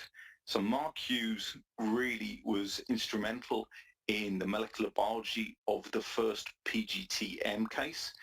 PGTM is pre-implantation genetic testing for monogenic disease. So this is looking to transfer embryos without a known disease, and that was a cystic fibrosis case. It was the first successful case in 1992. And that has gone on to be a whole new field of medicine. Santiago Monet was the first person to successfully perform pre-implantation genetic testing for aneuploidy, PGTA, and that's where you're taking an embryo biopsy and looking for the right numbers of chromosomes. And both of these gentlemen have been instrumental in the development of our field, and Santiago Monet is the last author of the paper that Manuel is going to be talking about a little bit later in this presentation. I'm just going to give you a little bit of background to what we're doing here at Cooper Surgical, because we are trying to also really innovate and bring new tests to this field. And we have a test called PGT-AI, AI standing for Artificial Intelligence. We have huge amounts of data here at Cooper Surgical. We do a lot of PGT-A cases, and we've been able to leverage that big data, terabytes of data, to use artificial intelligence and neural networks to improve the way we call this. So our calling is now purely mathematical, automated, so there's no human intervention. And we've innovated in things like establishing different truths. So where we used to use cell lines for our normalized baseline, we use actual embryos with known outcome. And our first iteration used 1,000 euploids that developed into live births or ongoing pregnancy. And we've done very large validations. This process can be kind of graphically shown here. So we would start off with an embryo biopsy and we'd amplify it like we have done for many years, about 1 million-fold. And then we put it onto these next generation sequences, not to sequence every base pair in the embryo, but to count the number of chromosomes in that biopsy. And we used to represent this as these charts which show up and down for gain or loss, and we used to have to subjectively interpret them from the scientists within the lab. Now that digital signal is not put into an image and then reported, but stays digital and goes into our algorithms and is statistically called and then automatically put into the report and then sent to the clinic, which removes subjectivity and human errors and makes the process consistent. We've also worked very hard to try and improve the accuracy of the testing.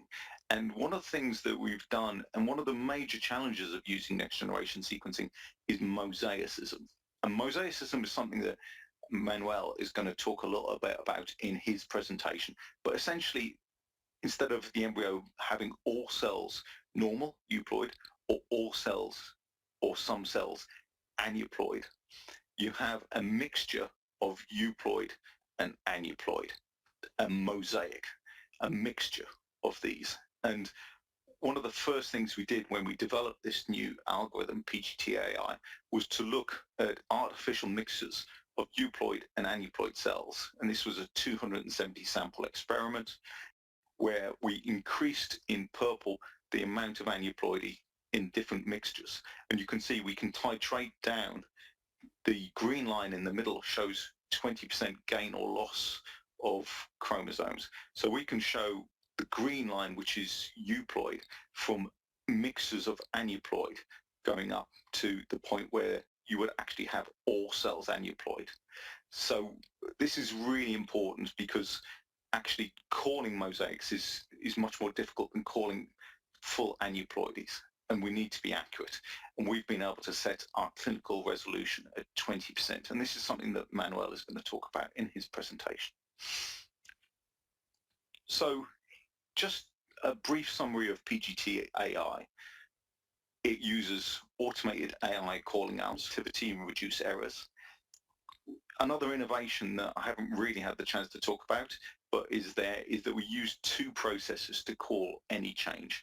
We count the chromosomes using the next generation sequencing, and we also look at things called the single nucleotide polymorphisms, SNPs. And using that, we can detect triploidy and the origins of aneuploidies and some other things. And we've moved on to show that that has a high clinical impact and actually show benefit in the clinic using this.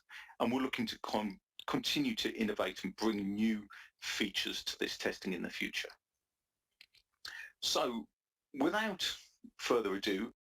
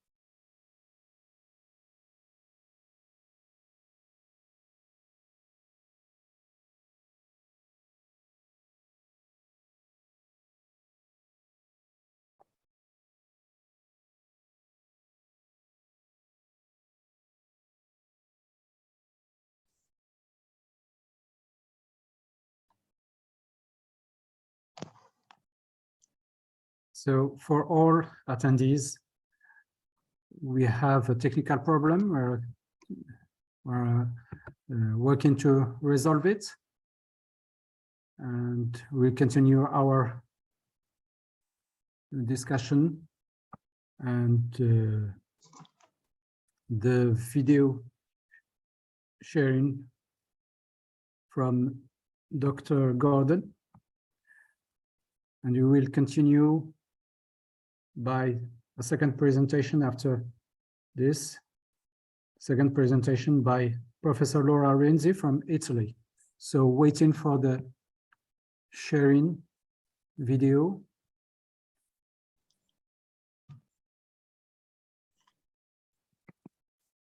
As you see, there is a second presentation by Professor Laura Renzi. Welcome, Professor Laura. We are very happy to have you with us this afternoon. And Professor Laura Renzi is a professor of biotechnology in assisted reproduction. She is a senior clinical embryologist laboratory, and she is a director of the Genera Centers for Reproductive Medicine in Italy. She is concerned by all areas of IVF laboratory and published about 200 articles and reviews. You can correct me, Professor Renzi, if I made a mistake. It's fine, So, thank you. Thank you. So Professor Renzi will treat for us the very interesting subject of oocyte cryopreservation So do all clinics achieve success?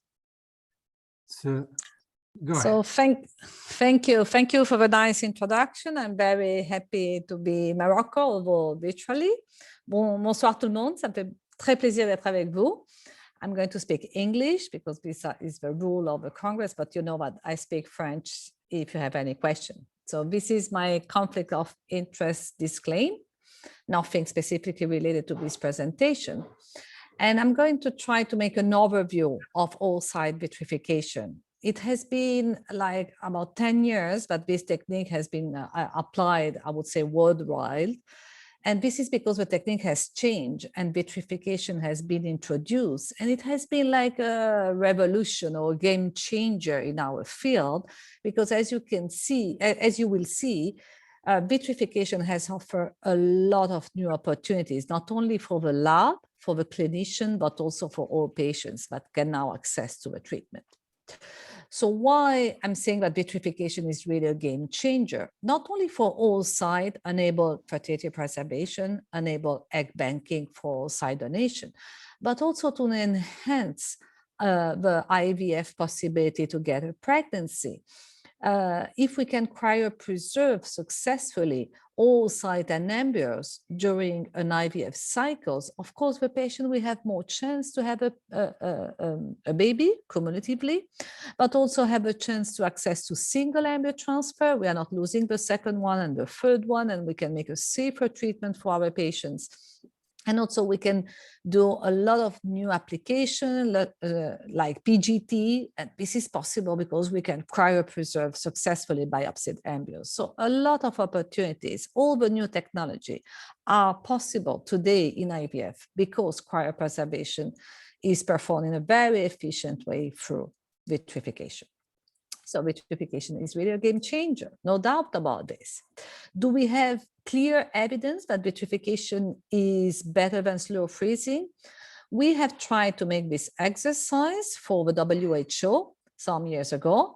We have performed a systematic review and meta-analysis of the literature, and we found very few randomized controlled trials. So we were only able to say with a moderate quality of evidence that the cryo survival was better, and in turn, the clinical pregnancy. But you know why there are no so much randomized controlled trials? Just because the technique is so efficient, is self-evident, but nobody is doing randomized controlled trials. So it's not for sure that randomized controlled trials are really needed when specifically a lab technology is so efficient.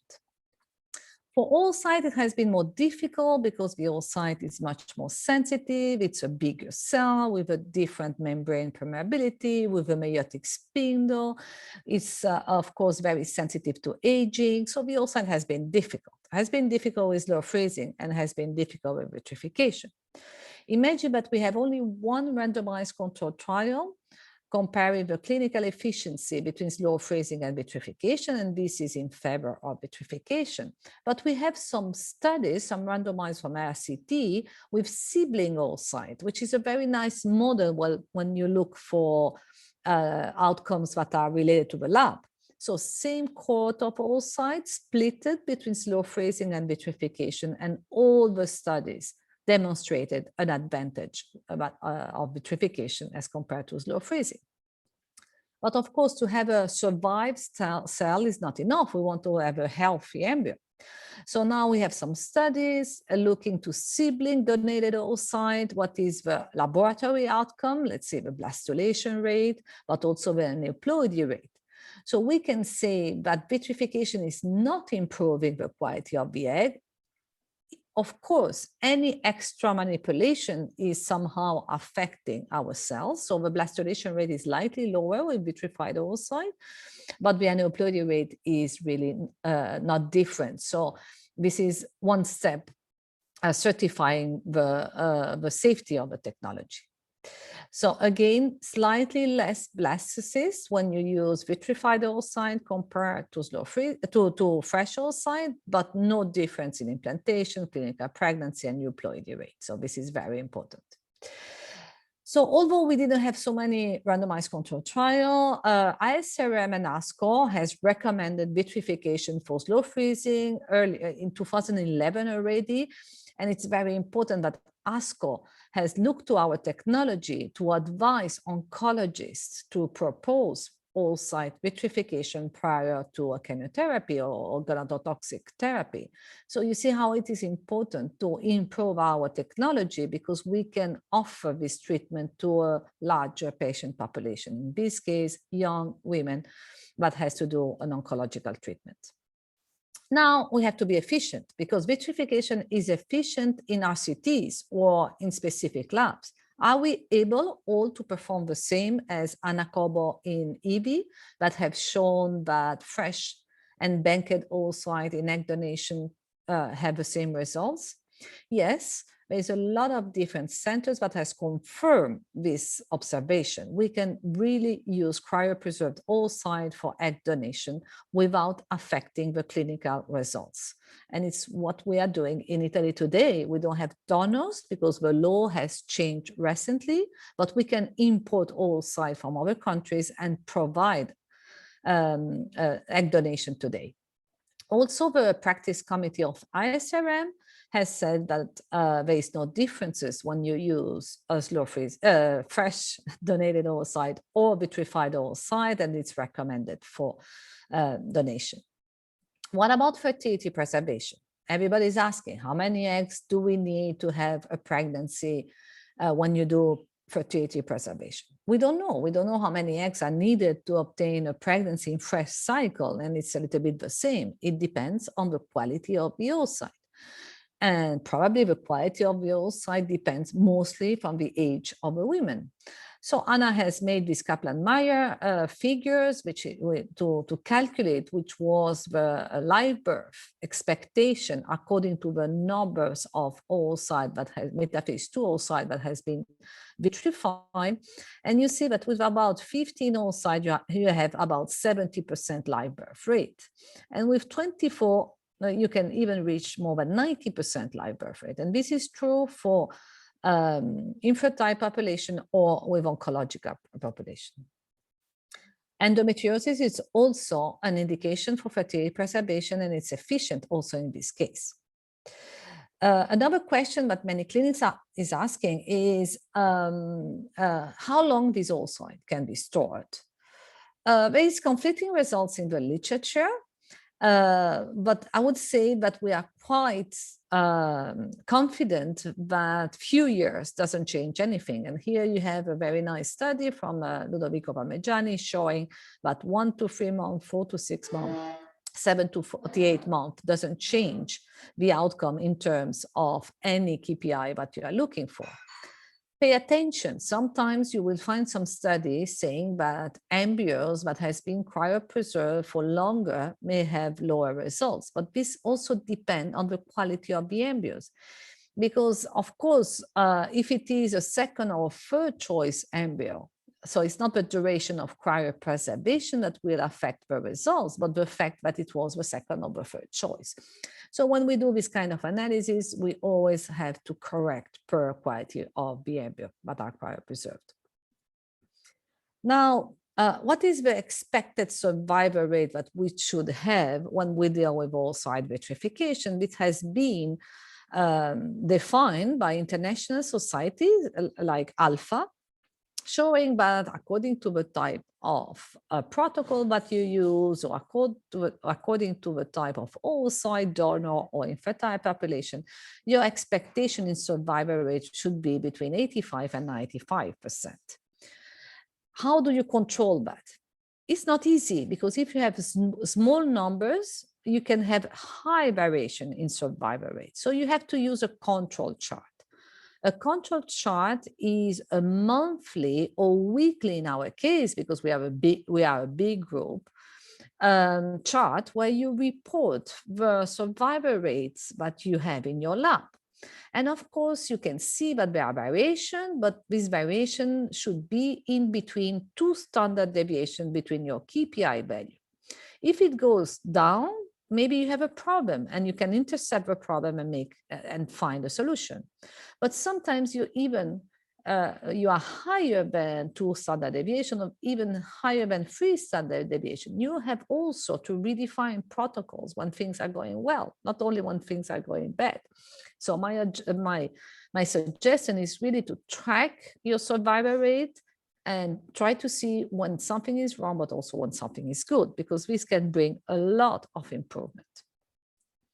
So is it consistent in the literature? Do we have same results in Italy, Spain, or in US? I will show you from the register that oocyte donation with cryopreserved oocyte has about 35 to 40% live birth rate. And this is the Italian registry. But if you look to the UK registry, you are again between 30 and 35%. If you look to the US data, some time ago, you see 2013, 2015, it was shown that fresh oocyte donor were performing better than cryopreserved donor oocyte. And that was really, really, there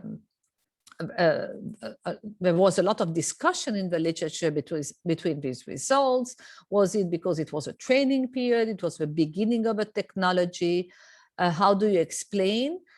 Probably because no cumulative data were provided, but also because people were not trained to perform oocyte vitrification. Because if you look to the results in the US registry 2019, there is no difference between singleton birth with fresh or frozen vitrified donor eggs. So I would say that today, with the experience, we can say that frozen donor eggs by vitrification is a validated and standard and reproducible technology.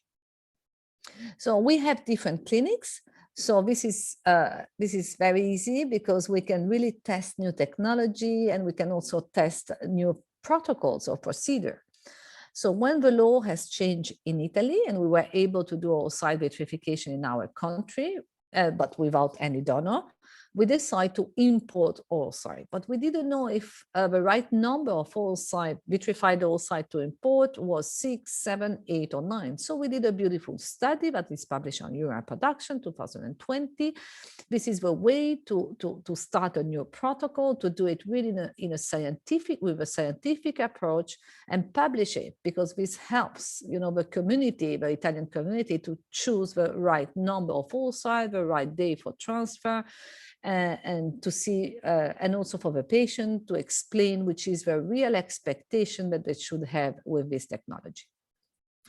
We were able also to compare the different clinics, so the survival rate, the fertilization rate, the blastulation rate between the different operators. The red bar is our KPI. As you can see, we can check if everything is going well in the different centers, and here's the chart that we have weekly.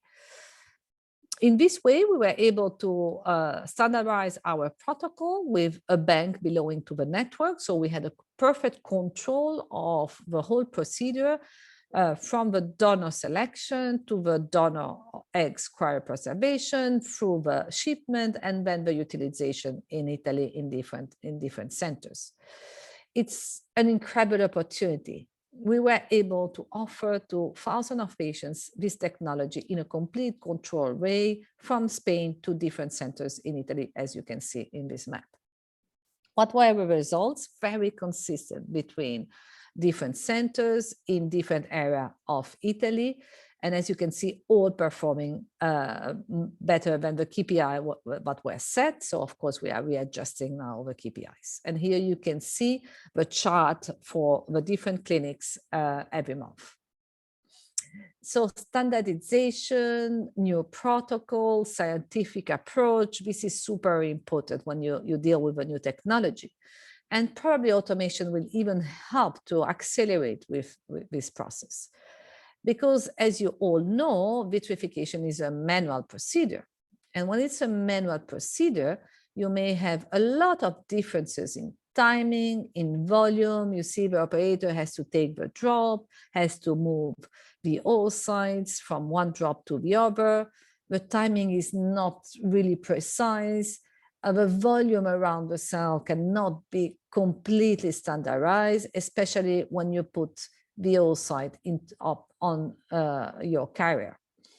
So I'm just going to show you this. This is when you put your oocyte on a carrier. Now this was remote warming, sorry, but this is also a sensitive moment. So here in the Jovi paper, you can find every single detail about the procedure we use in our lab. So this is really the moment where every single operator is doing in a different way and there is a different volume around the cell.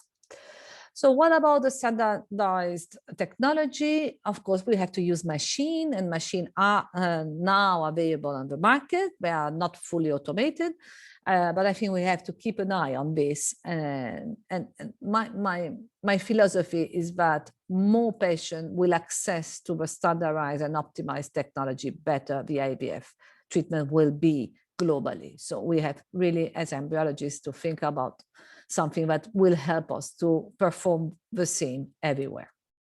And also, when you use an automated machine, you may have the opportunity also to standardize, but eventually even create development and improve a protocol, because you can get more information and you can analyze this information to set new protocols. So to conclude, vitrification is really a game changer, has changed not only the survival rate, but also the structure of our labs, because it's faster, it can be implemented at any moment, it can be standardized, it gives more accessibility to patients and also more room for the gynecologist to decide if to transfer, not to transfer, transfer less embryo, and rely more on cryopreserved cycle, which is really essential to date. I foresee that the majority of embryo transfer will be performed with cryopreserved cells. So I thank you very much for your attention. I thank the Moroccan Society to have invited me, and I thank all my colleagues all around Europe to help me every day in my work. Thank you very much. Thank you very much, Professor Renzi, for this interesting presentation. And we wish see you in Fez in November. And, exactly, I will be in Fez in November. Thank you. And we're going to continue with the presentation. And now we'll introduce Dr. Peter Nagy, who is a reproductive endocrinologist and fertility specialist from USA. He's graduated, he was graduated from Budapest in 1986 from Hungary. And he had a master's degree from Brussels from 1991 till 1997, when he had his obstetrics and gynecology degrees.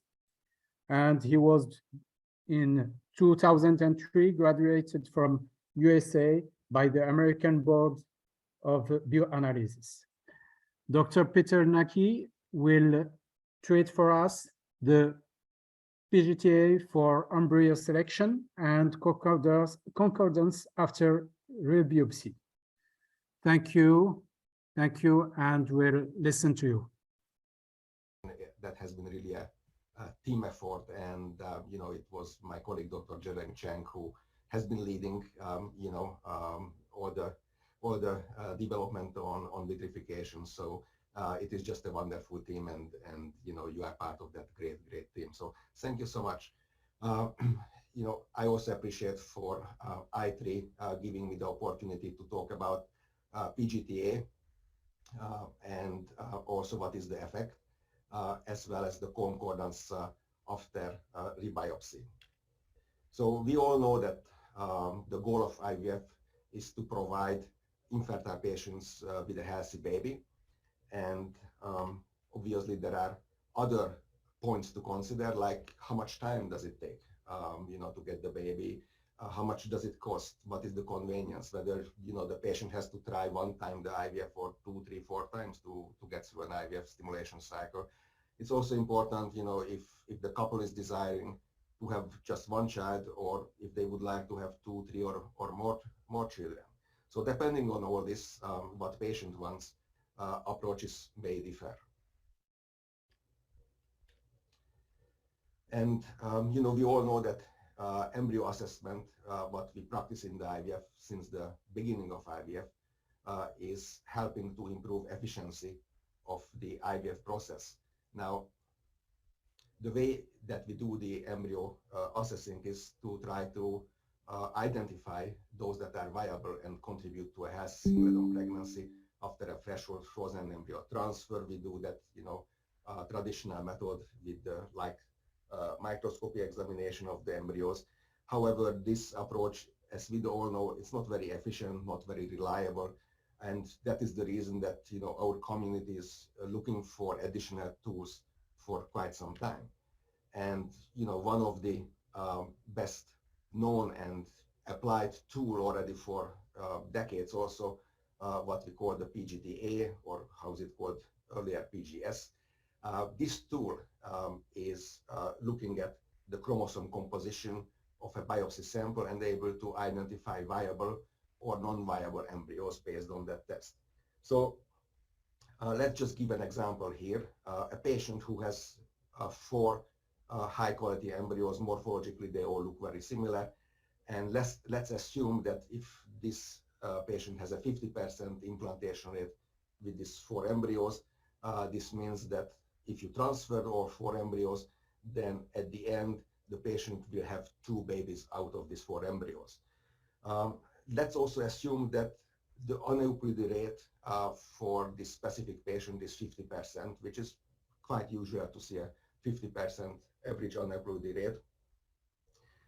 If that is the situation, and you perform an embryo biopsy, and you deselect those embryos that were aneuploid, so you have 2 euploid and 2 aneuploid embryos, you remove the aneuploid embryos, and now you are using only the euploid embryos, and you transfer only those 2, then you should also have the same 2 babies out of it.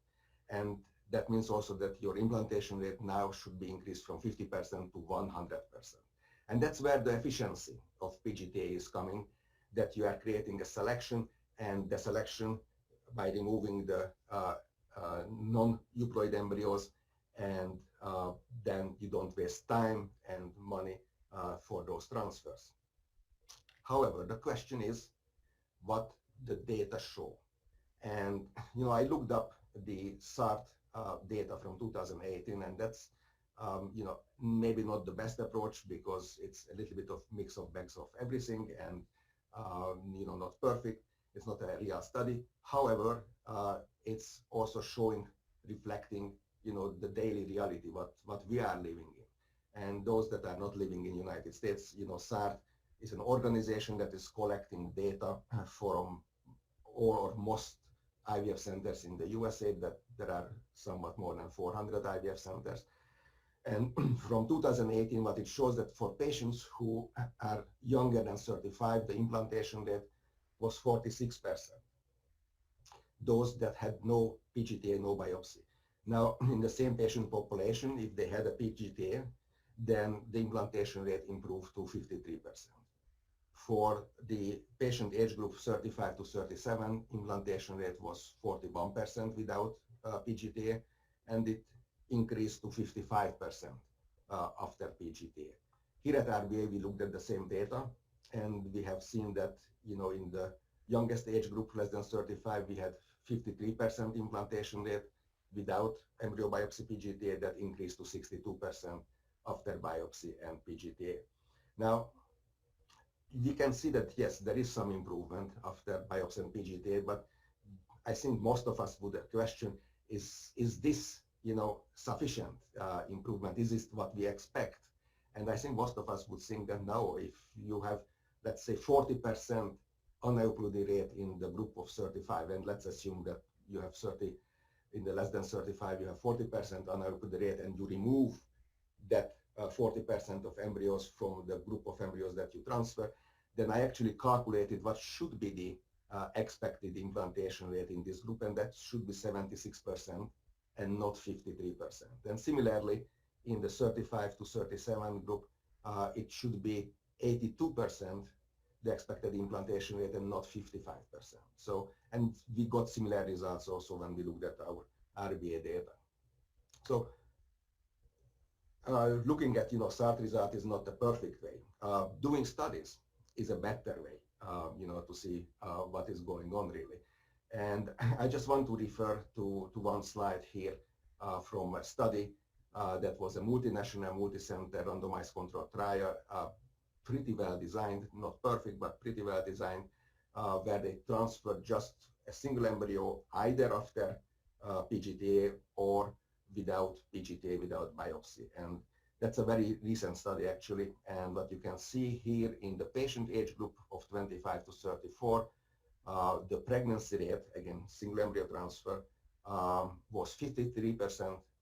And after PGTA, it was 49%. So actually, instead of improving the pregnancy rate, it seemed like a little bit of decrease. Of course, that statistically was not significant.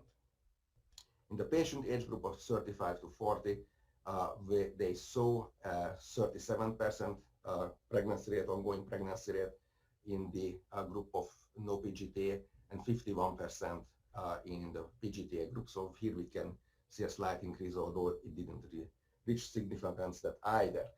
Now, this study data was used by another group who published their findings that they tried to establish that, what was the result of that study on the patients. And they have published this in Reproductive Biomedicine Online only just a couple of weeks ago, saying that if you did PGTA in this patient population in the STAR study, that led a reduction from 82 to 50% of the cumulative live birth rate for competent embryos.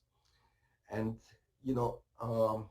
to go back to our example where the patient had 4 embryos and we got 2 babies out of it. Now, if you are deselecting the 2 aneuploid, then based on this study result as well as the SART analysis, basically that means that instead of getting 2 babies after PGTA, you probably would get just 1 baby. So the question comes up, what is the cause of this discrepancy? Some would ask, okay, is it a technique-related NGS? And I'm not expert. I'm embryologist, so I'm not expert on NGS. But if you talk with experts, Gary and others, they will say that this is a rock-solid technology, and I believe them. I think that's the great technology. So what else can it be? It can be, of course, embryo-related and also IVF lab-related, to see that, what we are doing as embryologists in the IVF lab. And, we know that culture conditions can determine not only how embryos are developing, but it seems that it also determines that, what is the proportion of embryos that have chromosomal alterations, depending on those culture conditions. And of course, also some of the procedures that we do in the lab, like biopsy or tubing, that can also determine. And actually, that was the main focus of this webinar. And those 2 points will be discussed in the next 2 presentations, which is, I think, extremely important, that we try to have more understanding and try to do our best. I just wanted to refer here a little bit to remind us, what are the origins of chromosome abnormalities in the embryo. And there are 2 origins. One is what we call meiotic errors, which means that there is a chromosome abnormality either in the sperm or in the oocyte or in both. And when that happens, then the resulting embryo, in every cell of that embryo, you will find the exact same chromosome abnormality. So that's a uniform abnormality. During mitotic errors, and actually that happens quite frequent, which is a post-zygotic error, if there is a chromosomal abnormality arising, then typically that will be confined just for some of the cells, and it's not going to be present in all the cells. And here I just also wanted to remind everyone, and there is no time to discuss about it more in detail, about cell cycle and cell cycle checkpoints. Because what happens when the cell is dividing and goes through meiosis or goes through mitosis, there are cell cycle checkpoints. That means that when the DNA is duplicating and the chromosomes are matching up on each other, if there is any mistake, then those checkpoints, they say, hops, that's not good, and stops the cell cycle progression. So in theory, if you have a chromosome error in a cell, then it's not going to be able to divide. So unfortunately in human, that's not working very efficiently. And that's one of the reasons that a very high proportion of embryos have chromosomal abnormalities. However, sometimes it does work and stops the cell cycle and stops the cell dividing. And that's when you sometimes see, after collapsing a blastocyst, some larger cells in the peridigital place. So here I wanted to jump to the second topic that is related to, of course, to the topics that I have been discussing here, which is concordance after rebiopsy. And what we did here at RBA is that patients who had embryo biopsy PGTA testing and it came back as abnormal, 1 or 2 chromosomes abnormality, either full abnormality or mosaic and segmental, and the patients donated those embryos to research. Then we did towed embryos, and depending how many cells the embryo still had, we took out some other pieces and we analyzed those pieces. We tested a total of 79 embryos and a total of 213 samples. And basically what it showed, that 85%, 86% of the time, it showed a complete match of the rebiopsy sample to the original diagnosis, to the original testing. In about 13%, it showed a partial match, and in 2.6%, it showed a complete mismatch. Now, in this table, we did not include the mosaic or the segmental testing diagnosis, but when we included those also, the mosaics and segmental, then the complete match actually decreased to 65%. And there are a few publication studies about the same concordance question after rebiopsy. One is from Chang and Korix from Molecular Human Reproduction from 2018, where they looked at the 2 trophectoderm biopsy matching that was 90%. ما عرفش انا راه تيشوفوا تيقلب باش تسوليني لا غير صافي دوك كيشعل لي عند راسنا الفوق لا ما تيشعلش انا وراه هو تيفيريفي that about 32 embryos, that 40% of the rebiopsies were concordant for all chromosomes in the initial biopsies, and they found that it was higher, the concordance, when the embryo was euploid or aneuploid, but it was lower when it was mosaic. So in summary, we can say that PGTA may improve implantation rate per transfer, but it does appear to decrease cumulative pregnancy rates.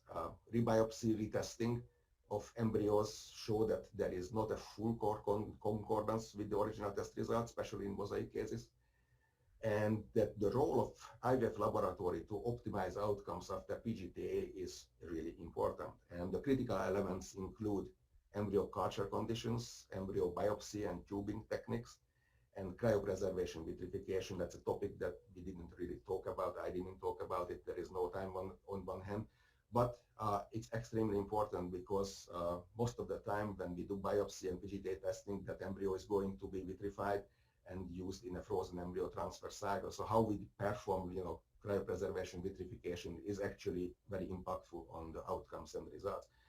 But thank you very much.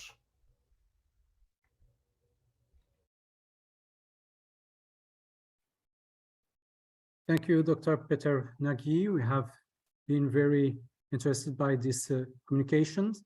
And in the same subject, we're going to listen to the next speaker, who is Dr. Gary Harton.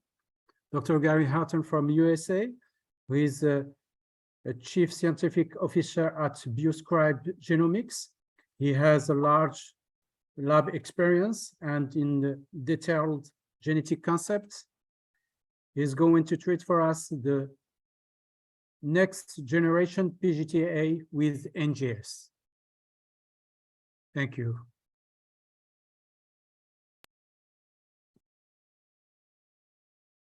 Okay, great.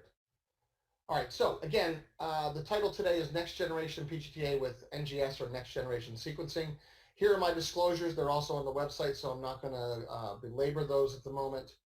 I think it's important to start this, anytime we talk about PGTA, with this sort of brief foray into the past.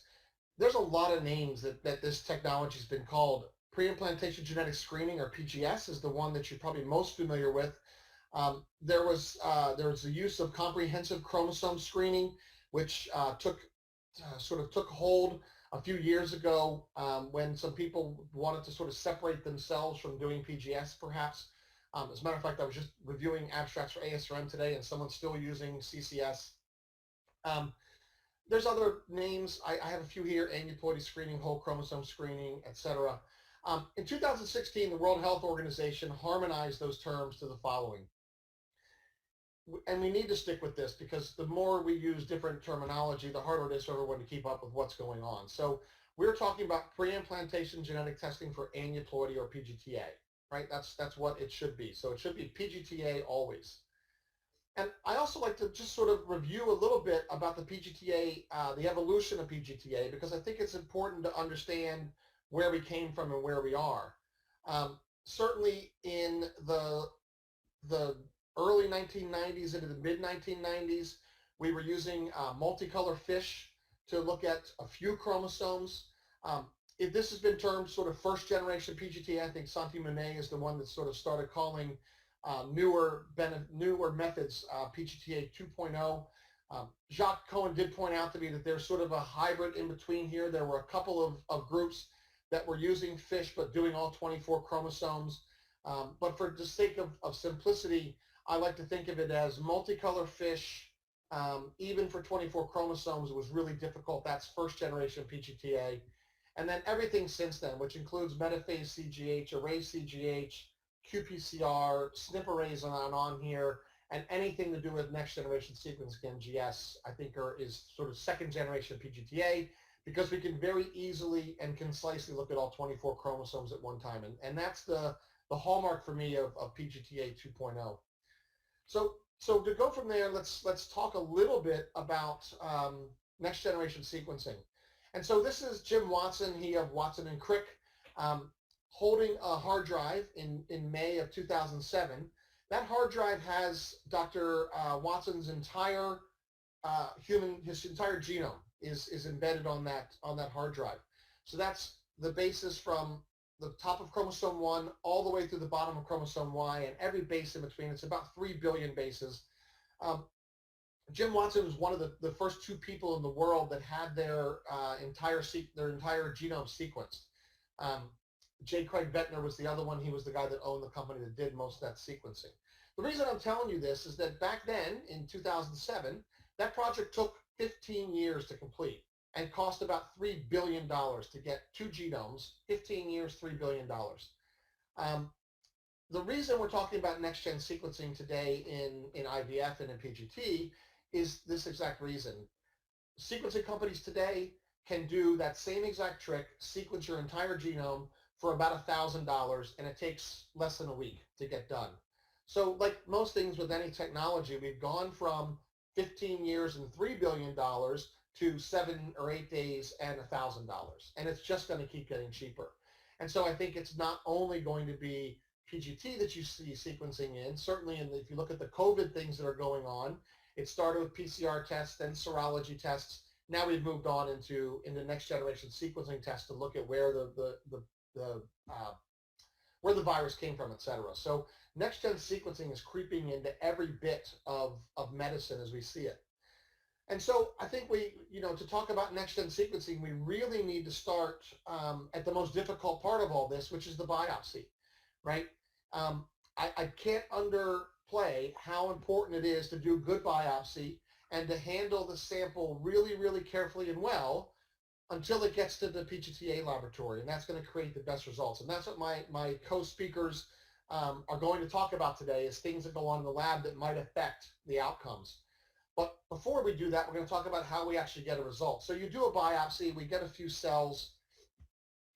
in those few cells, there's a little bit of DNA. There's not enough DNA in there to do anything really fantastic with. There's certainly not enough DNA there to do next generation sequencing and get a real result. So we take the embryonic DNA, and we do whole genome amplification, or WGA. And there's a million ways to do it. I'm not gonna talk about that. But let's just presume you do some sort of amplification, WGA or a targeted PCR. And so what happens then is you end up with then lots of DNA. And now you want to get that DNA ready to go on the sequencer, right? So you take your unknown DNA, you fragment it down to a certain size, and then you need to put what's called adapters on there. And those adapters are nothing more fantastic than little pieces of DNA that each sequencing system uses to move the DNA in and around the sequencer, because DNA doesn't just go into a tube and get sequenced. It goes onto a hardware, a hard platform. So adapters are simply pieces of DNA that are used to move DNA around. So the amplified embryonic DNA is fragmented into smaller pieces, and then adapters are put on, and you have then what's called sequencing ready library. So you then load all that DNA onto the sequencer, and the sequencer does what? It just sequences. It sequences every region of the genome multiple times, over and over and over again, right? So the typical sequencer that you see in a PGT-A lab globally today, you average about 25 million reads, meaning that there's 25 million fragments of DNA that are sequenced, right? And so we have to do then something with these literally millions and millions and millions of short sequences. So the first thing we have to do is align them. We have to figure out where does it belong. So there is, in the end, there is a human genome. It's called the HG19 genome. It is the one genome for all humans, even though we don't all match up to it exactly. But there is one reference that we all agree to as the reference. And so you take each piece of DNA, you notice the orange and blue adapters on the ends. The sequencer forgets those and just reads the gray bar down the middle, which is the unknown sequence, and it aligns, right? It says, where does this piece of DNA belong in the genome? Does it belong on chromosome 1 or on chromosome 6?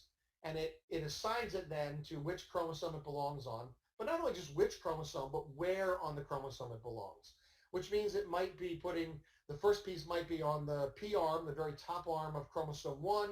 The next piece might be right near the centromere on chromosome 8 or wherever else. And so that's what's called alignment.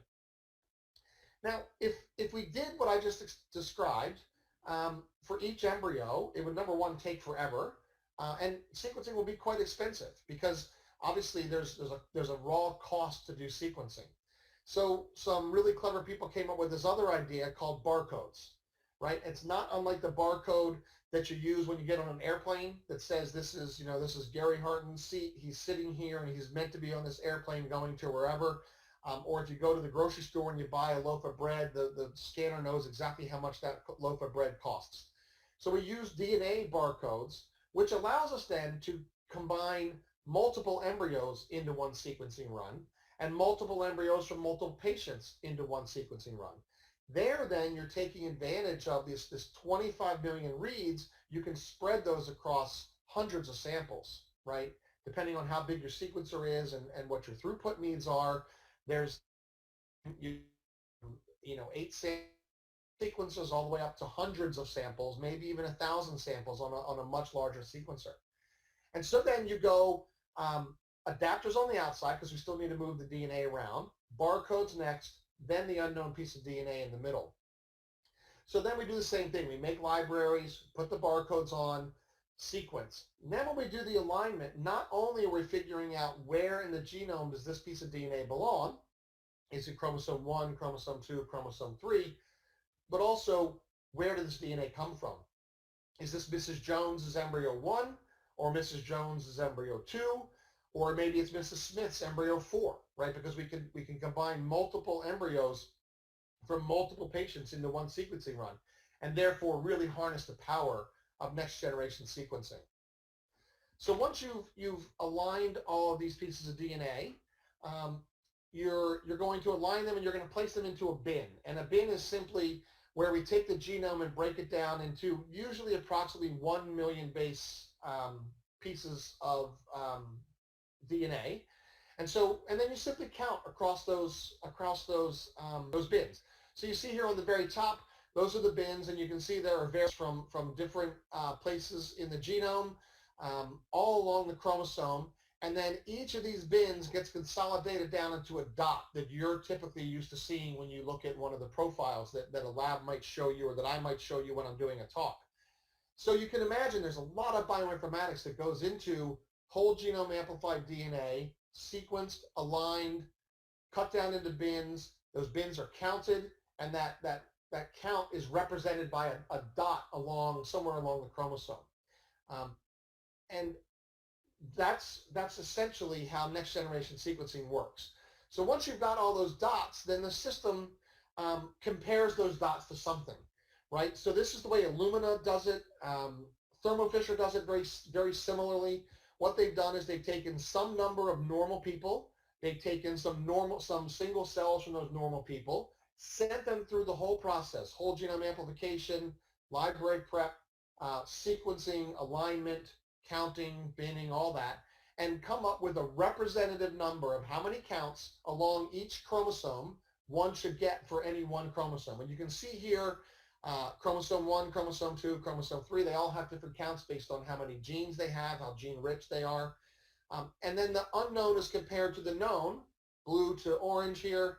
And you can clearly see down here on chromosome 22 that there's way too many counts on chromosome 22, and so the system can then call that a trisomy, right? But again, remember that in sequencing, we're not only counting how many are there in each chromosome, but we're also counting where they are in the chromosome. So next-gen sequencing allows you really to get, pretty good resolution. Some platforms can get down into the 2 megabase, 3 megabase resolution routinely, whereas with array CGH, we're more likely at around 10 megabase resolution. So this makes chromosome rearrangements a little more interesting. You can see more segmental chromosomes. And because of the power of the fact that you're actually counting chromosomes, this has led to the ability to also see mosaicism, which we're not really going to talk about a ton today, but we're all aware of mosaicism and that it's a particular thing that NGS allows you to see. So you take those chromosome counts. In most softwares, you can drill down to the chromosome level. So here you can really see where each of those pieces of DNA, where those bins are assigned. You can see that they don't actually come out in these perfect nice lines that we like to show you. The real scientists in the PGT lab, this is where they go when they want to really look at a chromosome and see how it's impacted. But you can see, because of the resolution, the system then allows you to look at, for this is a translocation, a gain or a loss on the arm of the chromosome, and you can see exactly where that gain or loss are delineated, either for a de novo segmental or in a translocation case. And then again, this is what it looks like when we show it to you. Of course, this is a good looking one, but if you look really carefully, you can see there are hundreds of dots along every chromosome, and every one of those dots is a representation of the counts from the bins from all that sequencing that we did. And then you can simply look across and see here very clearly there's a loss, a segmental loss on chromosome 1 and a segmental gain on chromosome 11, simply because this is from a translocation case. And so hopefully in about 10 to 11 minutes or less, I didn't time myself, that's how next generation sequencing works. And I thank you very much for the time, and I thank you very much, Peter and Jacques and the rest of the I3 team for inviting me along today. Thank you, Gary. That was Thank you, Dr. Gary Harton, for this presentation about the next generation sequencing with an interesting evolution for the lab. And now we move to the next speaker, Dr. Dawn Kelk from USA too. Dr. Dawn Kelk is a scientific and laboratory director. She is currently a director of the Ivf laboratory of Yale Fertility Center, and she is an active member of the American Society of Reproductive Medicine and other societies. Her work demonstrates the higher pregnancy rates with the frozen blastocysts compared to fresh embryo transfer, and she's going to treat for us how IVF lab conditions affect PGTA results, biopsy and tubing. Thank you.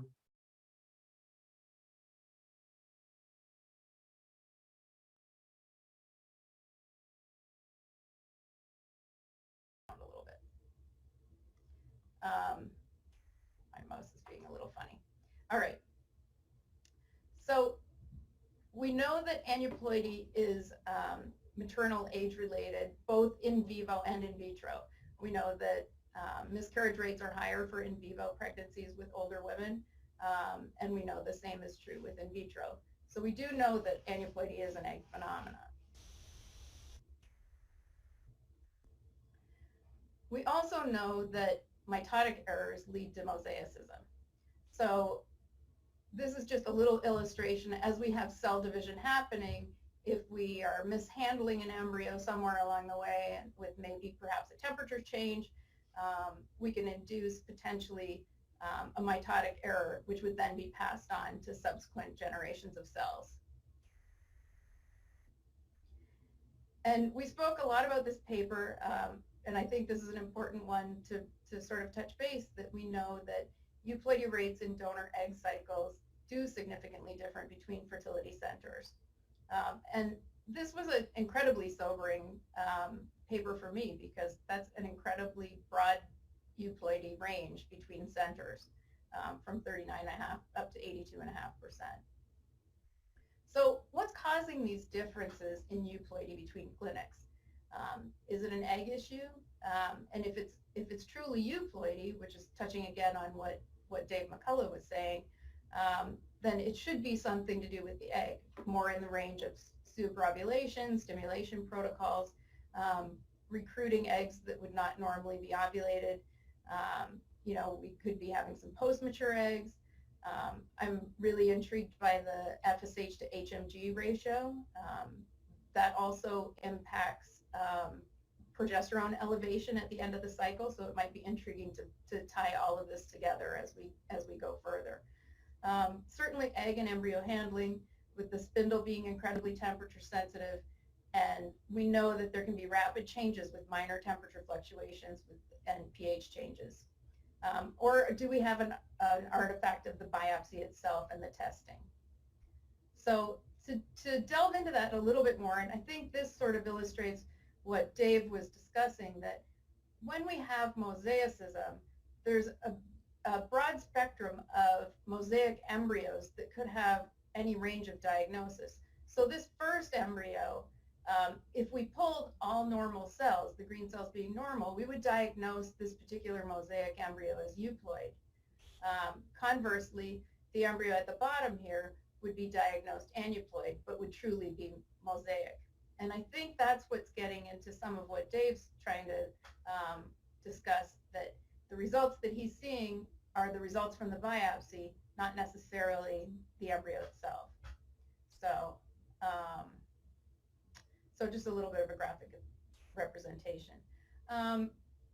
So is mosaicism normally occurring, or is it a lab-induced, or is it an artifact with testing?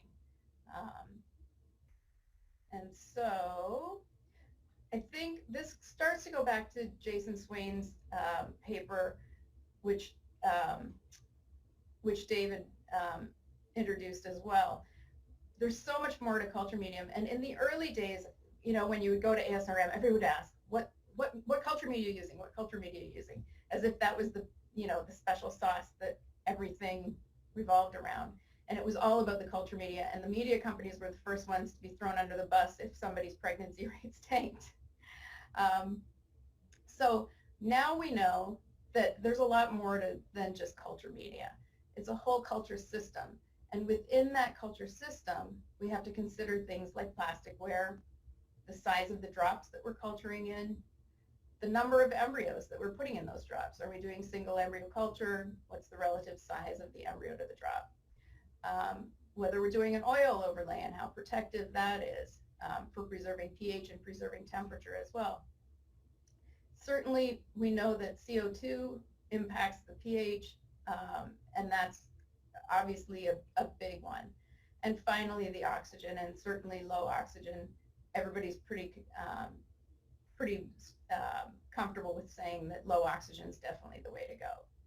Now, within that culture system, though, that culture system exists. If we sort of shrink that culture system down, well, first of all, actually, before I say that, all of these factors can interact together. not just necessarily independently, but there can be cumulative effects of all of these different items.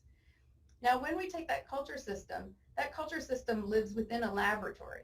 So here we have our culture system with all the different factors, and again, by no means comprehensive, because I think it was Rusty Poole came up with over 200 different variables that could go into producing an embryo through in vitro fertilization.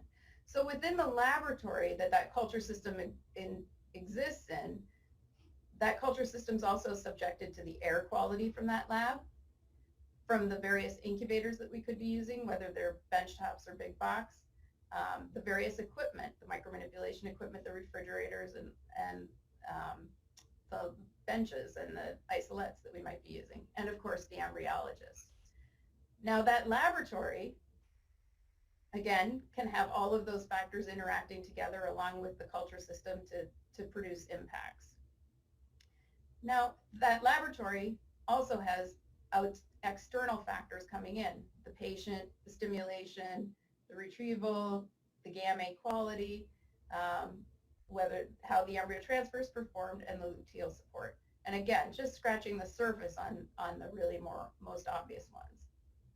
So maybe one of the more important questions should be, how do you use your culture media, not what culture media do you use? And I wanted to just mention this quick example because within the Life Global media series alone, there are two different types of media. There's global and global total. And if you want to get the same pH range with global media, you need to use a CO2 of approximately 6.5% to get the same pH around the 7.222, 7.2345 in there. You need to be at 7.5% with global total. So again, how we use those media is really important in that culture system. So Dave already mentioned this great paper, which is a wonderful review. So I'll push on from that.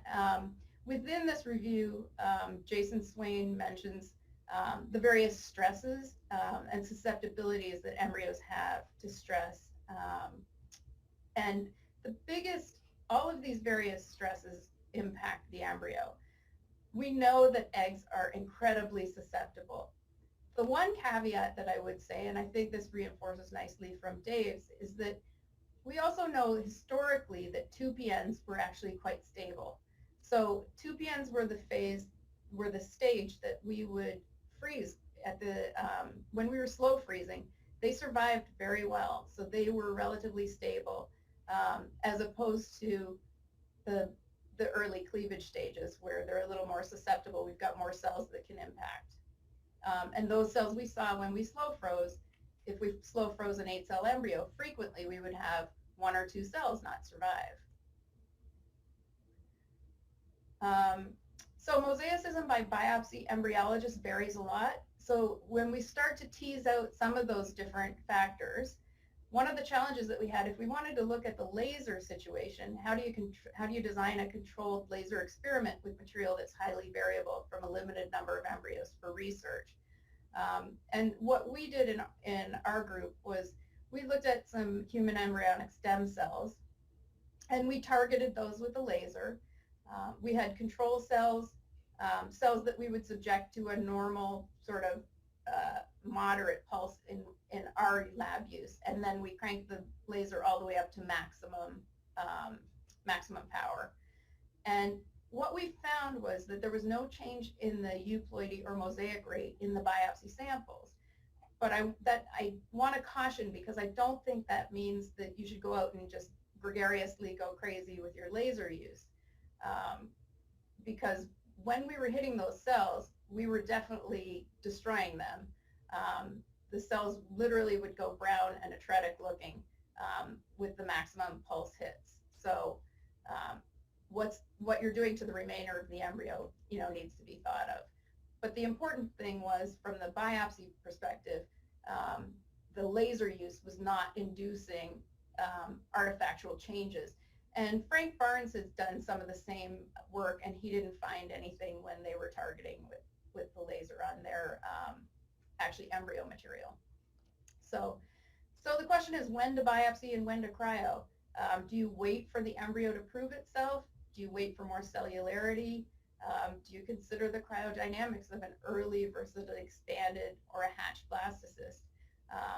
Certainly the fluid content is a consideration if you're freezing a fully expanded hatched blastocyst.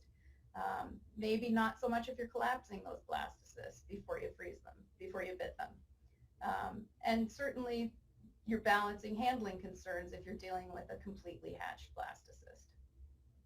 I just wanted to mention quickly, particularly in the COVID days, that micromanipulation setups, I'm still amazed that there's still a fair amount of mouth pipetting going on in the world when I go out to different labs. And I really think there's not a lot of need to mouth pipette anymore.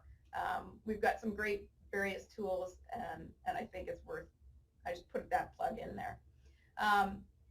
There's a lot of variability in the size of the biopsy pipettes that different labs are using. A lot of labs are still using 30 to 40 micron biopsy pipettes that were really designed for blastomere biopsy. And depending on the technique that you're using, that might or might not suit you well.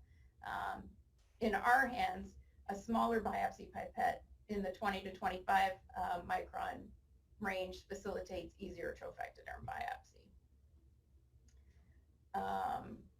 So one of the things we wanted to mention as well was that laser settings are important, and there's different kinds of lasers, fixed and static, all the various brands of lasers, and that it's important to target appropriately. And there's a lot of variability between labs with the laser pulse. So this is just a summary of what you might want to see in a lab. You would want to see this dish. Hopefully most people are familiar with what that dish would be sitting there. It's basically just a petri dish with some dry erase marker on it. And when you hit with the laser on that dry erase marker, you can see the increasing pulses from 1 to 2 to 3 to 4 to 5, all the way up to 10 millisecond pulses. If you go down to this one, and I've certainly been to labs where the laser is just not functioning properly. And if your laser is functioning like this one, obviously there's an issue because you're not targeting properly. Hopefully your laser is going to line up so that you're appropriately hitting your target. If it doesn't, then you need to get into your settings and explore around a little bit. So I thought we'd have a quick look at some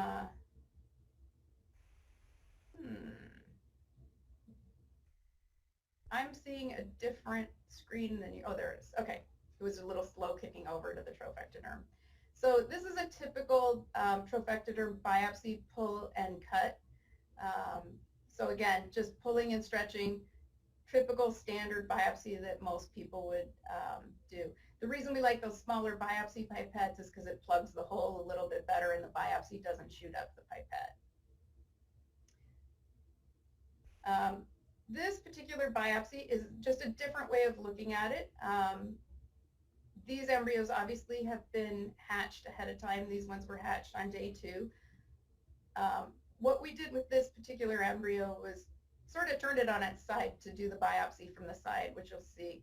And it's still the same pull and stretch and cut with laser to pop that biopsy. But rather than pulling straight out, it gave us a little better purchase on the embryo to be away from the inner cell mass.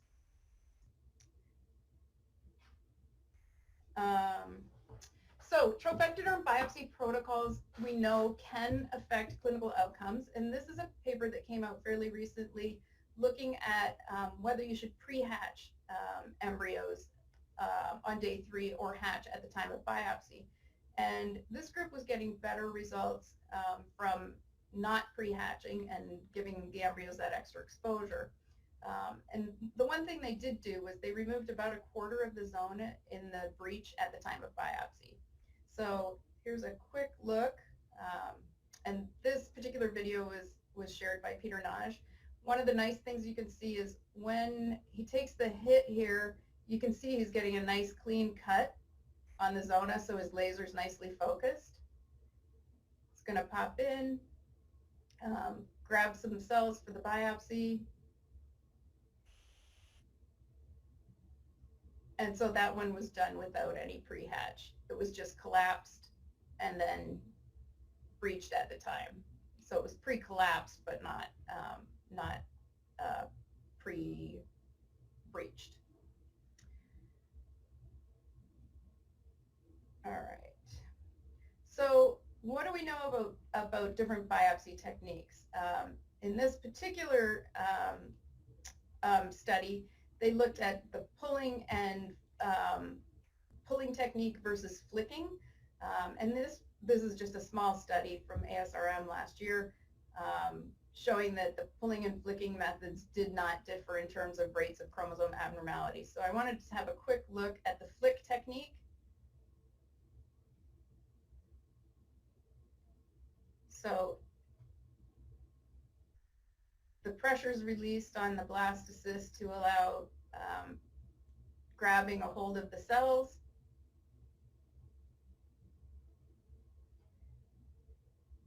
And aspirating some of the cells.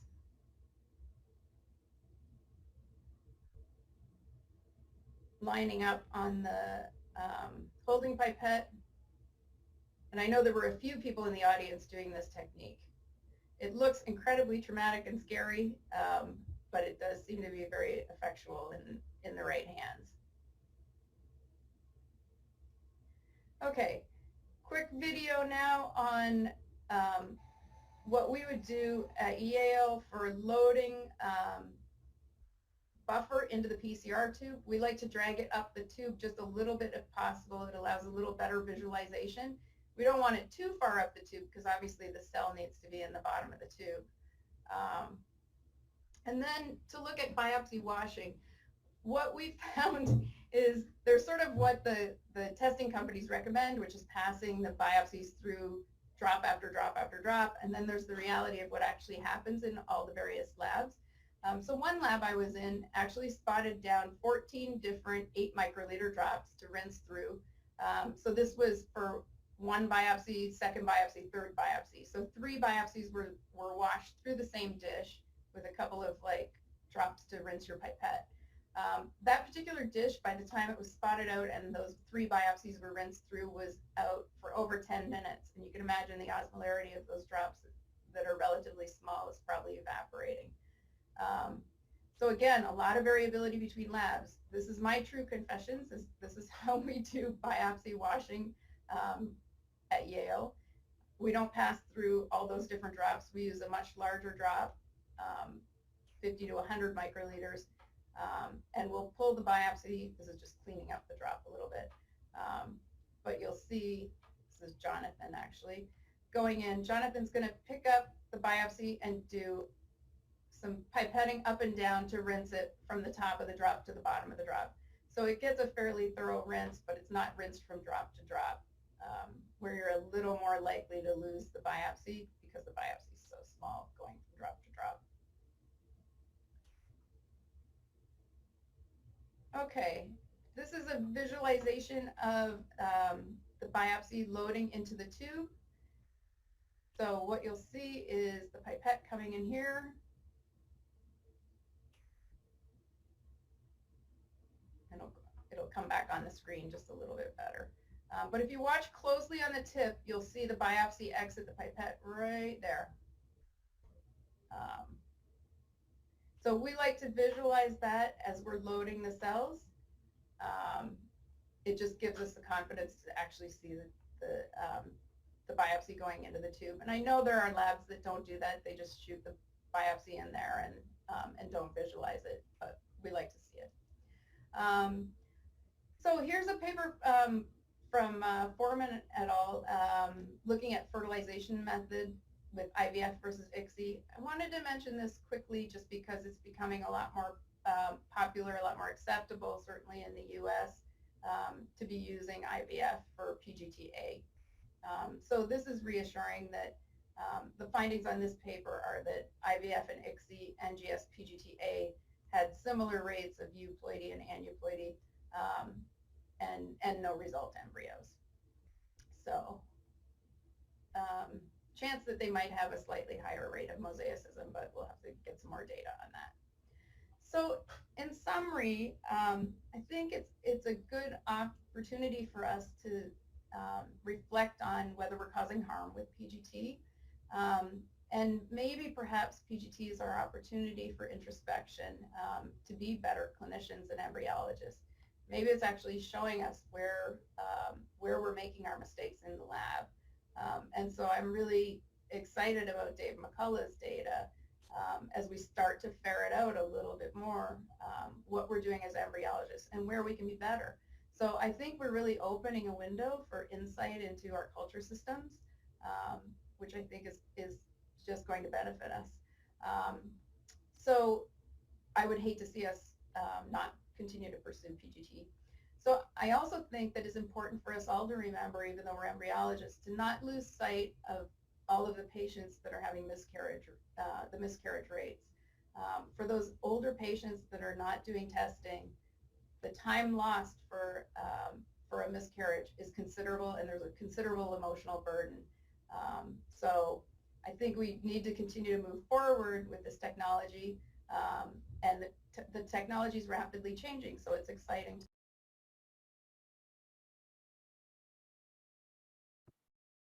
So we are at the end of our session, our fourth session this day, about techniques and how to improve the PGTA in the lab. I wish that you have been interested by this session and by the experience of all speakers. So now I can leave the other session to begin, and thank you very much. It's for you, Dr. Ratby. Thank you, Dr. Sanhaji. Is it okay? Can you hear me?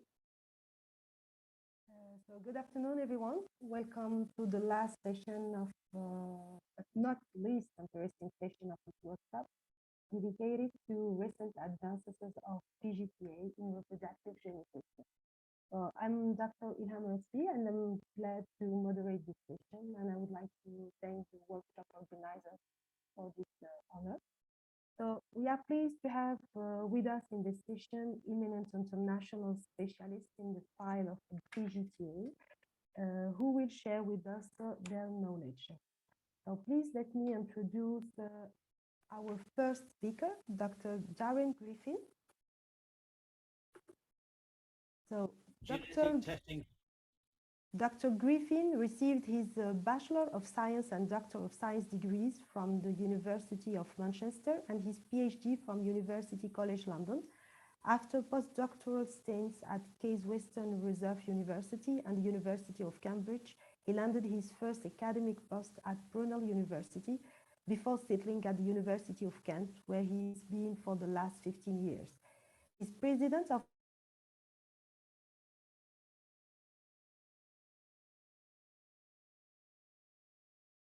Embryology and the Royal Society of Arts, Manufacture and Commerce.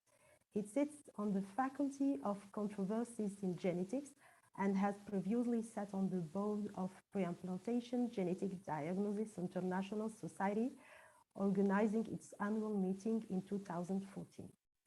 So Dr. Griffin will talk to us about PGT for structural rearrangements, the oft-forgotten third wheel. Very good listening to all.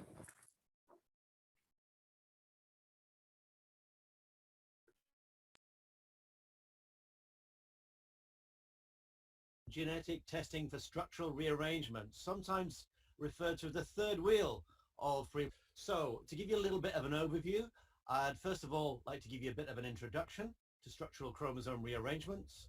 I'd like to talk a bit about the origins and types of balanced chromosome rearrangements. Move on to PGT-SR in practice before discussing some of the issues surrounding PGT-SR, and then finally some conclusions. So, structural chromosome rearrangements, they're among the major abnormalities accounting for infertility And the point is here they involve abnormalities of chromosome segments, not of whole chromosomes. They can be balanced, obviously. So if they're balanced, then there's no apparent loss or gain of genetic material, and carriers are often not affected. They're not affected provided that the arrangement doesn't disrupt genes in any way. But nonetheless, carriers are an increased risk of transmitting infertility, miscarriage, stillbirth, or indeed affected liveborns. Now, they're at risk of having offspring or fetuses with unbalanced translocations. And yes, they can miscarry, yes, they can be stillborn, but of course they can be children with mental and or physical disabilities. So what can we do about it? Well, we can of course do prenatal diagnosis, but that requires an established pregnancy and the termination of any affected fetus. So PGT-SR provides a unique opportunity to maximize the chances of successful implantation, minimize the risk of reproductive wastage, and to select either normal or at least balanced embryos. Now, up until about 2007, we had a pretty good idea of how many samples had been performed. So between 1997 and 2007, there were some like 4,200 cycles performed. More recently, figures are harder to come by, but it's definitely rising, and it's probably over 10,000 by now. What types of balanced rearrangements are there? Well, there can be many, but by and large, they tend to be formed by double-stranded breaks in chromosomes. Those breaks can be anywhere in the genome, but there are breakage hotspots. I won't go into listing all the mechanisms that can lead to structural chromosome rearrangement. You can see them listed there. But usually in a PGT-SR case, we're talking about the carrier parent passing on the abnormality to the child. And by and large, that makes it something like 3 times more likely than a de novo structural rearrangement occurring. These are just some examples of chromosome rearrangement. So reciprocal translocation, you can see in the top left there. A Robertsonian translocation, an end-to-end fusion of 2 acrocentric chromosomes. An inversion here, so in this hypothetical chromosome labeled A to G, the gene order has been rearranged to A, B, C, F, E, D, G. A complex rearrangement, such as the one here, or indeed an insertional translocation. To give you a little bit of an idea of how a translocation, a reciprocal translocation forms, you can see the chromosomes are just lying on top of one another. They both break and then reform in the wrong way. Now that's fine for the individual involved as long as a gene isn't disrupted, but it can be bad news in meiosis. So here we can see the normal 2 chromosomes labeled N1 and N2, the 2 translocation chromosomes labeled T1 and T2. Now these chromosomes have got to get through meiosis, so they've got to pair and they've got to synapse. Now to do that, they've got to form a pairing cross like this. Now both chromosomes, 2 chromosomes can go to one pole, 2 chromosomes to go to another pole. That's called a 2-2 translocation segregation. But in some of these configurations, that's what can lead to the unbalanced gametes. So we can have different types of segregation. On the right, we have what will end up being a normal one, and on the left, an abnormal one. So on the left, we have what we call an adjacent segregation. So the two chromosomes next to one another segregating to the poles, and on the right, the alternate ones segregating. So you can see then on the left, we end up with daughter cells that have both gains and losses of chromosomal rearrangements, like so. Whereas on the right, you can see top right, we have normal chromosomes, and bottom right, balanced chromosomes. So when we then get into meiosis 2, what then happens is that the chromosomes then go and segregate accordingly. So you can see on the right then balanced or normal, and on the left unbalanced. And these are some of the segregations that we can then see. So I've shown you just 2-2 segregations, so these are the ones at the top, but we can of course get 3-1 segregations, where 3 chromosomes segregate to one pole and one to the other, or indeed a 4-0 segregation shown at the bottom here. So that's reciprocal chromosome translocations. For Robertsonian translocations, then again you get alternate and adjacent, and in this case 3-0, So adjacent 1 and adjacent 2, and then these are fertilized by normal gametes. You can see you can get normal, balanced carrier, trisomies, monosomies, double trisomies, or double monosomies. Moving on then to inversions, you can see at the top we have a chromosome that is labeled A, B, C, D, E. 2 breaks in the chromosome, the piece inverts, it refuses like so, such as the new configuration is A, D, C, B, E, which is fine until it tries to work its way through meiosis.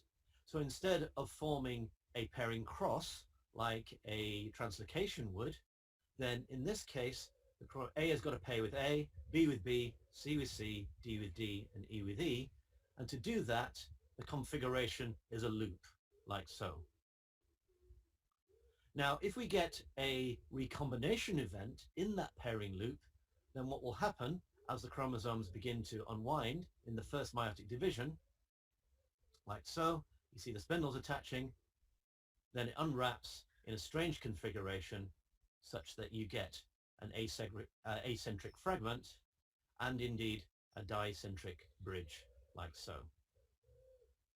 So the acentric fragment not having any centromeres will probably disappear, and then we'll get some sort of breakage here that can impede meiosis, again causing fertility problems, but of course leading to deletions in the chromosome like so, such that when it segregates in meiosis 2, and you can see here now we have certain chromosomes with bits missing, like so.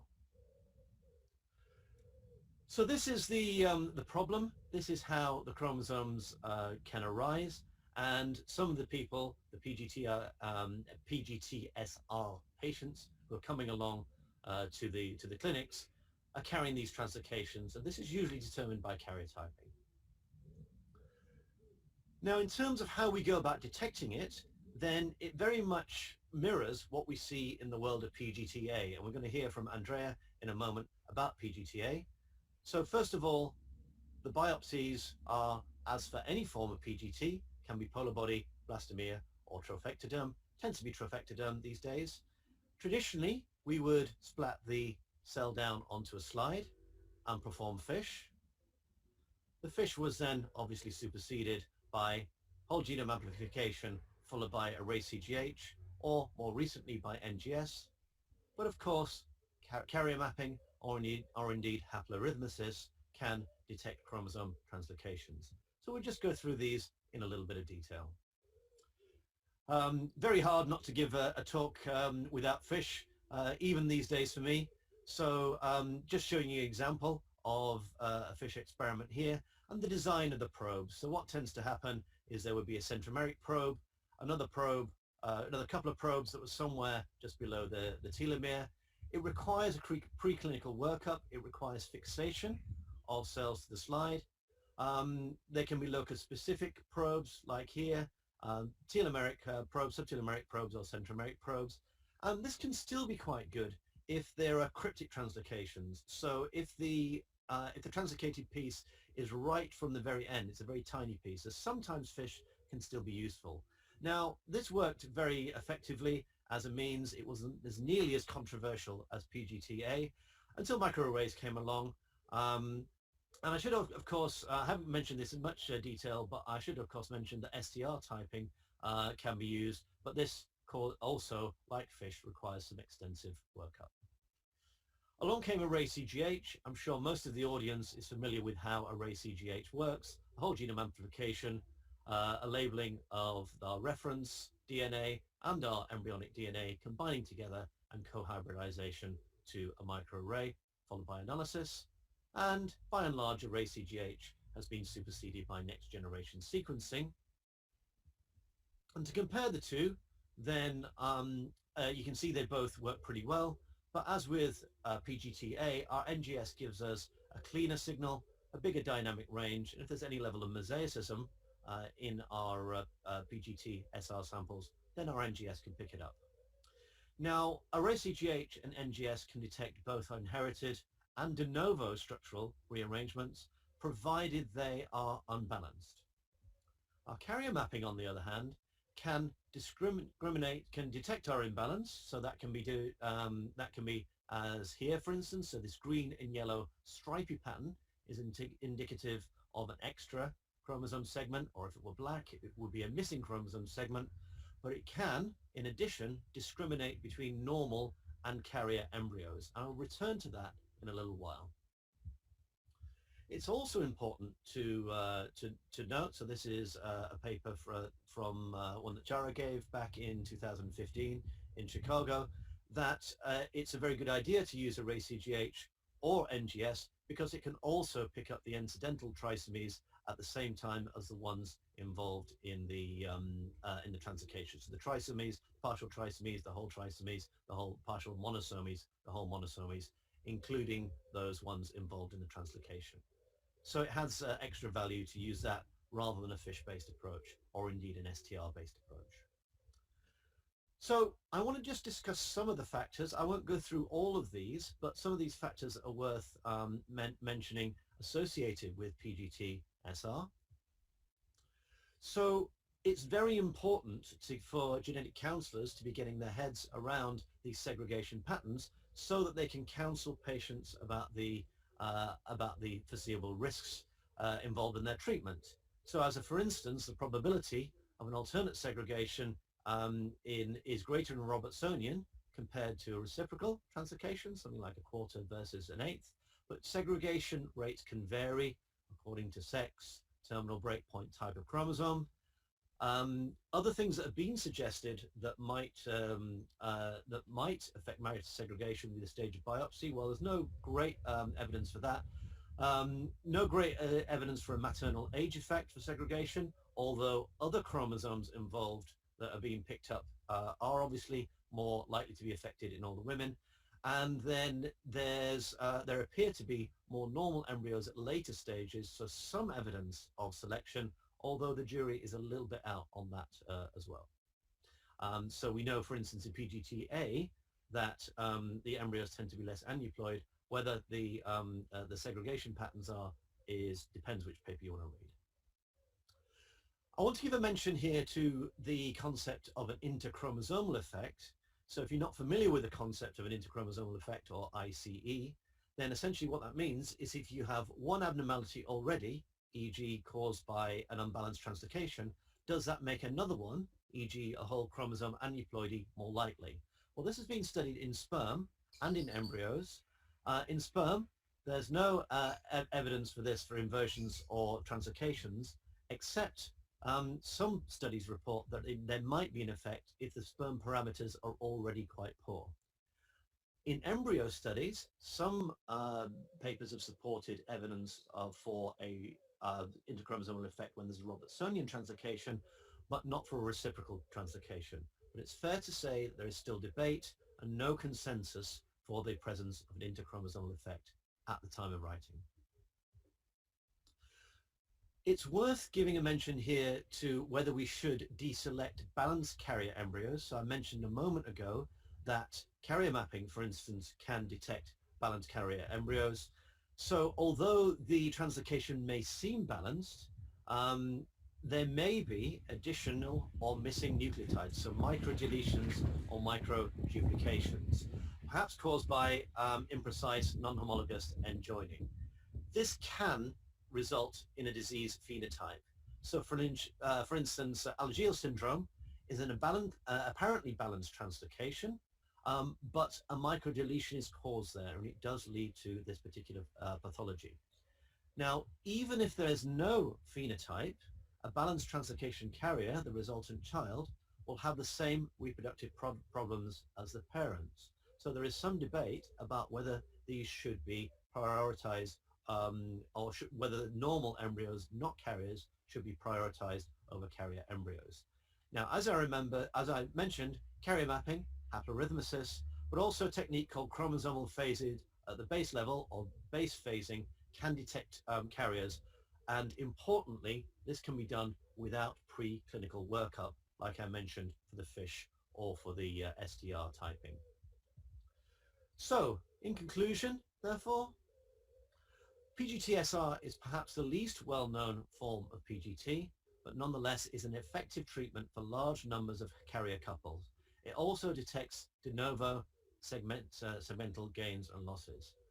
Imbalance is caused by an abnormal chromosome segregation, which can lead to implantation failure, to miscarriage, or to affected offspring. It's basically piggybacked on the technical advances that have come about through PGTA, which, as we know, is far more popular. So by and large, the techniques are near identical for detection. The biggest limiting factor, however, in PGTR is the availability for abnormal or at least balanced embryos. The segregation patterns are affected by the type of translocation. So whether it's reciprocal versus Robertsonian, for instance, or for instance, if it's an inversion or a complex translocation, it's dependent on the chromosomes involved, and it has a sex-related effect as well. It's not per se affected by maternal age, but the number of aneuploid embryos from other chromosomes obviously have a maternal age effect. There are various techniques available. FISH can still be used in rare cases, SNP-based techniques like carrier mapping, but also array-CGH and NGS. Importantly, however, it's very, very crucial that we keep developing and publishing the data sets, because this is constantly a tool for our genetic counselors who, as we know, are the coalface in counseling the patients here. So that's it from me, and on behalf of Chera, thank you very much.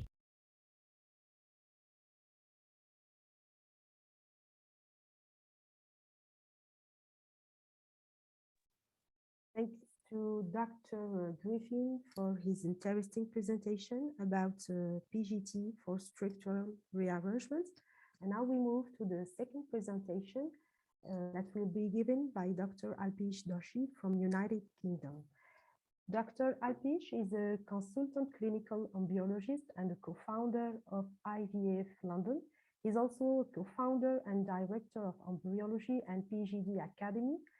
He previously worked at the Center for Reproductive and Genetic Health in the leading capacity as a director of embryology for 19 years and was pivotal in optimizing the success rates. He was also an honorary consultant embryologist at the Reproductive Medicine United Trust.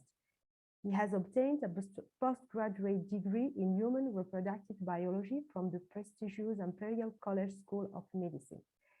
Dr. Alpish is a diplomate of the Royal College of Pathologists and also the European Society of Human Reproductive and Embryology certified senior embryologist. He has been an executive committee member of several international embryology societies and holds a very active interest in promoting education platforms through these professional bodies.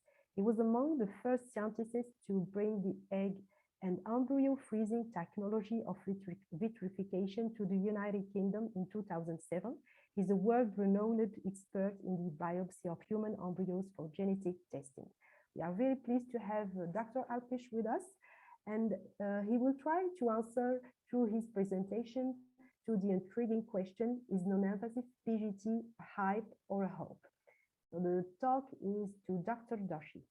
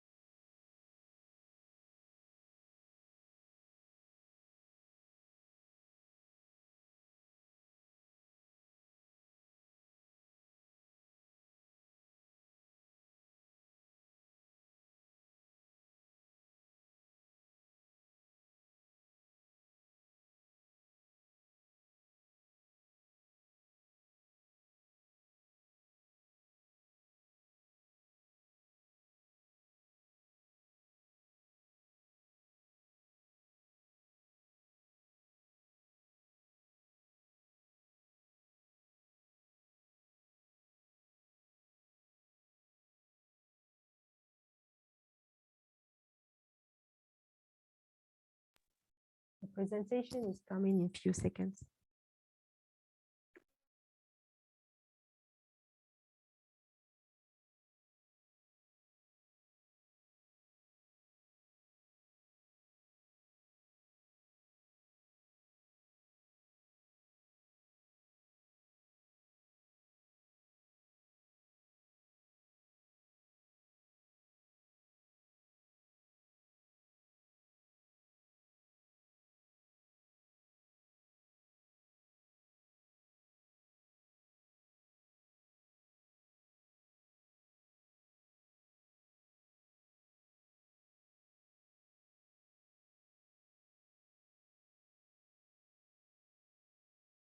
I think giving you a little bit of an overview of it. While waiting for Dr. Dashi's presentation, maybe we're gonna move to the following presentation of Dr. Andrea Victor. Dr. Victor is licensed clinical psychologist and co-founder of the Chicago Neurodevelopmental Center. She received her doctoral training at the Illinois Institute of Technology. Then she completed her pre-doctoral internship in the Department of Pediatrics at the University of Minnesota Medical Center and her postdoctoral fellowship at the Children's Hospital and Clinics of Minnesota. Prior to founding the Chicago Neurodevelopmental Center, she worked as a psychologist in the Department of Psychiatry at the University of Minnesota Medical Center. She develops expertise in cognitive behavior therapy while training and working at the University of Minnesota. She currently specializes in using cognitive behavior therapy to treat anxiety disorders. She also does therapy with children and adolescents who have mood and behavior difficulties. So Dr. Victor is going to talk to us about chromosomal profiling of pre-implantation embryos. Where are we and where are we going? So the talk is to Dr. Andrea.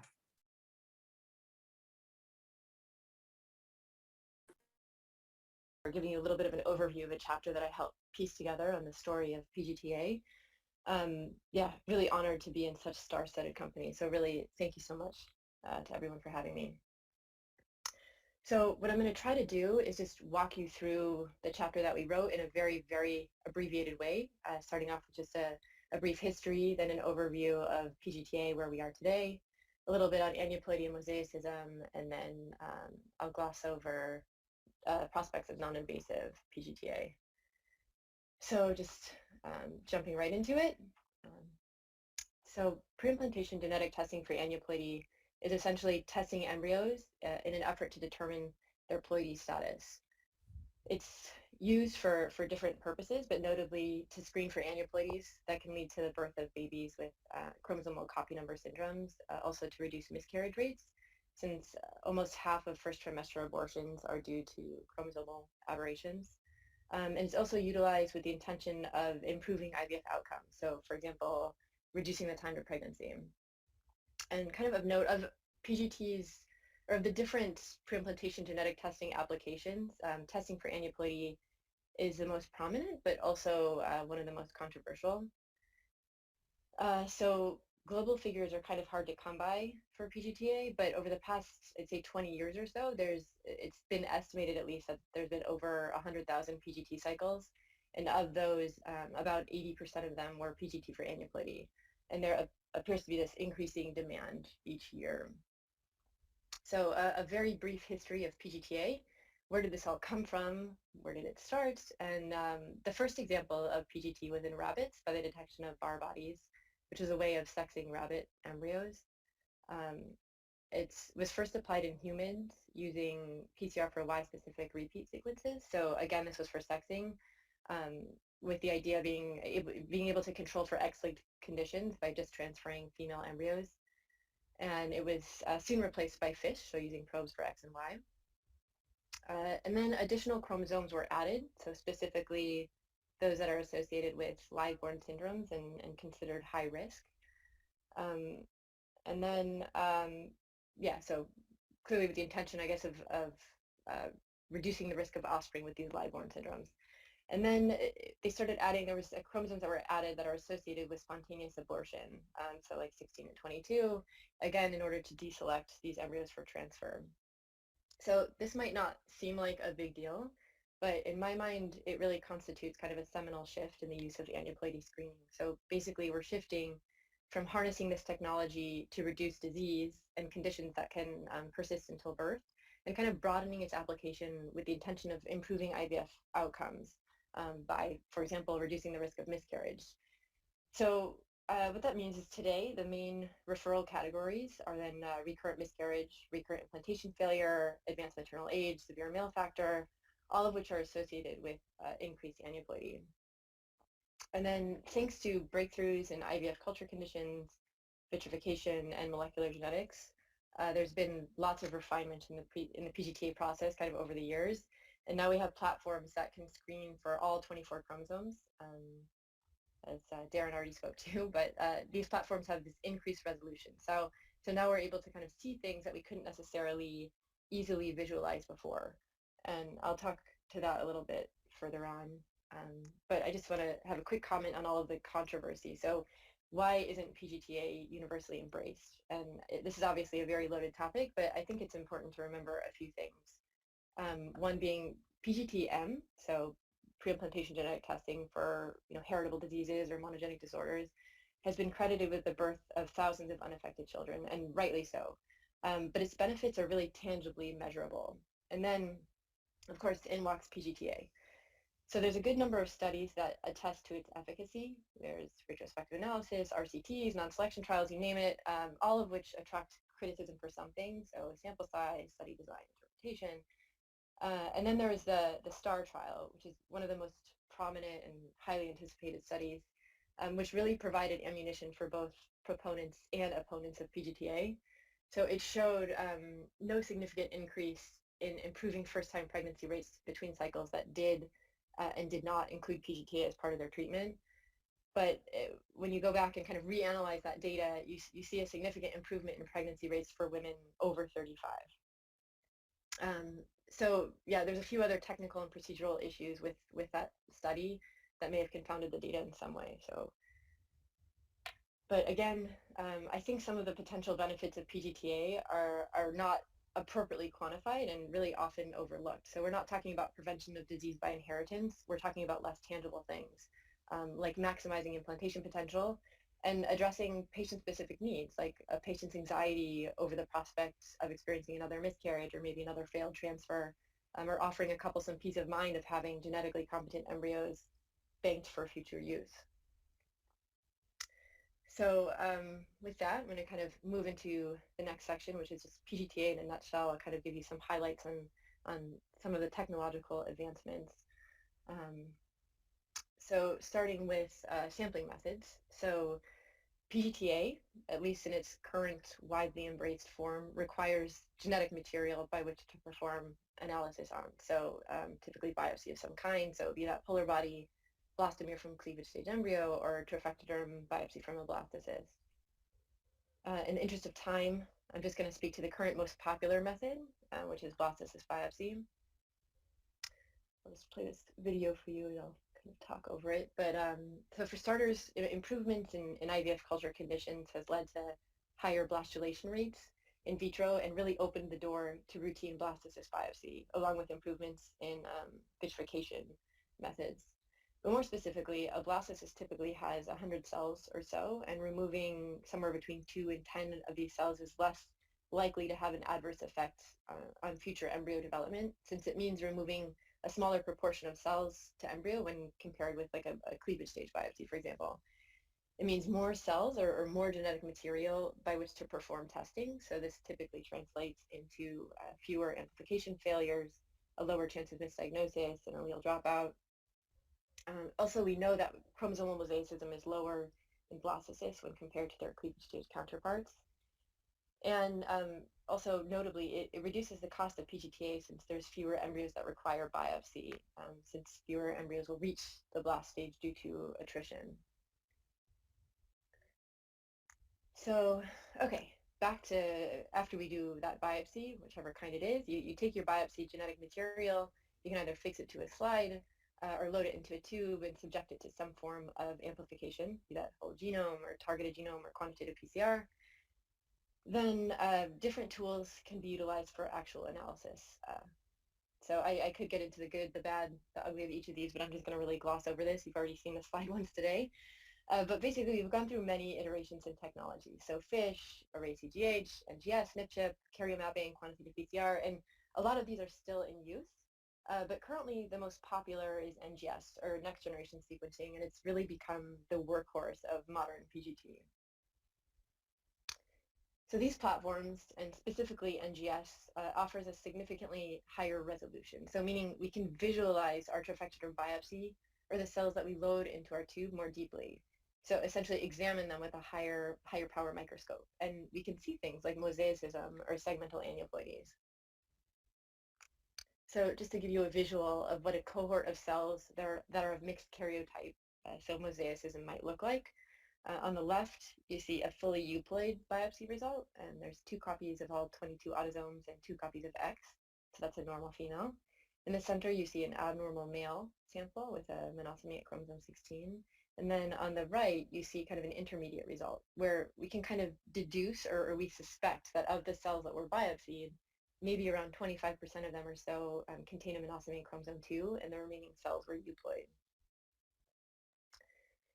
And because of this higher resolution, small segmental gains and losses or subchromosomal aberrations, so not just whole chromosome or full chromosomal issues, can also be picked up in some cases. So these may have been overlooked with previous platforms that couldn't look at genetic material with this level of magnification. So I think that this is all very exciting, and these advances in technology are really shedding light on issues like mosaicism and segmental abnormalities and their prevalence in advanced human embryos. And we're really learning more each day. But with it, of course, it's kind of ushered in a whole host of other questions and issues that need tackling. So to me, it's kind of, I live in San Francisco, and the fog, especially in these summer months, it just feels kind of analogous to this whole thing. So as soon as you think the fog is clearing up, it just rolls right back in again. So these technological advances in PGTA have offered us lots of clarity into the human blast, but we pretty quickly find ourselves back in the dark trying to tackle all these new questions that they present. So what do we do with this additional information? You know, how do we manage it clinically, or what does it all mean? Next I'm going to, I guess, not really address those questions here, but I'm going to move right into our next section, which is aneuploidy and mosaicism. Just kind of what we know. So this is a small diorama of a euploid embryo. So we see a normal complement of chromosomes in each of the cells. Then here we see a uniformly aneuploid embryo, which has extra or missing chromosomes in all cells, but such that all cells are karyotypically concordant to one another. And this also includes embryos with uniform segmental aneuploidies. Then we have a cartoon here of a mosaic embryo, which contains 2 or more chromosomally distinct cell populations in an embryo or a fetus, so including the placenta. So it could contain, you know, a euploid and aneuploid cell lines, or 2 aneuploid cell lines that are not concordant, and so on. So aneuploidy, the headlines, it's aneuploidy is the leading cause of mental retardation in humans. It's the leading cause of pregnancy loss, a leading cause of obstetric complications like IUGR. It can lead to imprinting syndromes through UPD. It's a leading cause of infertility and a leading cause of repeated IVF failure. So it seems like aneuploidy is bad, and we should kind of do what we can to deselect aneuploid embryos for transfer in an IVF cycle. However, like most things, is it really that simple? You know, what about mosaicism? So mosaicism in human IVF embryos, what do we know? So we know it was first detected in humans by FISH in 1991 by Professor Griven. So obviously your previous speaker and also one of your moderators, so feel free to direct all questions to him.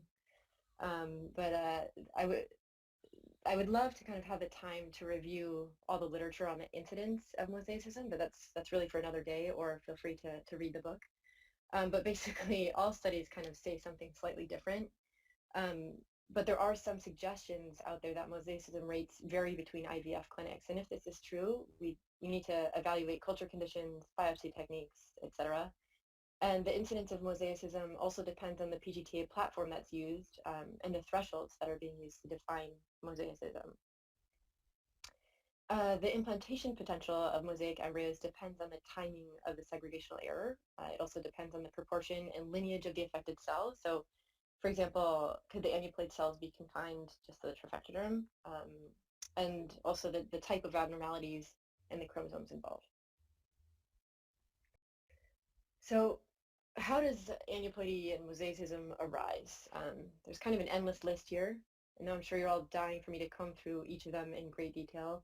I'm just going to give you one quick example of one of the most characterized mechanisms, which is anaphase lag. So anaphase lagging is essentially the failure of a single chromatid to be incorporated into the nucleus, so resulting in the monosomy of that chromosome. It occurs when that chromatid fails to attach to the spindle, or when the chromatid attaches to the spindle but just fails to be incorporated into the nucleus. So that unincorporated chromatid often forms its own little micronucleus, which typically just degrades over time. So in this little cartoon on the right of a cleavage stage embryo, the abnormal mitotic event, which in this case was anaphase lagging, occurred during cleavage stage division. And then the resulting blastocyst has two karyotypically distinct cell lines. So we see euploid cells, and we also see monosomic cells stemming from that monosomic cell that resulted from the anaphase lagging event. I'm going to show you this really quick video where we start with a euploid cell, and the chromosomes are labeled in green and the mitotic spindle in red. And during cell division, you see the chromatid that gets left behind during segregation and forms a micronucleus. Let me see that. There it is. And so to me, this video is just super cool. So you start with this euploid cell, and now after mitosis, there's one euploid cell and one aneuploid cell. So we actually visualize the making of mosaicism.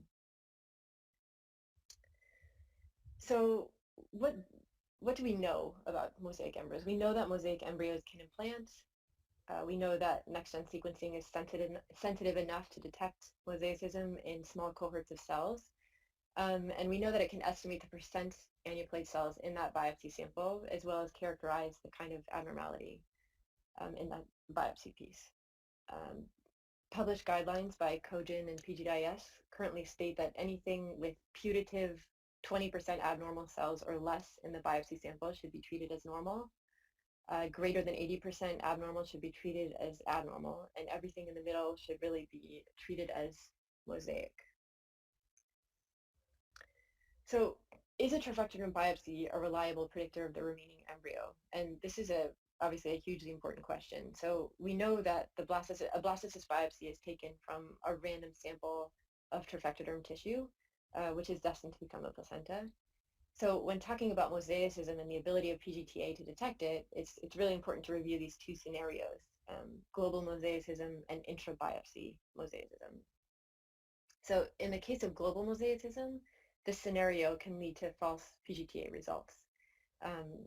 It works on the scale of a blastocyst and does not get detected from a trifectoderm biopsy. So the result is not an accurate snapshot of the remaining embryo. And this embryo, for example, could then be wrongfully diagnosed as full and uniformly aneuploid and simply discarded. The good news is the case of global mosaicism appears to be very, very rare in instances of whole chromosome aneuploidy. So there's been some studies now that have shown that when a trifectoderm biopsy displays a fully aneuploid result, over 97% of the time the ICM is also aneuploid. I should mention that segmental aneuploidies, however, are definitely significantly less concordant, and the jury's still out on what and how to handle these, but it seems like we shouldn't be discounting them just yet. So in instances of intra-biopsy mosaicism, on the other hand, the mosaic composition is captured by the PGTA result in the trifectoderm biopsy, though we still don't necessarily know if the percent aneuploid cells or the aneuploidies present in the biopsy truly represent that of the remaining embryo or the ICM. And PGIS and Cogin say in the absence of a euploid embryo that mosaic embryos can be transferred. This is based on studies showing that mosaic embryos do or can lead to seemingly healthy births, although at decreased implantation rates. So I think I might be running out of time, but I just want to gloss over the prospects of non-invasive PGTA. So even though studies have shown that trophectoderm biopsy does not affect embryo viability, it's still a very labor-intensive process, and that also means expensive. So it's one reason people are evaluating non-invasive PGTA methods. So let's start with just looking quickly at spent culture medium. This is essentially collecting and evaluating the medium that the embryo is cultured in and evaluating that medium for ploidy. So it's trying to look at cell-free DNA derived from the embryo, although the mechanism by which this is derived is still really unknown and not well characterized. But right now the results are kind of mixed as far as concordance between trophectoderm biopsy and spent culture media. But we might not need a one-to-one substitute of trophectoderm biopsy. So maybe there's a place for a low-resolution screening tool for labs that don't perform trophectoderm biopsy. But people are still kind of refining this technique, and who knows?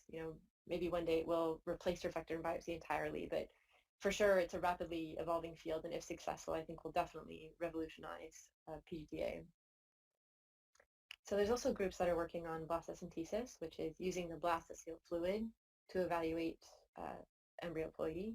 So the way that can be done is you can extract that blastocele fluid by inserting the ICSI needle and just aspirating it out of the embryo cavity. And then this fluid is essentially what's used to evaluate for ploidy. So blastocele fluid alone has kind of displayed mixed results as far as concordance with trophectoderm biopsy is concerned from different groups. But there are groups that have reported pretty good concordance between trophectoderm biopsy when they compare it to a combination of spent culture media and blastocele fluid. So when they pool those two things together. And then last on my list of non-invasive methods is, last but not least, is morphokinetics and time-lapse. So some studies have shown that embryos exhibit different kinetic behavior in cell division patterns according to their ploidy. And others have really refuted that claim. Some are looking at a correlation between morphokinetic patterns and implantation potential rather than strict ploidy status. So this may not necessarily replace PGTA, but could instead offer benefit to perform in parallel. So just kind of quickly sum things up. Still heated controversy on the efficacy of PGTA, but it's biopsy, usually of the trophectoderm. Diagnosis is predominantly by NGS, and higher resolution platforms have really provided us new insight and given us a lot to think about, and probably moving forward, only more things to consider. There's great promise for non-invasive PGTA, especially spent media, and who knows, maybe one day every embryo will undergo some form of PGTA as a snapshot for the overall health or implantation potential of an embryo. And with that, yeah, thank you, everyone.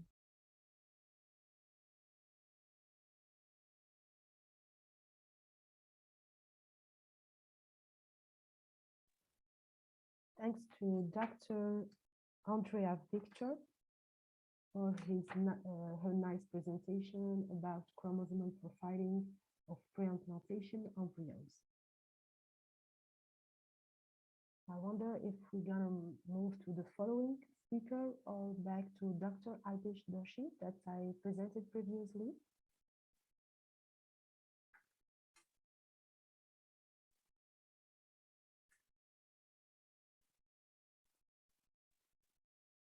Yes. So the following speaker this is great fun. Professor Joe Leigh Simpson from USA. Professor Simpson is chair and professor at the Department of Human and Molecular Genetics and at the Department of Obstetrics and Gynecology. Joe Leigh Simpson received his medical education and training at Duke University. He subsequently trained in obstetrics and gynecology and in pediatrics at Cornell University Medical College. and took laboratory training in cytogenetics. Previous positions were at Northwestern University and as a chair at University of Tennessee, Memphis, and then Baylor College of Medicine. He's certified in medical genetics as well in obstetrics and gynecology. Dr. Simpson has played leadership role in many professional organizations. So his presentation will be about the future of PGTA.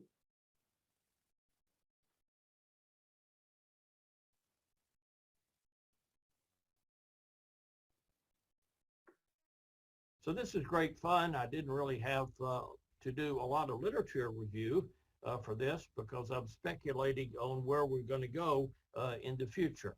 And I'd like to note the collaboration that I've done with Reproductive Genetics Innovation, whose faculty members are also members of the FIU faculty.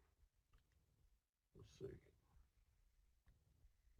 Trouble advancing it.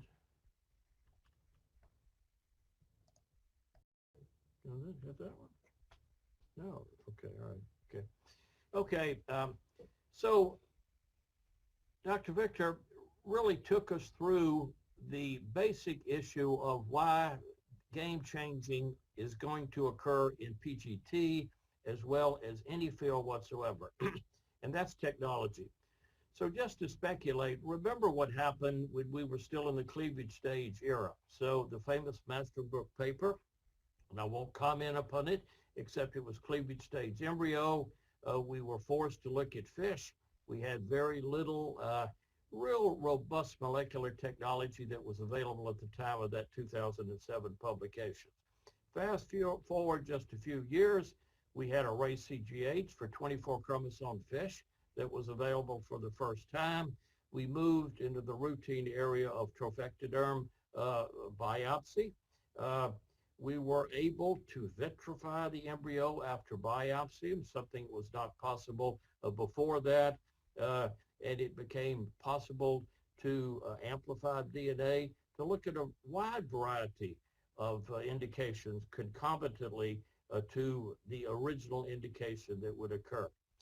So I'd like to comment about, follow up what Andrea just said about the application of cell-free DNA, because that is the most immediate area of advance, and one in which with 100% assurance I can say this is going to be a game changer in ways that Andrea did not mention.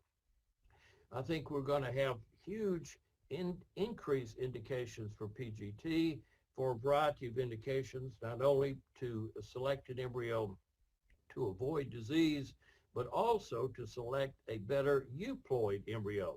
And finally, I'll speculate just a little bit at the end about the potential role for gene editing. So in the area of cell-free DNA, there are three areas, and the first one has been alluded to by the previous speaker. But the concept is basically the same in all of the potential indications that we have indicated. I'd like to start with in which there is a tremendous literature, and that's the concept of cell-free DNA in maternal plasma, because I believe we're going to apply that to confirm the accuracy of PGTA, and we're going to use that to indicate which individuals should have PGTA to reduce the frequency of miscarriages and which ones might not. And then finally, as we have alluded, there's a cell-free issue in culture media that I will not need to comment any further on. So here's the concept. In maternal plasma, during pregnancy, there are short fragments of maternal DNA as well as fetal DNA. So these are presumably evolved from apoptotic and other mechanisms in which cells that are not performing well are jettisoned so that they do not mess up differentiations in those that are normal.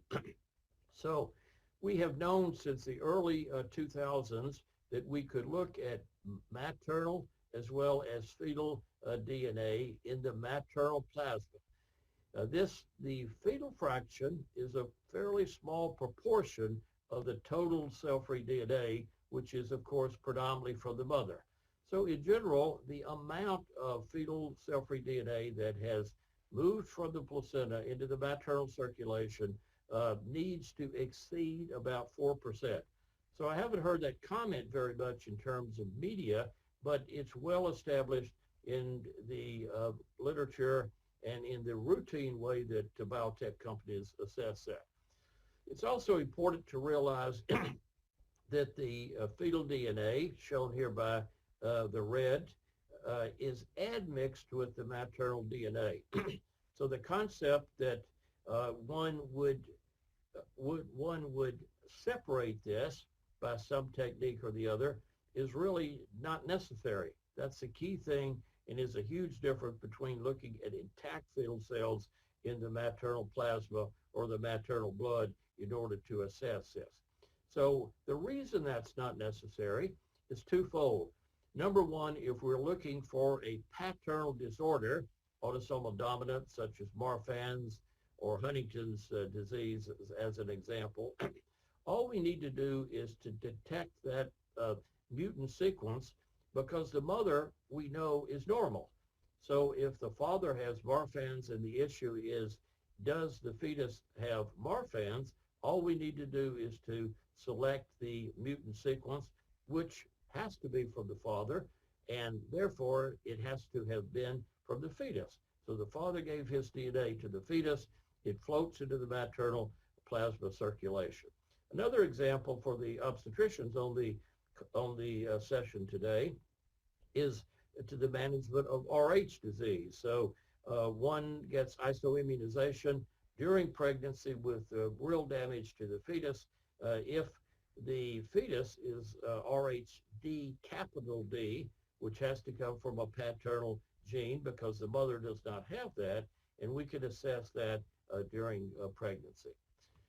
But what happens in terms of chromosomal abnormalities, which is the main interest that we may have here? The main interest here is that when you have trisomy 21, you have 3 chromosomes, all being each expressing a small amount of transcript, but we could manage by looking at the DNA content. So here we're not looking at the qualitative difference that we did for monogenic disorders that I illustrated previously, but we're looking for numbered amount of DNA. So here's the principle. We know what the reference sequence is from a great deal of prior art, and we know that most of the maternal cell-free DNA is from the mother, and there is a portion from the fetus, but we can't really tell the difference between the orange and the purple bars right here.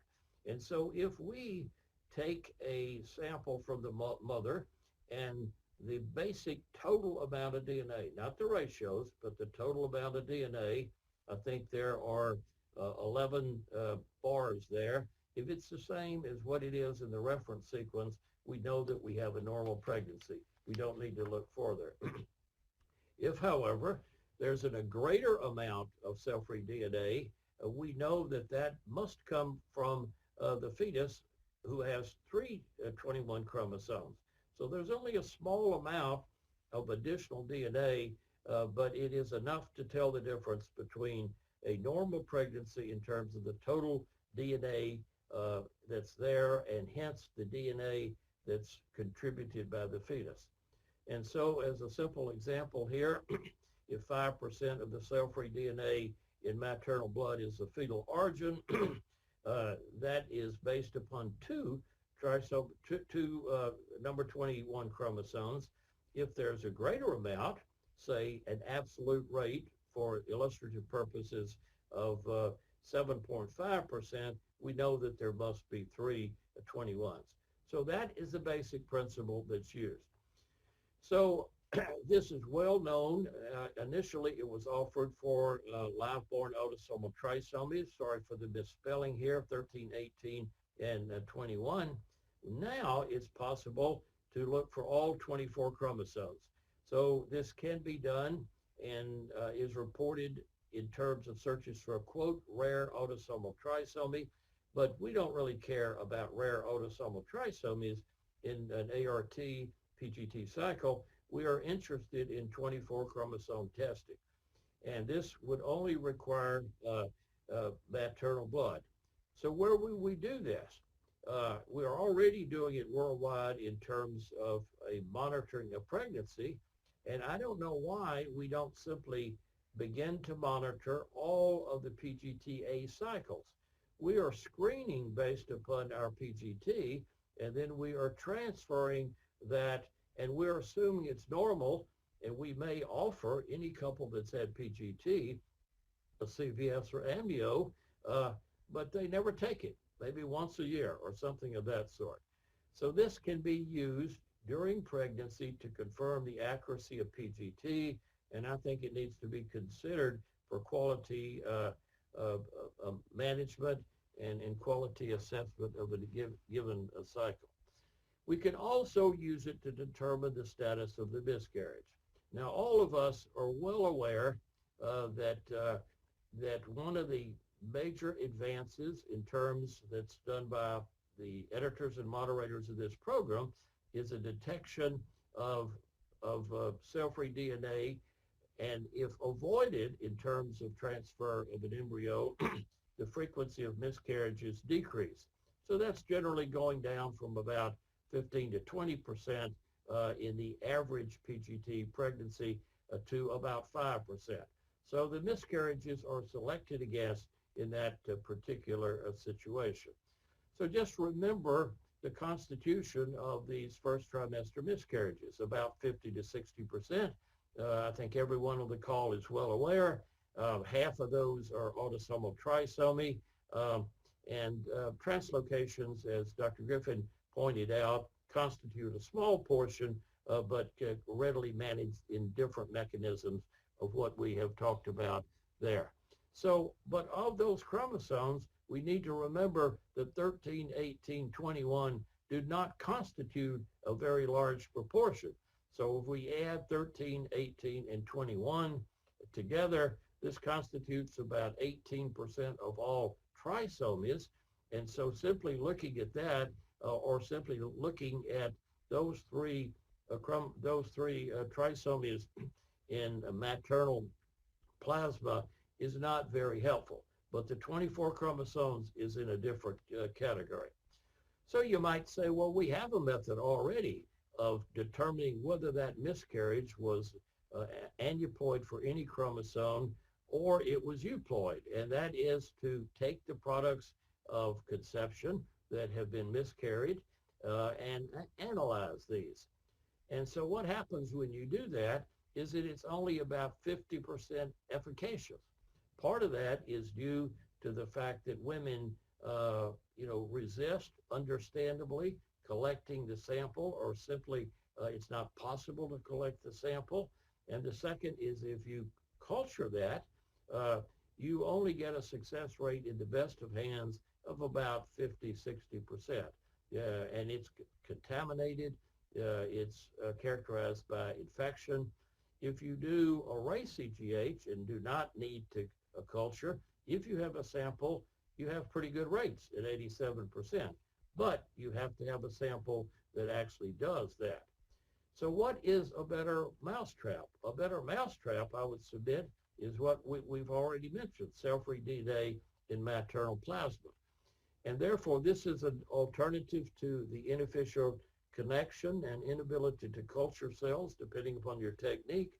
24 chromosome DNA, it's already available, and in certain circums, it's going to be just as available as what we use to screen for the trisomies.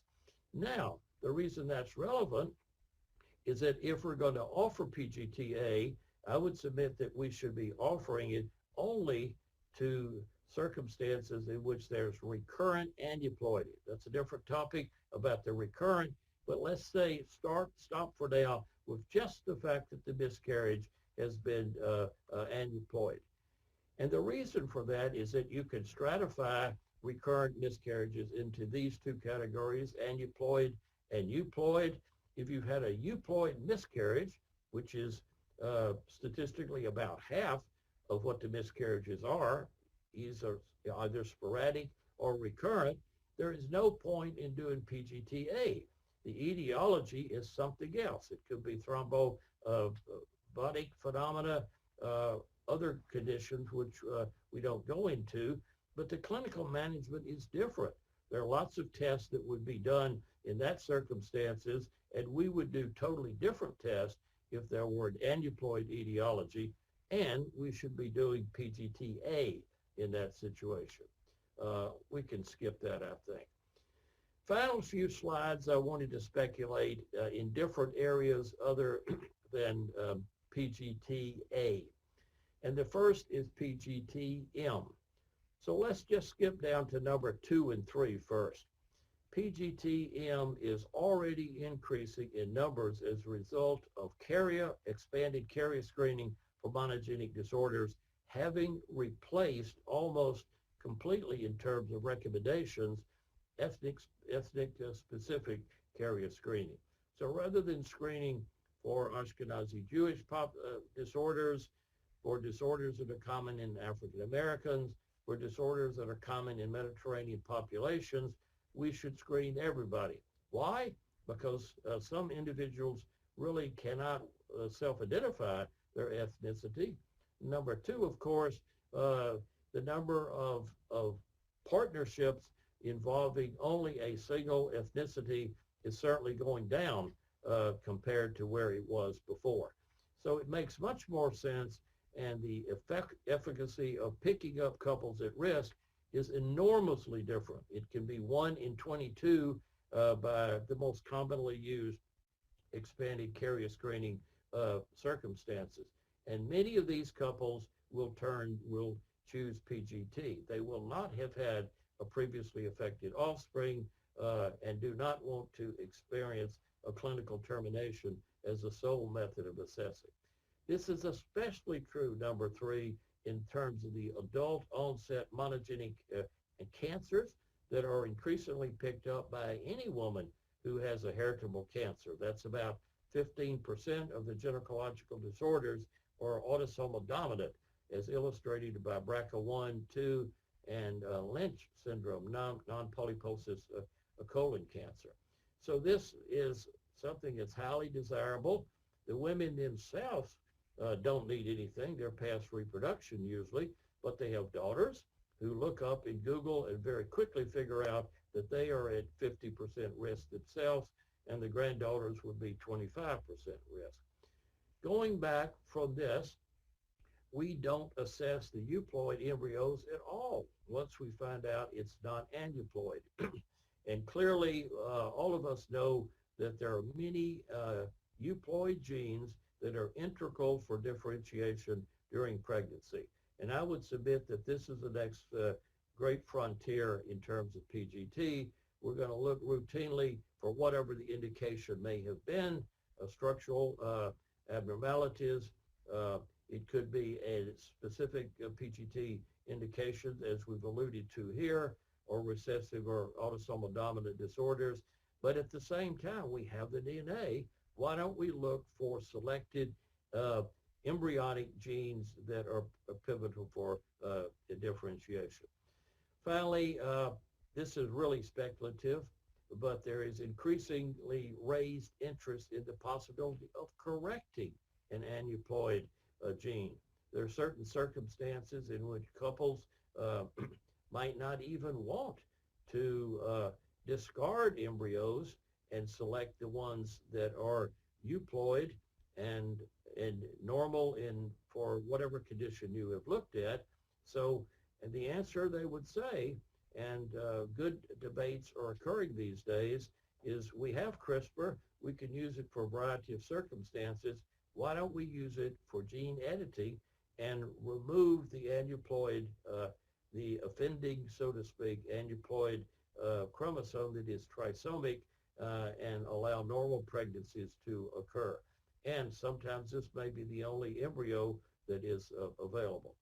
So I think we've gone over areas that really are plausible. So just to remind you, in closing here, we've looked at cell-free DNA, which I believe should not only be explored in culture media, but without argument about whether 80% at best is good enough to assess the embryo, I would say already right now we can use this to determine the status of a miscarriage, which would be an indication for PGTA. I think in terms of single gene disorders, the PGT field is going to increase in numbers, partly and perhaps even mostly as a result of indications due to expanded carrier screening, as well as women who have gene panels in order to facilitate their treatment of heritable cancers, but has the dividend, so to speak, that their offspring will be identified and will seek PGTA. And finally, gene editing, as we talk about all the time, is great fun to speculate. It is science fiction, but sometimes science fiction comes through. So I'd like to thank Gary and Darren for inviting me to participate in this very efficient and well-won session here. Thank you. So this is great fun. Thanks to Professor Simpson for his interesting and promising presentation about the perspectives of PGT in the future.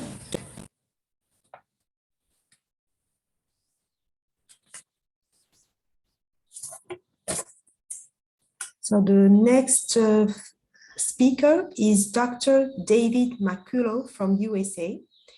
Dr. McCullough is a researcher associate professor at the Department of Obstetrics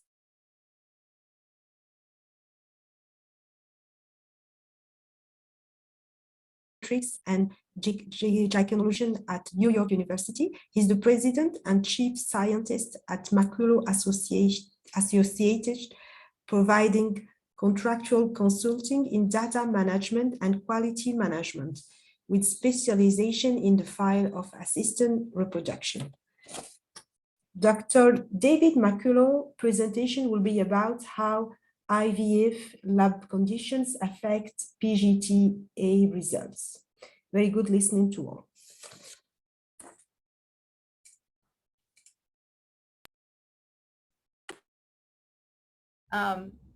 Yeah, I think there's an overarching message from all of us that every lab has their own way of doing things. There's no one-off recipe, and I think that's one of the fun things that I find when I go out and do CAP inspections or when I offsite a lab and I see how my solutions don't work in every lab, and every lab has to find their own little ways of coping and know their own data. So I'm going to talk about embryo selection and considerations that all labs, I think, kind of go through are thinking about minimizing your embryo exposure. So how many times do you take the embryos or the eggs in and out of the incubator? Are you using media that we were just hearing about, single step media or sequential media? And there are more labs using time-lapse now. So is time-lapse a consideration for your lab? Or are you doing cleavage observations? Are you using those cleavage observations on day 2, day 3, day 4? Are you really using the data that you're collecting? And one of the things that I notice when I go out to a lot of different labs is they're busy writing all the data down, but they don't necessarily utilize that data to make clinical decisions. So I think it's all something to think about and be introspective about. Is your lab doing assisted hatching? If so, what day? The number of embryos that you have available, does that determine whether you would consider doing a day 3 or a day 5 transfer? Some labs think a lot about uterine synchrony, and there are certainly more and more labs in the US that are turning into cryo-all, where they virtually cryo every cycle, freeze all their embryos, and then bring the patient back for an FET cycle later. And I think it is important to know your own data. That being said, hopefully my slides are going to advance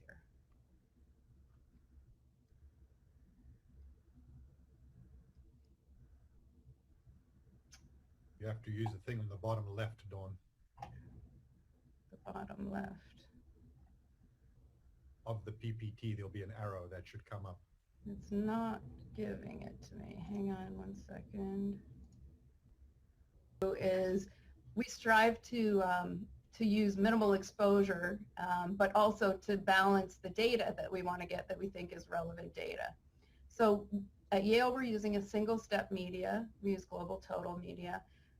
We do not use time-lapse, but we do a snapshot view, which is a day 2 observation, which is one of the primary algorithms that are used for time-lapse.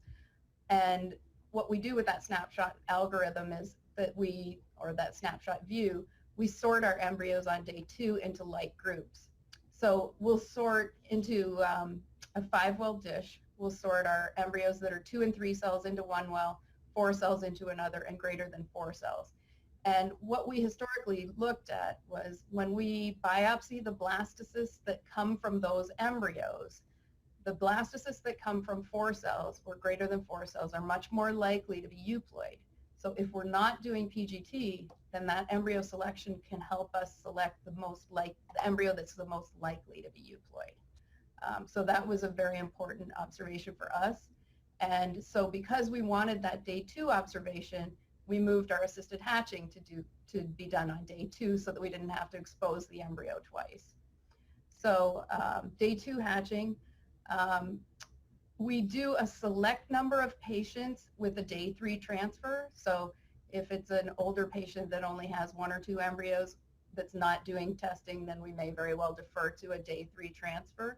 Right now at Yale, across all ages, we have a lot of poor responders. Across all ages, we're at about 30% day 3 embryo transfers. We also do select cryo-all depending on a few factors. We do select cryo-all when the progesterone is elevated on the day of trigger. So for us, using a Roche E411, that means a progesterone of 1.2 nanograms per mil. And that's where our pregnancy rates start to drop.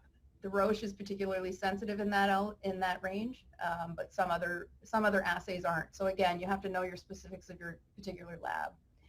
We also at Yale would turn into a cryo-all if we had a very early blastocyst like the one shown at the bottom right.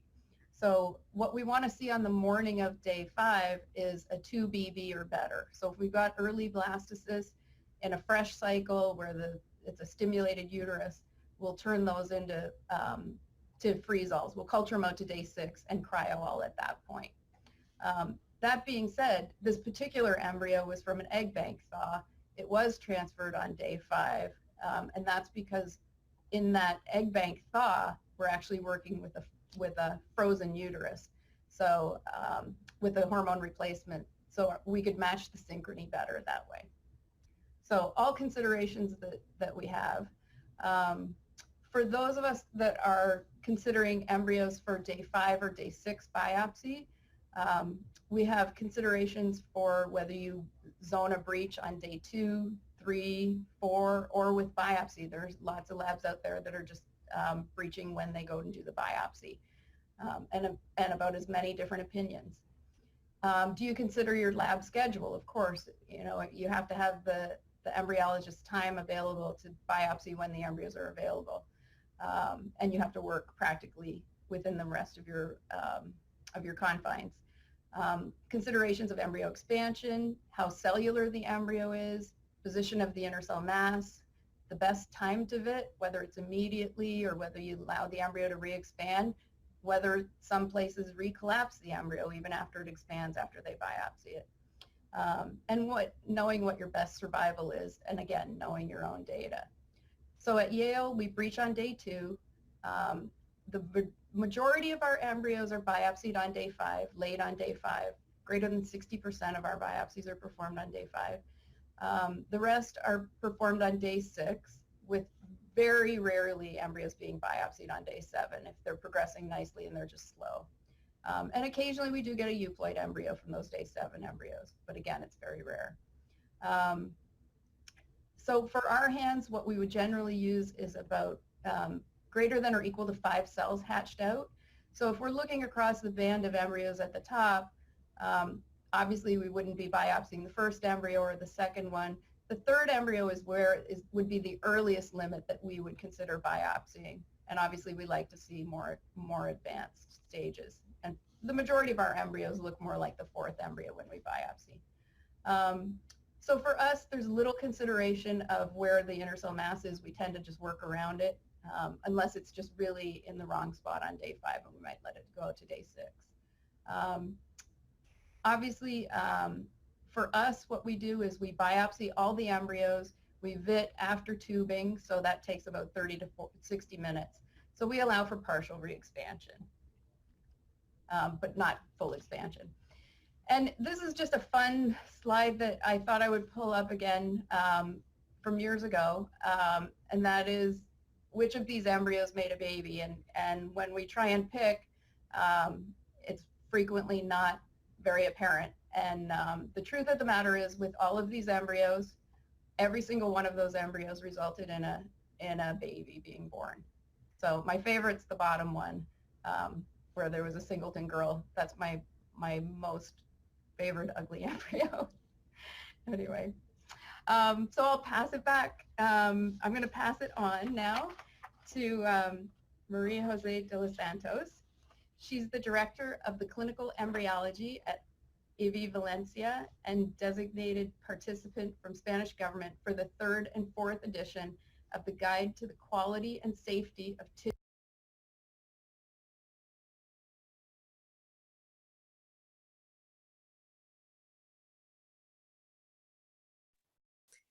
Thank you for this interesting presentation. Now we move to the last presentation that will be given by Dr. Alpesh Doshi from UK.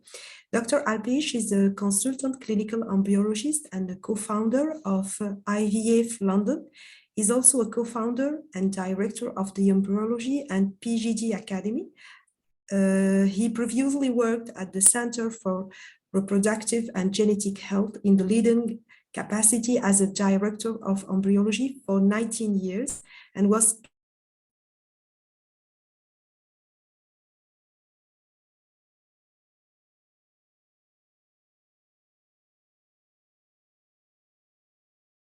He has obtained a postgraduate degree in human reproductive biology from the prestigious Imperial College School of Medicine. Dr. Alpesh is a diplomate of the Royal College of Pathologists and also an European Society of Human Reproduction and Embryology certified senior embryologist. He has been an executive committee member of several international embryology societies and holds a very active interest in promoting education platforms through these professional bodies. He was among the first scientists to bring the egg and embryo freezing technology of vitrification to the UK in 2007. He's a world-renowned expert in the biopsy of human embryos for genetic testing. Welcome to Dr. Alpesh. He will be in live with us, and he will try to answer through his presentation to the intriguing question, is non-invasive PGT a hype or a hope? So the talk is to you, Dr. Alpesh.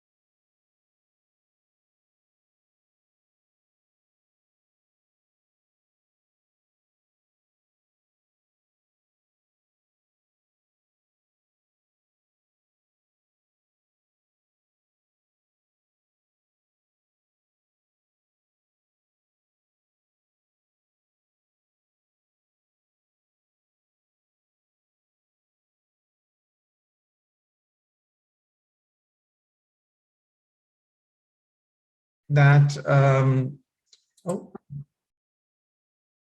hello, can you hear? You can share your screen now. Oh, sorry, what happened? I don't know what happened. Yeah, can you see my screen now? Yeah. Yes, yes, okay. Perfect, yes, perfect. okay. All right, brilliant. So I will now show you some videos about how invasive testing is done, such as polar body biopsy and cleavage stage biopsy. So let's look at the video on the left-hand side is where we do the polar body biopsy. You can see we make a small channel in the zona pellucida using a laser. And we take out both the first and the second polar bodies. And of course, this technique is very antiquated now. Clinically, we do not perform any polar body biopsies per se, and everything has now moved towards trophectoderm. The same can be said about the cleavage stage biopsy as well, and you can see that in the video on the right-hand side, that's a cleavage stage embryo, an 8-cell embryo. We breach the zona pellucida. And of course, the way we breach the zona pellucida is again, small bites of laser. And by making an opening, which is around 20 microns in diameter, we would aspirate 1 or 2 cells out of the embryo. And what we tend to do is by gentle aspiration, we insert the pipette, the biopsy pipette into the embryo and aspirate one of the cells out.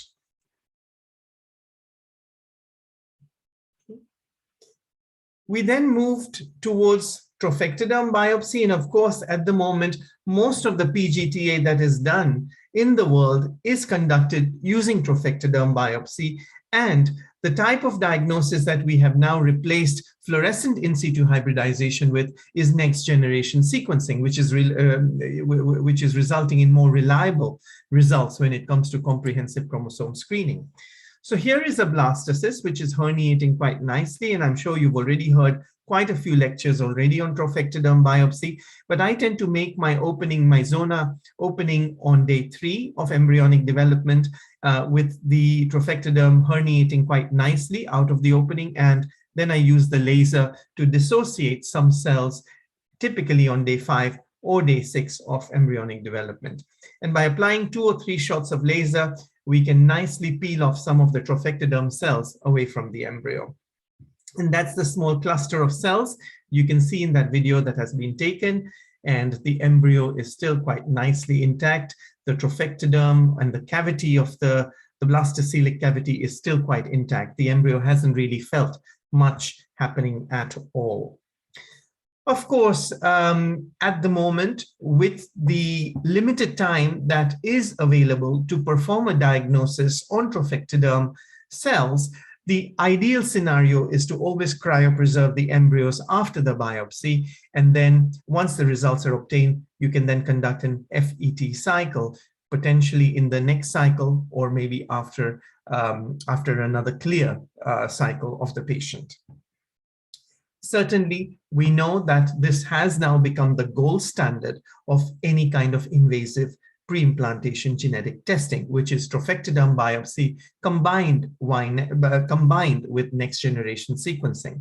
We've seen that this is certainly by vitrifying the embryos, this has given us very good survival rates of the embryos and coupled with very good pregnancy rates as well. So we now move to non-invasive pre-implantation genetic testing. And of course, the theory for the non-invasive PGT relies on genomic DNA being secreted into the culture media in which the embryo is growing. So typically, if you're using a single-step media, then you just need to have a very confined volume of drop in which the embryo is growing. And whilst the embryo is developing, it will release some cell-free DNA into the culture media, which can then be sampled at a certain stage of pre-implantation embryonic development. Typically, the studies that have been published so far have relied on sampling of the culture media between day 4 and day 5 of embryonic development. The aim of the whole testing is to sample some of this culture media and then amplify the DNA using next generation sequencing to look at the status of the embryo. The advantage of non-invasive PGTA is that it is a non-invasive technique, as you know, and purely relies on spent culture media. And by using spent culture media, you're essentially not compromising any area of the embryo, because this is waste products. So the validation model in the earlier years included ICSIing the embryos, of course, culturing the embryos till day 3, and then individualizing the culture from day 3 onwards. And typically, once the embryos have made it to the blastocyst, you do take a trophectoderm biopsy to kind of validate the findings of the spent culture media or the non-invasive testing. You compare the results of the trophectoderm biopsy with the results from the non-invasive testing. And you can also look at the remaining blastocysts to look for concordance. And of course, all this testing, whether that was trophectoderm biopsy, whether that was spent culture media, or the remaining embryo, was all done by by next generation sequencing to look at the comprehensive chromosome testing. There have been many studies around the use of non-invasive PGT. And this work started as early as 2016.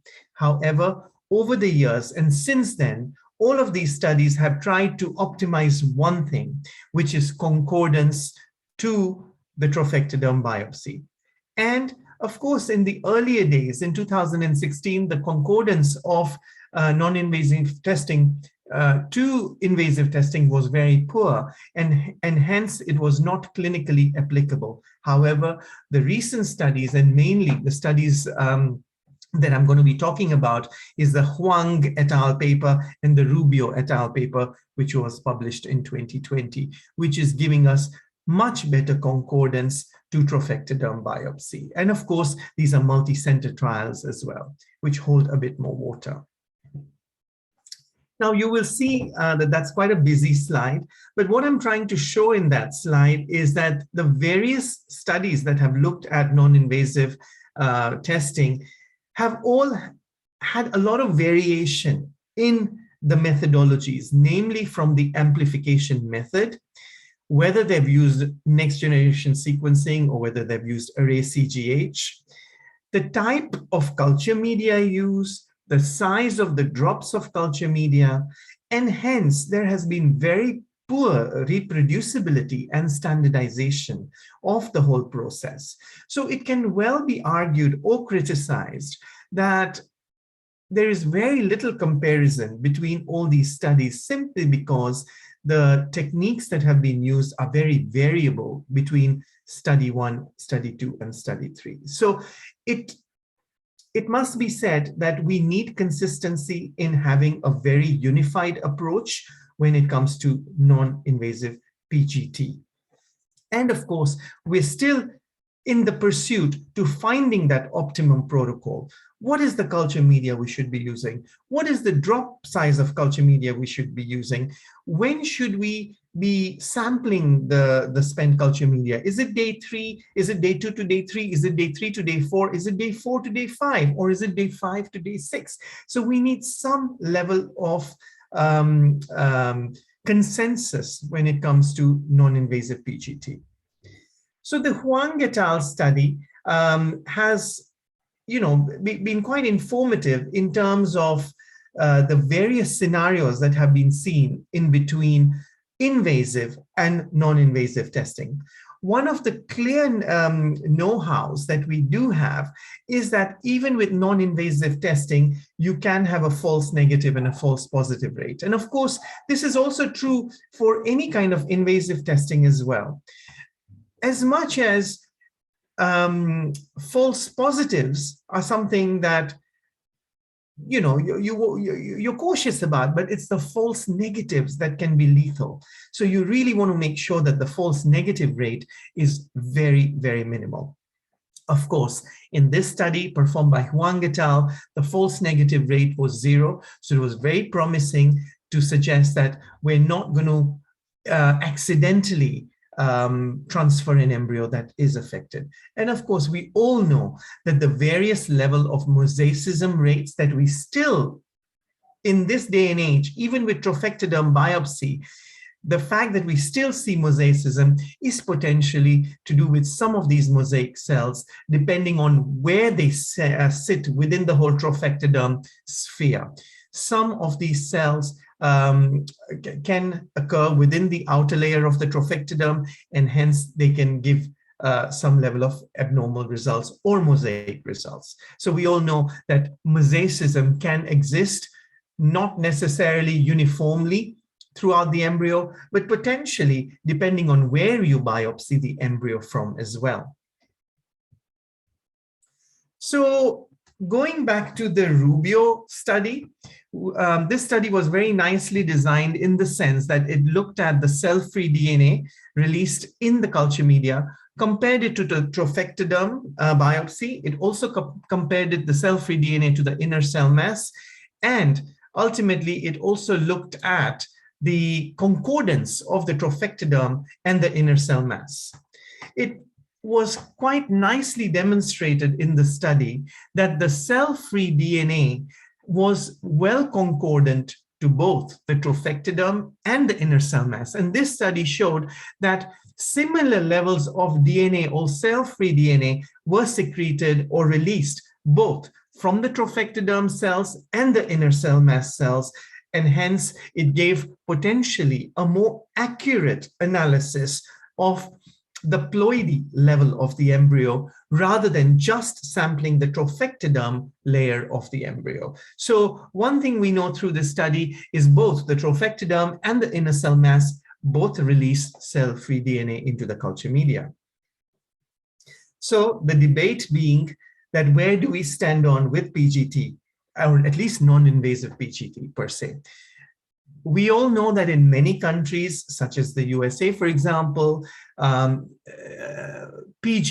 or PGTA is pretty much a standard modality of treatment. However, in the UK, our regulators have red zoned PGTA based on the evidence, and there needs to be more randomized controlled trials before it is listed as amber. So at the moment, we have to treat PGTA with caution and with the very clear notion that the evidence for its benefited use is still very limited. So it also must be said that although we're applying PGTA clinically day in, day out, have they been enough clinically validated studies? And the answer is no, that there haven't been proper randomized controlled trials. It's not been certified by any regulatory authority in the world. There is still high level of false positives, which can potentially reduce live birth rates in theory. And of course, chromosomally abnormal embryos may also constitute the potential of self-correcting later on in development. We all know that confined placental mosaicism does exist, and yet you can get normal, healthy babies from them. Now, is confined placental mosaicism happening as early as blastocyst development, and some of these cells are within the trophectoderm? So are we over-assessing the validity of what we find in the trophectoderm and extrapolating that to what the baby is going to be when it comes to genetic abnormality? And the answer is that probably we are going to be getting some healthy live births from embryos that have been diagnosed as abnormal as well through PGTA. So the reliability of cell-free DNA is obviously, the theory suggests that when is DNA released into the media? We all know that two methods by which embryos do this is by programmed cell death called apoptosis or necrosis. Both these methods release cell-free DNA into the culture media. Of course, necrosis is to do with stresses that is encountered within the embryo, whether that is cryopreservation, whether that is stresses of the culture conditions. Apoptosis is more programmed cell death. And of course, apoptosis can also be influenced by culture conditions and pre-implantation and embryonic culture conditions during pre-implantation embryonic culture. Now, Contamination of samples is also something which is of concern, because if you do have any kind of contamination, then that may not give a very adequate result. Normal embryos may shed much lower amounts of cell-free DNA. So is this a huge shift in the ability of getting a results from normal embryos? Because we all know that healthy embryos may have a very low degree of apoptosis and necrosis. And because there is very little of their cells disintegrating and releasing DNA or cell-free DNA into the culture media, we may not effectively get an accurate result, simply because all the other algorithms when it comes to necrosis and apoptosis is very, very minimal in embryos which are euploid. So there needs to be consistency between culture media drops, the volume size of the drops between various clinics that are using cell-free DNA to assess ploidy. We also need to decide whether we're going to do group versus single culture. And of course, if we're going to be doing any kind of non-invasive PGT, we need to separate the embryos beyond a certain stage of embryonic development. It also has been seen that you can have variation in results between fresh and frozen embryos, because vitrified embryos may potentially, or vitrification and warming may impact on some of these cells not surviving. And if some of these cells are not surviving, that may result in necrosis and more negative factors being secreted into the culture media. So does this mean that we're getting an inaccurate result with non-invasive PGT, especially when these iatrogenic factors can impact on the results?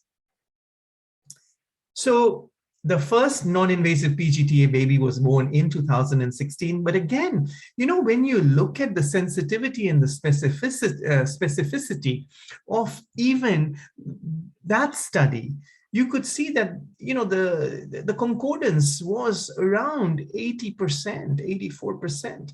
Now, when applied clinically, this is still considered to be a very low benchmark of concordance. So we all know that a lot of work has to be done when it comes to ensuring that there is concordance between non-invasive and invasive testing. And at the moment, the gold standard is invasive testing. It was also a concern that there was a high rate of false negatives seen in that study as well. And again, you know, 12% is considered to be quite high when it comes to false negatives, and so is false positive rate. And again, the authors of that study attributed the false negative and false positive rates to mosaicism.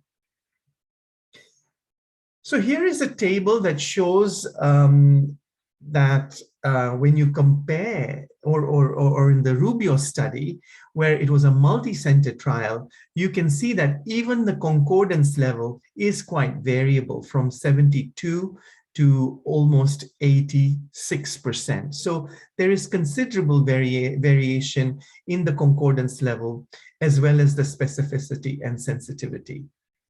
However, it must be said that we're getting quite close to achieving a very linear and kind of narrow rate of false negatives when it comes to the use of non-invasive PGT. And at the moment, the concern is that if you're not getting concordance, is that because of any external contamination, such as cumulus cell contamination? And of course, if you're getting false negatives, that may well be because of cumulus cell contamination in the culture media.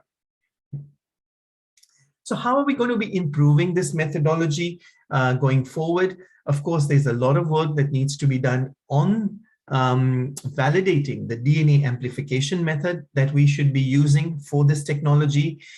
What is the best time to collect the samples? We need consensus on that. As I said, is it going to be between day 2 and day 3 of development, day 3 to day 4, day 4 to day 5? And typically, most of the studies that have been done so far have looked at collecting the samples between day 4 and day 5. Is it worth collecting multiple samples, i.e. should we also be looking at between day 5 and day 6 to kind of validating the findings of results seen between day 3 and day 4 or day 4 and day 5? Should we be taking multiple samples? What is the volume we should be using for embryonic culture? Because ultimately, the amount of cell-free DNA that's going to be released in the culture media is going to be very limited. So is it better to really restrict the amount of culture media so that we can maximize the amount of cell-free DNA and potentially concentrate it in a very, very tiny amount of media? Now, my last slide is telling us that we should be using this technique and technology with caution. There is already a lawsuit in place. A clinic in Australia used non-invasive PGTA, and of course they're being sued at the moment because the lawyers of the couple said that she was misled as she was not told that the testing could produce a false positive result. So it is very important that we firstly ascertain the pros and cons of this technology. Secondly, we need to make our patients very aware of its limitations. And at the moment, the best concordance rate we have is 80 to 85%. So as much as this technique is showing us a lot of promise for the future, I feel that it is not quite ready for clinical application. But the future looks very bright, and every year we see more and more studies coming out which are showing us that the technique and the technology is certainly improving and the concordance is getting much better. So I think once we're at a 94 or 95% concordance level, I think we may well be able to say that we are able to use this technique clinically. So just some acknowledgements. Thank you so much to my colleagues who helped me prepare this presentation, and thank you for your attention, and I'm happy to answer any questions that you have. Thank you, Dr. I wonder if there's any question from the assistants. Yes, maybe we have a question here. No, just to thank you and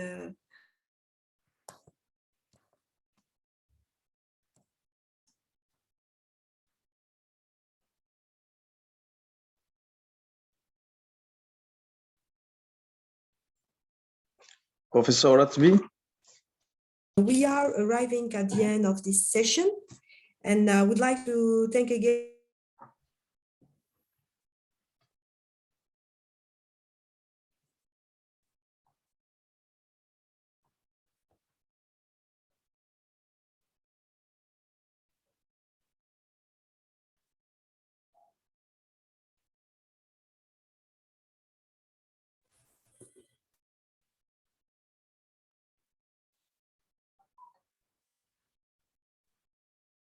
Okay. Professor Ratbi, can I ask? Yes, please. Yes. Thank you very much for your excellent talk. I have 2 questions. The first question is about PGTA practice. Is this practice regulated by the law in UK? First question. Second question is related to last paper of Norway Glacier of USA.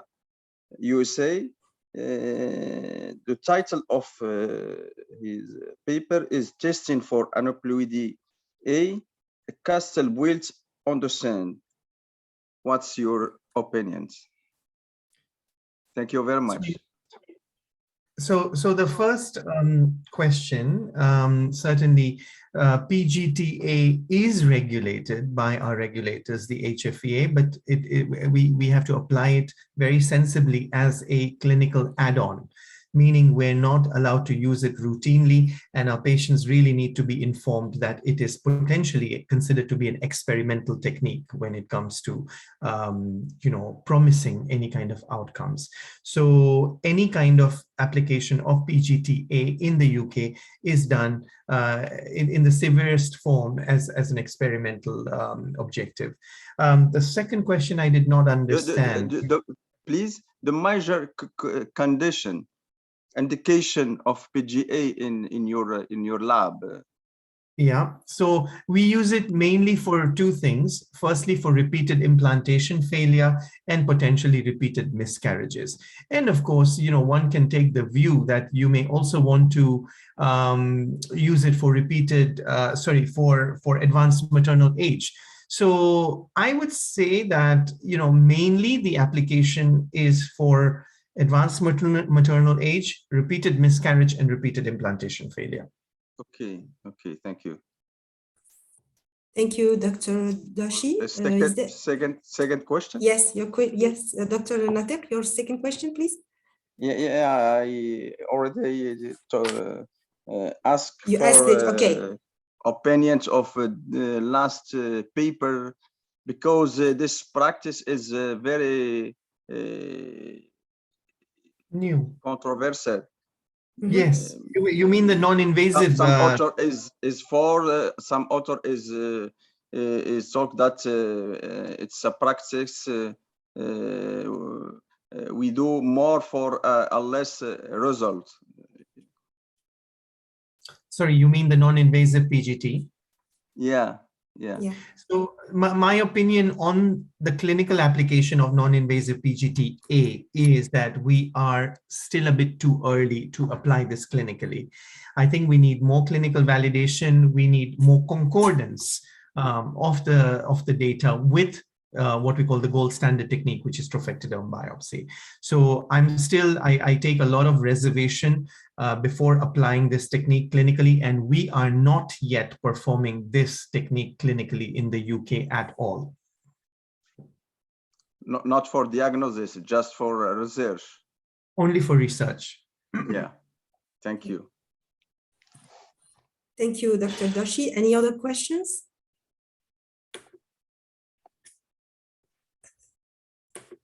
If there's no more questions, I think we are going to finish this workshop. We are arriving at the end. So thank you again to the organization committee for the quality of the program. Thanks to all the speakers for the wonderful presentations, and thanks to the assistants for its interest. I wish you a nice evening and a good end of weekend. Bye-bye. Thank you so much. Thank you. Thank you very much. Bye-bye. Bye-bye. Thank you.